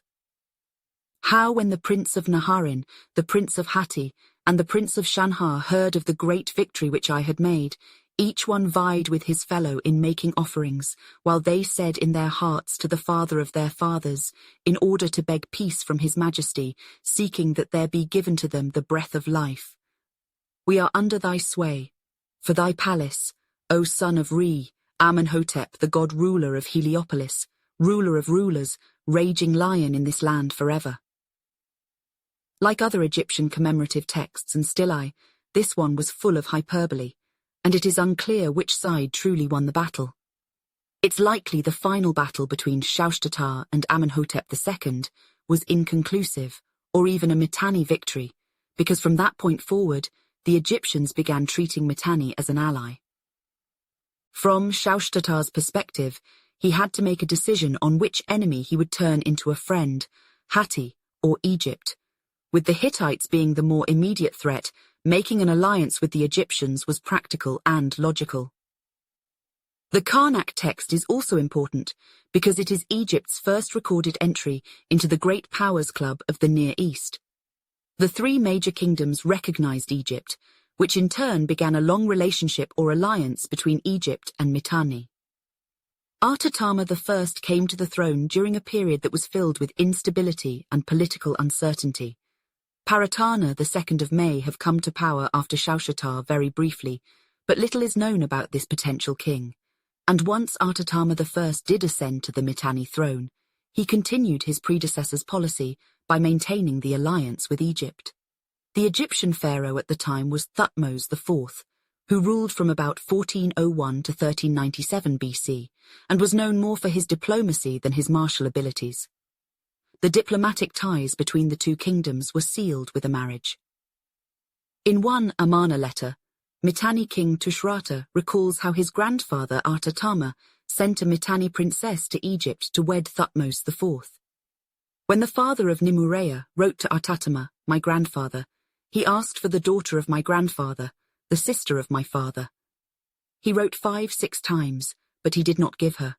When he wrote my grandfather 7 times, then only under such pressure did he give her. Not only did Artatama ensure permanent peace between Mitanni and Egypt when he gave his daughter to Thutmose IV, he also established a regular practice whereby the Mitanni kings sent some of their princesses to Egypt.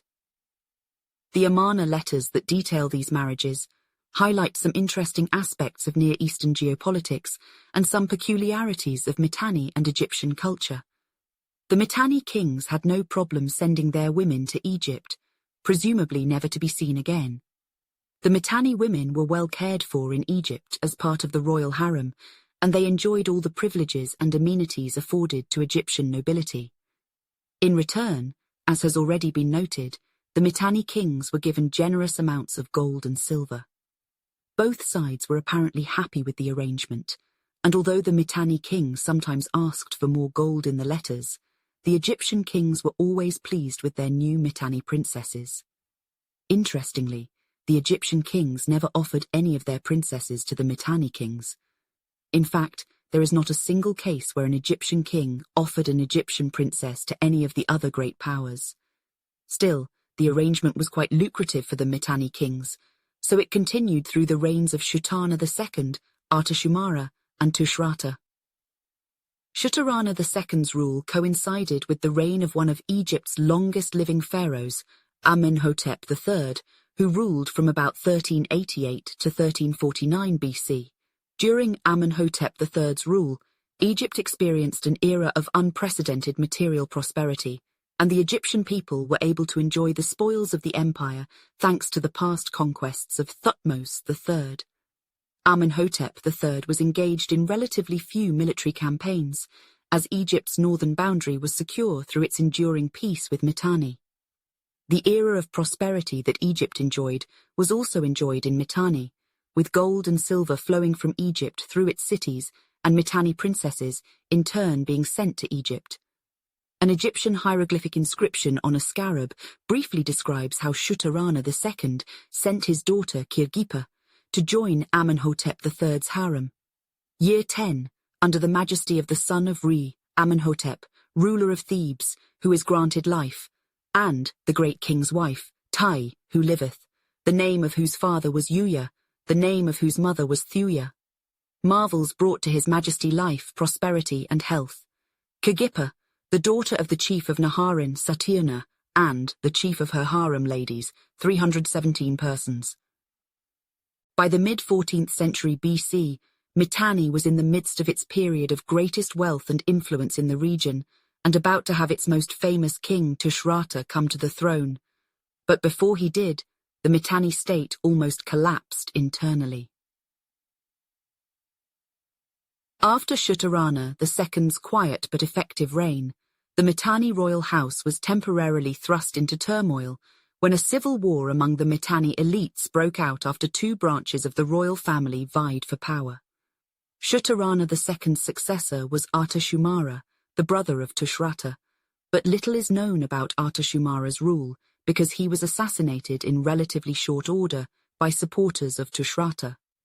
The level of Tushratta's complicity in the murder of Artashumara will probably never be known, but it appears that he at least turned a blind eye to the conspiracy.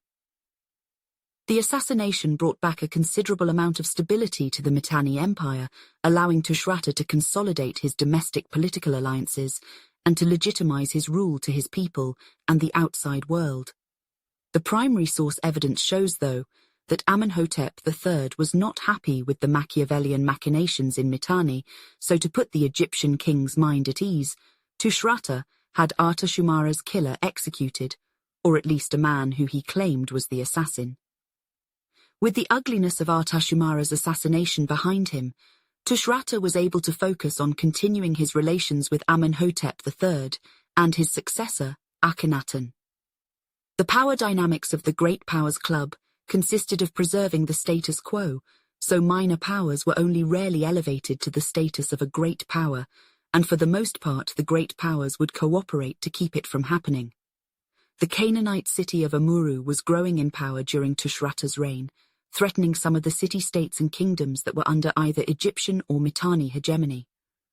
Amurru was located in an area that stretched from the Orontes Valley in Syria to the Mediterranean coast. It was technically under Egyptian rule, but there was no local prince or governor who administered Amurru. In fact, Amurru was somewhat of a lawless region that acted as a buffer between Egypt and Mitanni. When a local potentate named Abdi Ashirta began claiming to be the prince of Amurru and threatening the Egyptian possession of Byblos, it threatened the stability of the region. According to a letter, the situation became so unstable that Tushratta visited the region personally and then requested Egyptian aid in the form of Nubian mercenaries, Meluha, to support Rib-Hadda of Byblos. The text reads, "The king of Mitanni visited the land of Amurru itself, and he said, 'How great is this land? Your land is extensive. May the king of Egypt send me his commissioner, that he may take it for him. Moreover, come yourself with all speed and take everything. Then return to get the archers later on. Moreover, get 200 men of Meluha. Abdi Asirta is very ill. Who knows when he dies?'" Abdi-Ashirta was killed under suspicious circumstances after this event, so it is likely that either the Egyptians, Mitanni, or both somehow orchestrated his assassination, hoping that his son and successor, Asirru, would be more pliable. Asirru, though, proved to be just as rebellious as his father, leading a major attack on Byblos that resulted in Rib-Hadda's death. Despite the somewhat unstable situation in the northern Levant in the mid-14th century BC, Tushratta was able to ingratiate himself even further with Amenhotep III and then Akhenaten. 13 of the Amarna letters are correspondences between Tushratta and Amenhotep III, Akhenaten, and Amenhotep's chief queen and Akhenaten's mother, Tiye. One letter details how Tushratta sent a cult statue of the goddess Shaushka of Nineveh to Amenhotep III as a gift, just as Shutarana II had done during his reign. Thus Tushratta, the king of Mitanni, who loves you, your father-in-law. For me all goes well. For you may all go well. For our wives, for your sons, for your magnates, for your chariots, for your horses, for your troops, for your country, and for whatever else belongs to you, may all go very, very well. Thus Shaushka of Nineveh, mistress of all lands. I wish to go to Egypt, a country that I love, and then return. Now I herewith send her, and she is on her way. Now, in the time too of my father went to this country, and just as earlier she dwelt there and they honoured her, may my brother now honour her 10 times more than before. May my brother honour her, then, at his pleasure, let her go so that she may come back. Tushratta's decision to send the statue may seem like a minor event, but given the importance of cult statues in the ancient Near East, it was actually momentous. Cult statues in general were very important because they were believed to embody the earthly avatar of the particular deity. As such, they rarely left their temple, and having one taken in a war was considered a most ominous sign. On the other hand, to give one to another people, as Tushratta did, was a way of spreading the deity's influence. Shaushka was the Hurrian version of Ishtar of Nineveh, which is where her cult statue was housed before being sent to Egypt. The gift of the Shaushka statue opened the way for a new alliance to be concluded between Egypt and Mitanni. Indeed, Tushratta and Amenhotep III seem to enjoy writing each other, as many of the Mitanni Egyptian Amarna letters were between those two leaders. The two kings enjoyed trading gifts, and reading the texts of the tablets might lead readers to think that part of the arrangement involved the leaders trying to one-up each other in terms of wealth and ostentatiousness. Of course, Tushratta had no problem sending more Mitanni princesses to live in Egypt, as another tablet indicated, "Say to Nibmurea, the king of Egypt, my brother. Thus Tushratta, the king of Mitanni, your brother. For me all goes well, for you may all go well, for Kelu-Heba may all go well, for your household, for your wives, for your sons, for your magnates, for your warriors, for your horses, for your chariots, and in your country, may all go very well. Since you were friendly with my father, I have accordingly written and told you so my brother might hear of these things and rejoice. My father loved you, and you in turn loved my father. In keeping with this love, my father gave you my sister. And who else stood with my father as you did? I herewith send you 1 chariot, 2 horses, 1 male attendant, 1 female attendant, from the booty from the land of Hatti.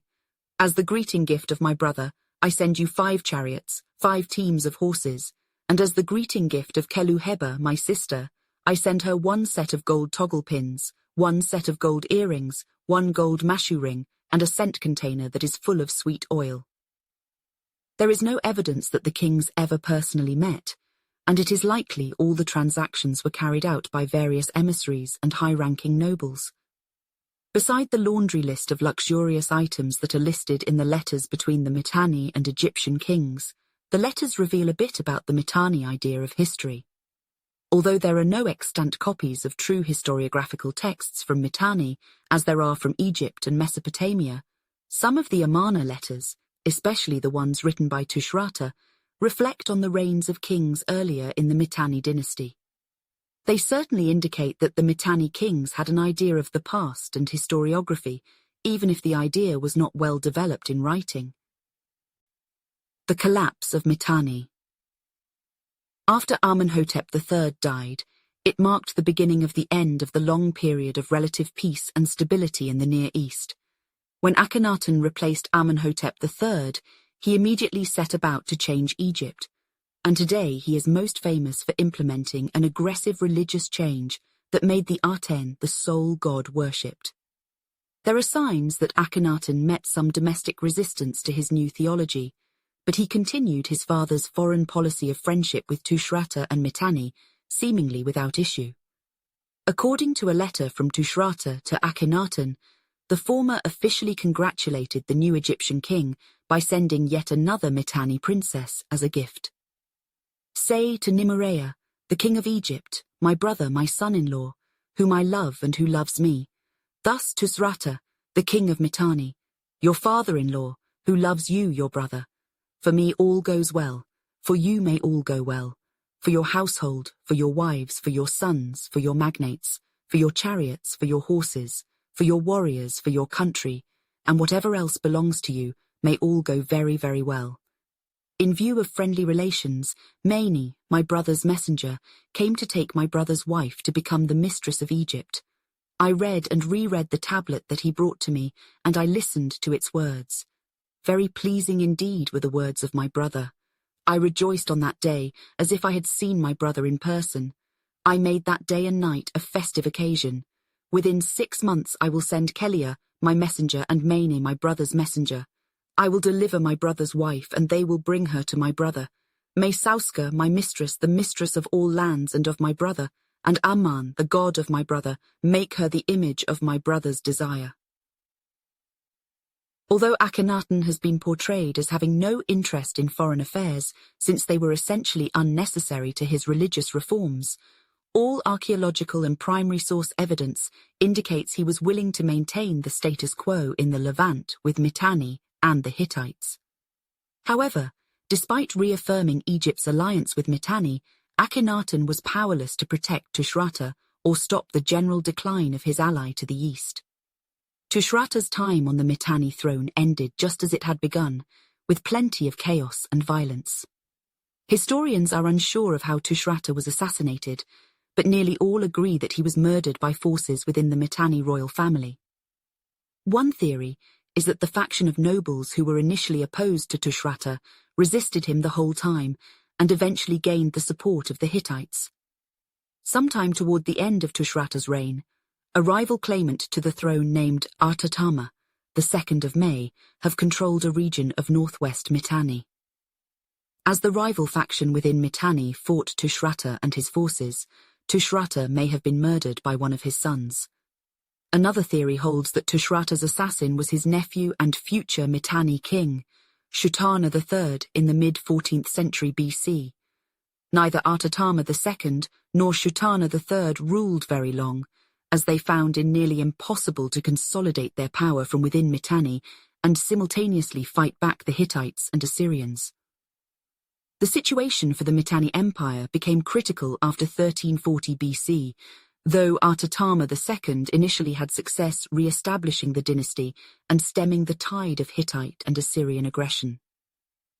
However, the Hittites kept bringing pressure from the north and the west, while the Assyrians marched closer to the Hurrian homeland from the south and the east.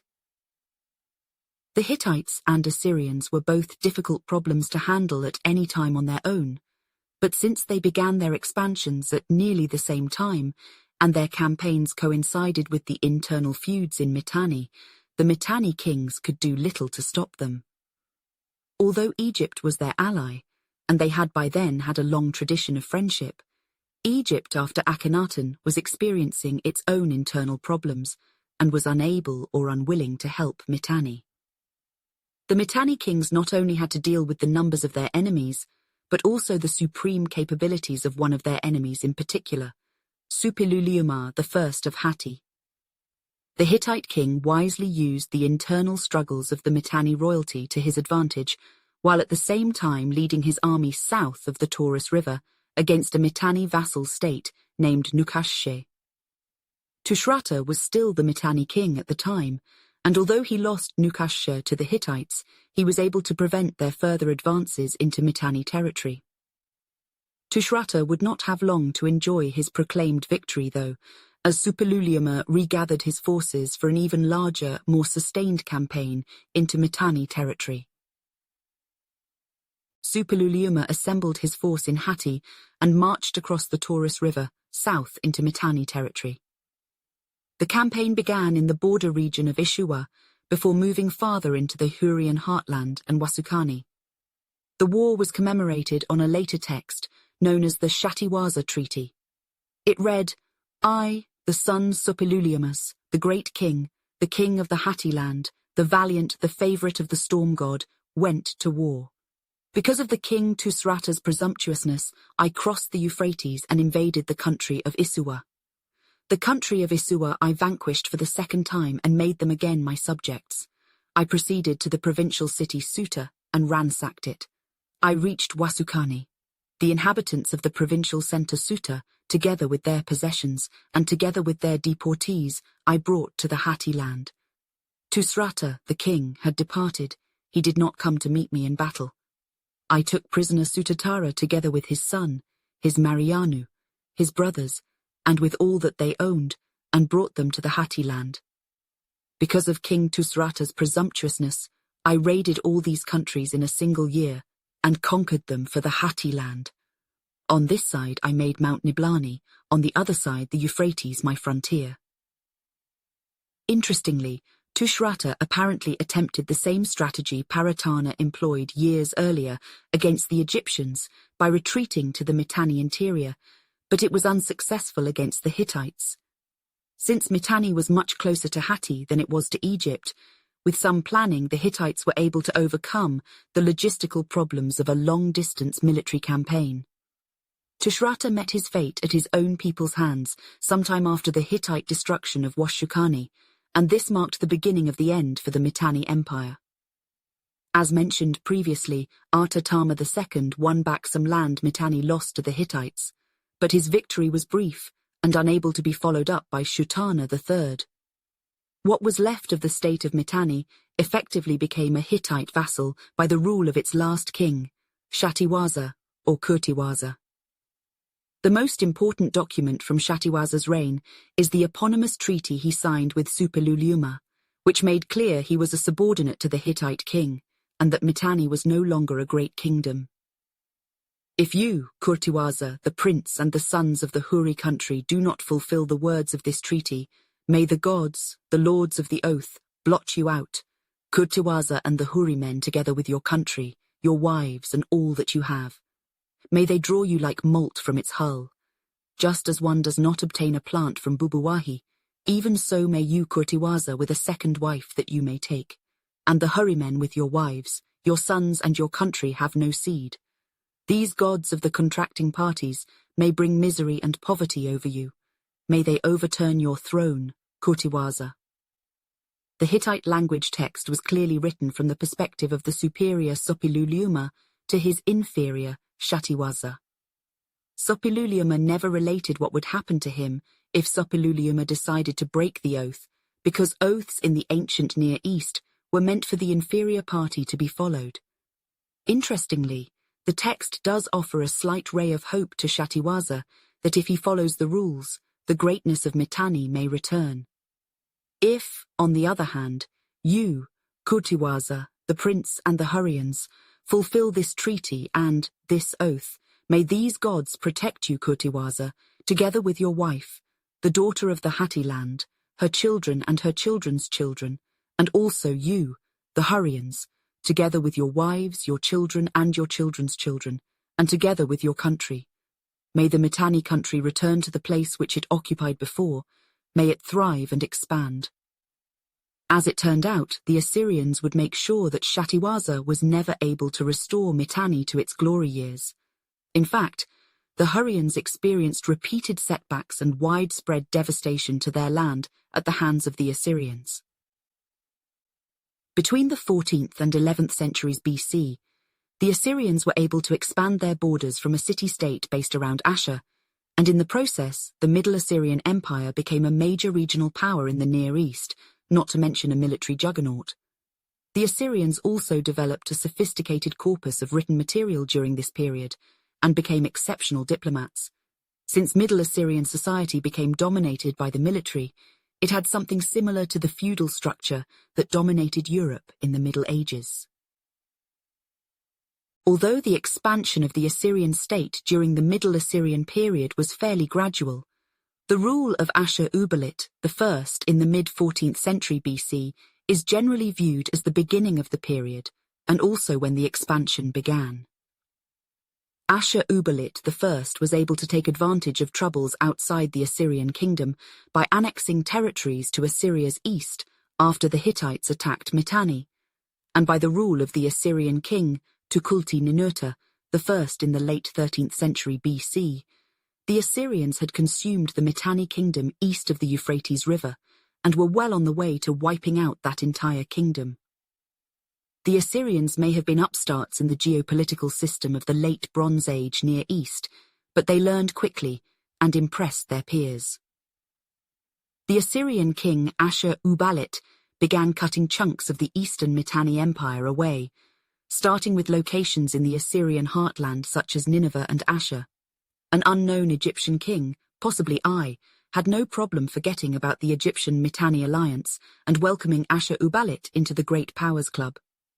Say to the king of Egypt, thus Assur-uballit, the king of Assyria, for you, your household, for your country, for your chariots and your troops, may all go well. I send my messenger to you to visit you and to visit your country. Up to now, my predecessors have not written. Today I write you.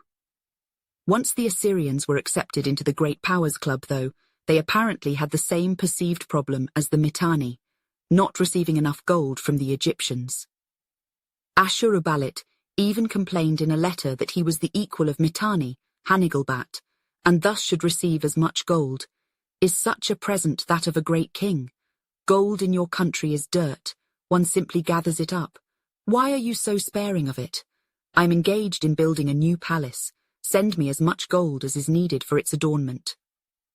When Assur-nadin-ahi, my ancestor, wrote to Egypt, 20 talents of gold were sent to him.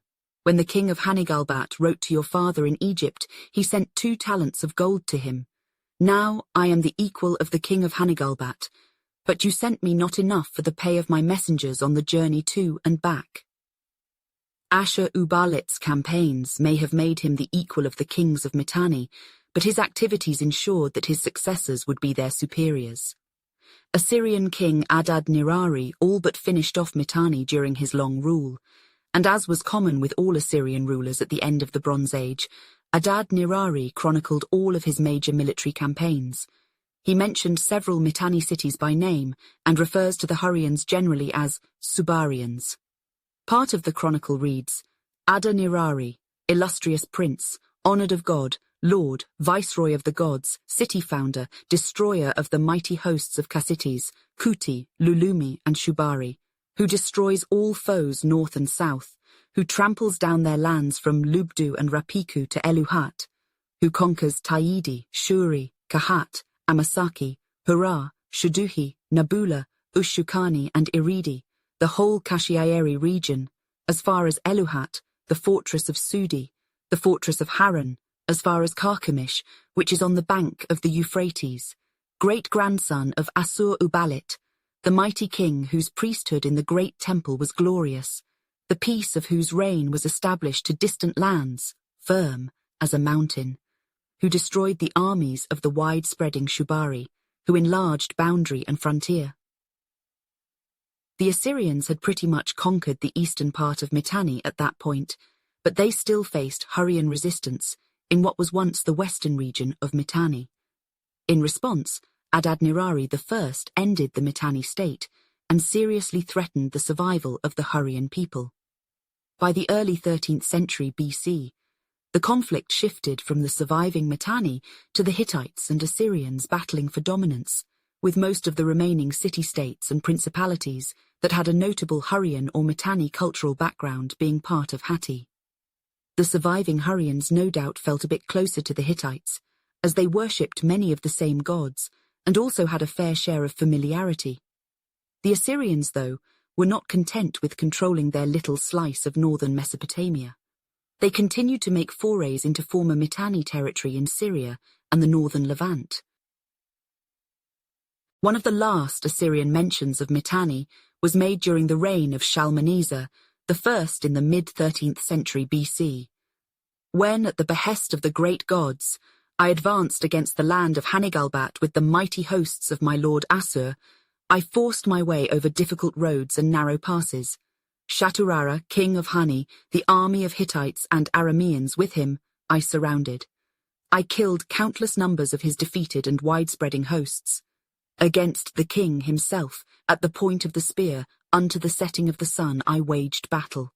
I cut down their hordes, 14,400 of them I overthrew and took as living captives. 9 of his strongholds, his capital city, I captured. 180 of his cities I overturned to tells and ruins. The army of the Hittites and Arameans, his allies, I slaughtered like sheep. At that time, from the city of Taidi to the city of Iridi, the whole Kashiari mountain region, to the city of Eluhat, the stronghold of Sudi, the stronghold of Haran as far as Carchemish, which is on the bank of the Euphrates, I captured their cities. Their lands I brought under my sway, and the rest of their cities I burned with fire. The Shaturara mentioned was a puppet Mitanni prince, who ruled at the pleasure of the Hittites. He may have had the same name as earlier Mitanni kings, but he was far from their greatness or power. By the middle of the 13th century, Mitanni had been reduced to just another Hurrian principality that needed Hittite protection from the Assyrians.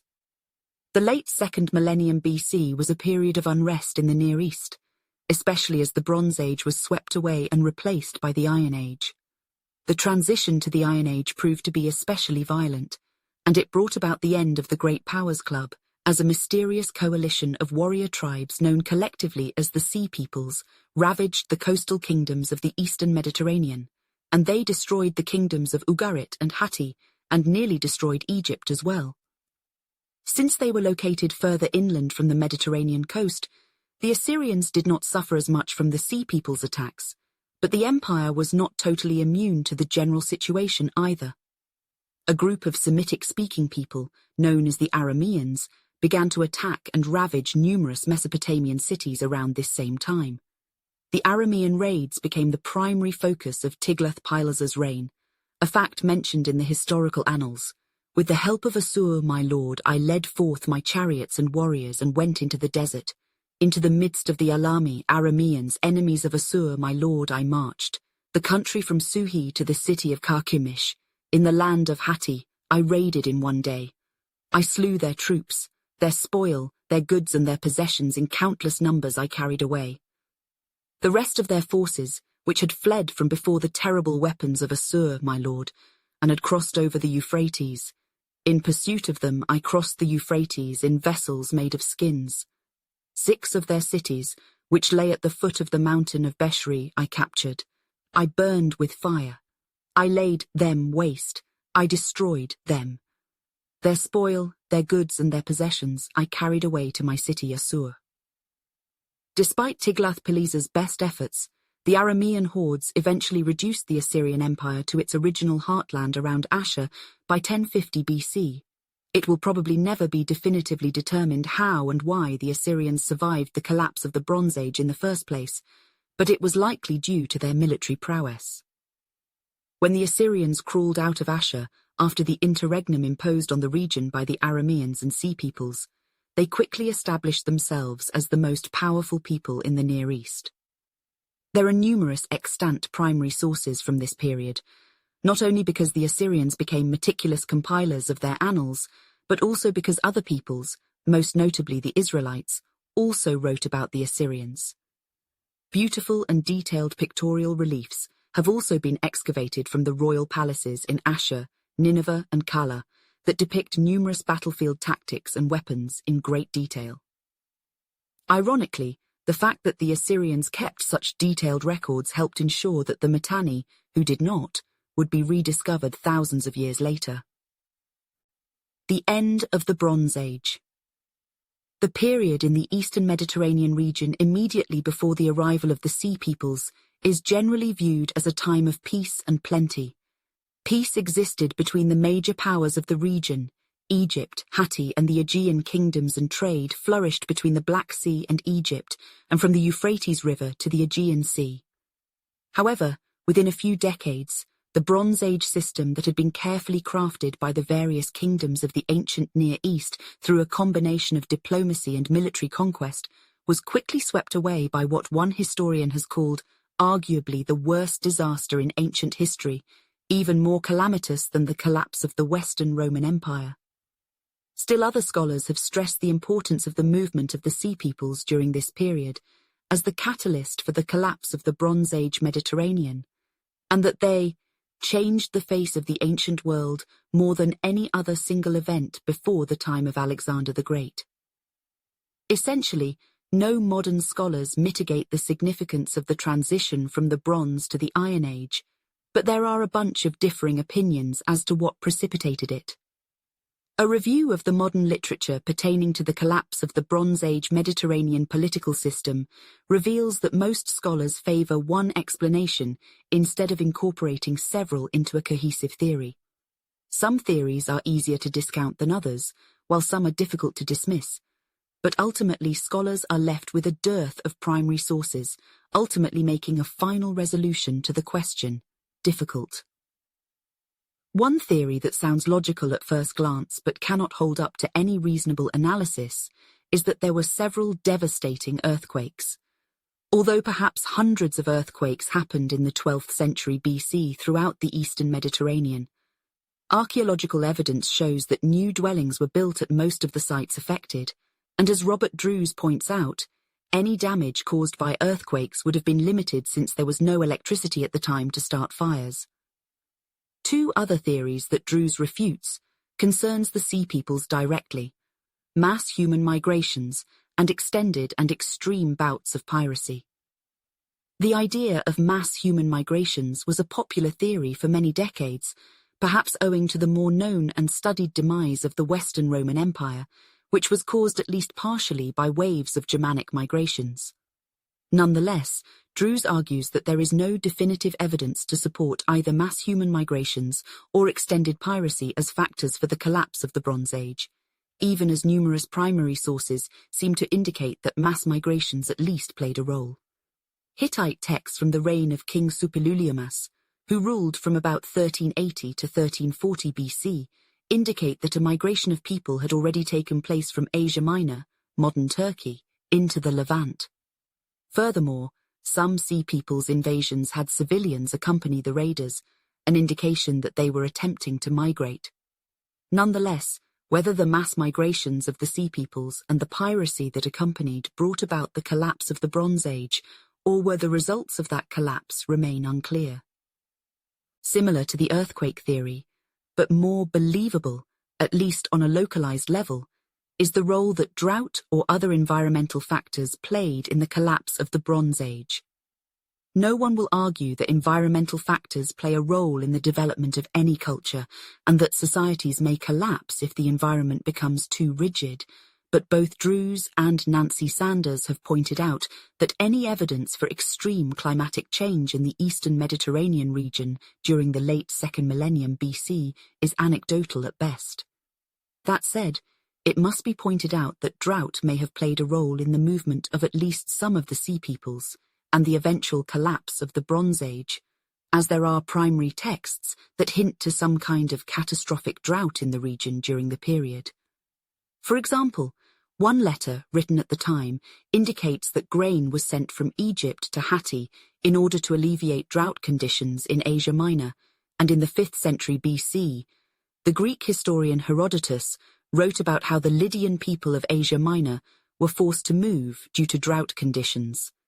The Lydians were the first people we know of to use a gold and silver coinage and to introduce retail trade, and they also claim to have invented the games which are now commonly played by themselves and by the Greeks. These games are supposed to have been invented at the time when they sent a colony to settle in Tyrrhenia, and the story is that in the reign of Attis, the son of Manes, the whole of Lydia suffered from a severe famine.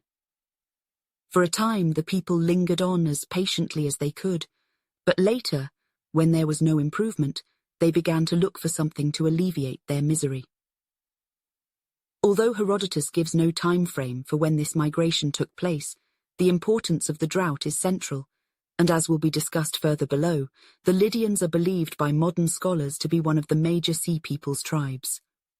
Drought may have played a factor in the eventual movements of the Sea Peoples and the ultimate collapse of the Bronze Age Mediterranean, but the collapse of the political and diplomatic system that the various kingdoms developed also needs to be considered. The late 2nd millennium BC Eastern Mediterranean and Near East was a time and place of peace and plenty, where Egyptians, Hittites, Mesopotamians, Semites, and Mycenaeans traded goods and ideas, and where military conflict, although not rare, was often a last resort and never used in a total war capacity. At the same time, the system that the larger and more powerful kingdoms, such as Egypt and the Hittites, developed was all reliant upon the idea that every state knew its place in the international hierarchy. So if one of those pieces was somehow disrupted or even destroyed, it could have thrown the whole system into anarchy. Sandars, in particular, has argued that the Hittites provided stability to the Mediterranean and Near Eastern regions, and that the collapse of their empire was one of the major causes for the Dark Age that overtook the region. Indeed, the Hittite Empire had some inherent problems that were exposed with the onslaught of the Sea Peoples invasions in the late 13th and early 12th centuries BC. Perhaps most importantly, the Hittites were essentially a landlocked people whose capital, Hattusa, was located far inland in the mountains. Due to this location, the Hittites were forced to rely on neighboring vassal states, such as Ugarit and the Luca people, who proved to be unreliable. In fact, the Luca were completely untrustworthy because they are believed to have been one of the groups of Sea Peoples, as will be discussed further below. Moreover, the Hittite political and military system was extremely archaic, even for that time, as it was dependent on a feudal system and the use of chariots that were quickly becoming obsolete militarily. After the reign of Suppiluliumus around 1180 BC, the Hittite Empire was cursed with a succession of ineffective rulers and crop failures, so there was little the once mighty empire could do to stave off the attacks from the Sea Peoples and other migratory bands of people. Ancient letters found in Ugarit, an ally of the Hittites located in modern Syria, indicates a sense of impending doom among the inhabitants in the area. One letter from Ugarit's king Amurru to the king of Alashiya reported, "My father, behold, the enemy's ships came here. My cities were burned, and they did evil things in my country. Does not my father know that all my troops and chariots are in the land of Hatti, and all my ships are in the land of Lucca? Thus the country is abandoned to itself. May my father know it. The 7 ships of the enemy that came here inflicted much damage upon us." Amurru also apparently asked for help from the viceroy of Carchemish, who responded, "As for what you have written to me, ships of the enemy have been seen at sea. Well, you must remain firm. Indeed, for your part, where are your troops, your chariots stationed? Are they not stationed near you? No, behind the enemy who press upon you. Surround your towns with ramparts. Have your troops and chariots enter there, and await the enemy with great resolution."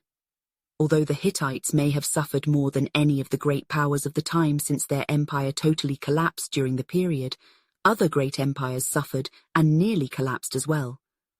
The Egyptian Empire did not collapse as the Hittite Empire did, but it was severely damaged by the Sea Peoples' attacks, and even prior to those attacks, the empire showed definite signs of decay.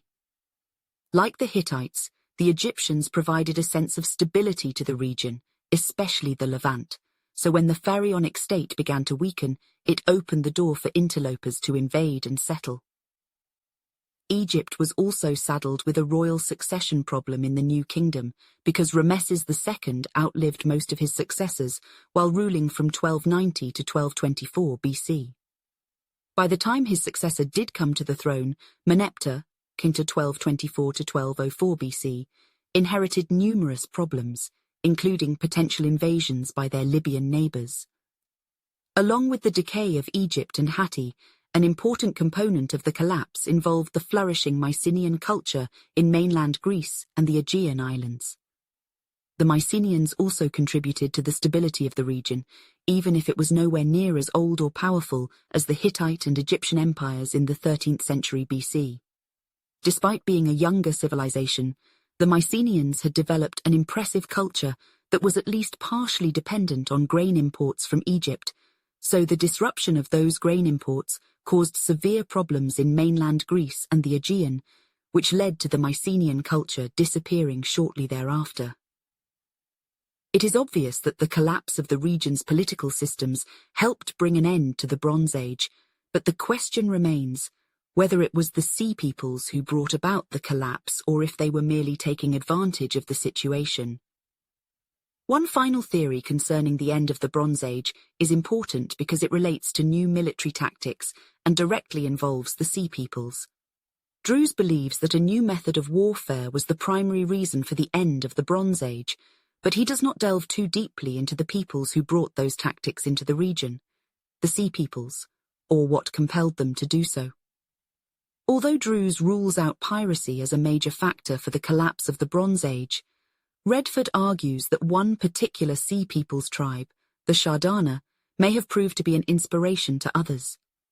He wrote that the military success of the Shardana may have prompted others to attack locales in the Mycenaean world with the aim of piracy, and Sandars concurs that the raiders had their eyes on material objectives like cattle, gold, women, and other movable material objects.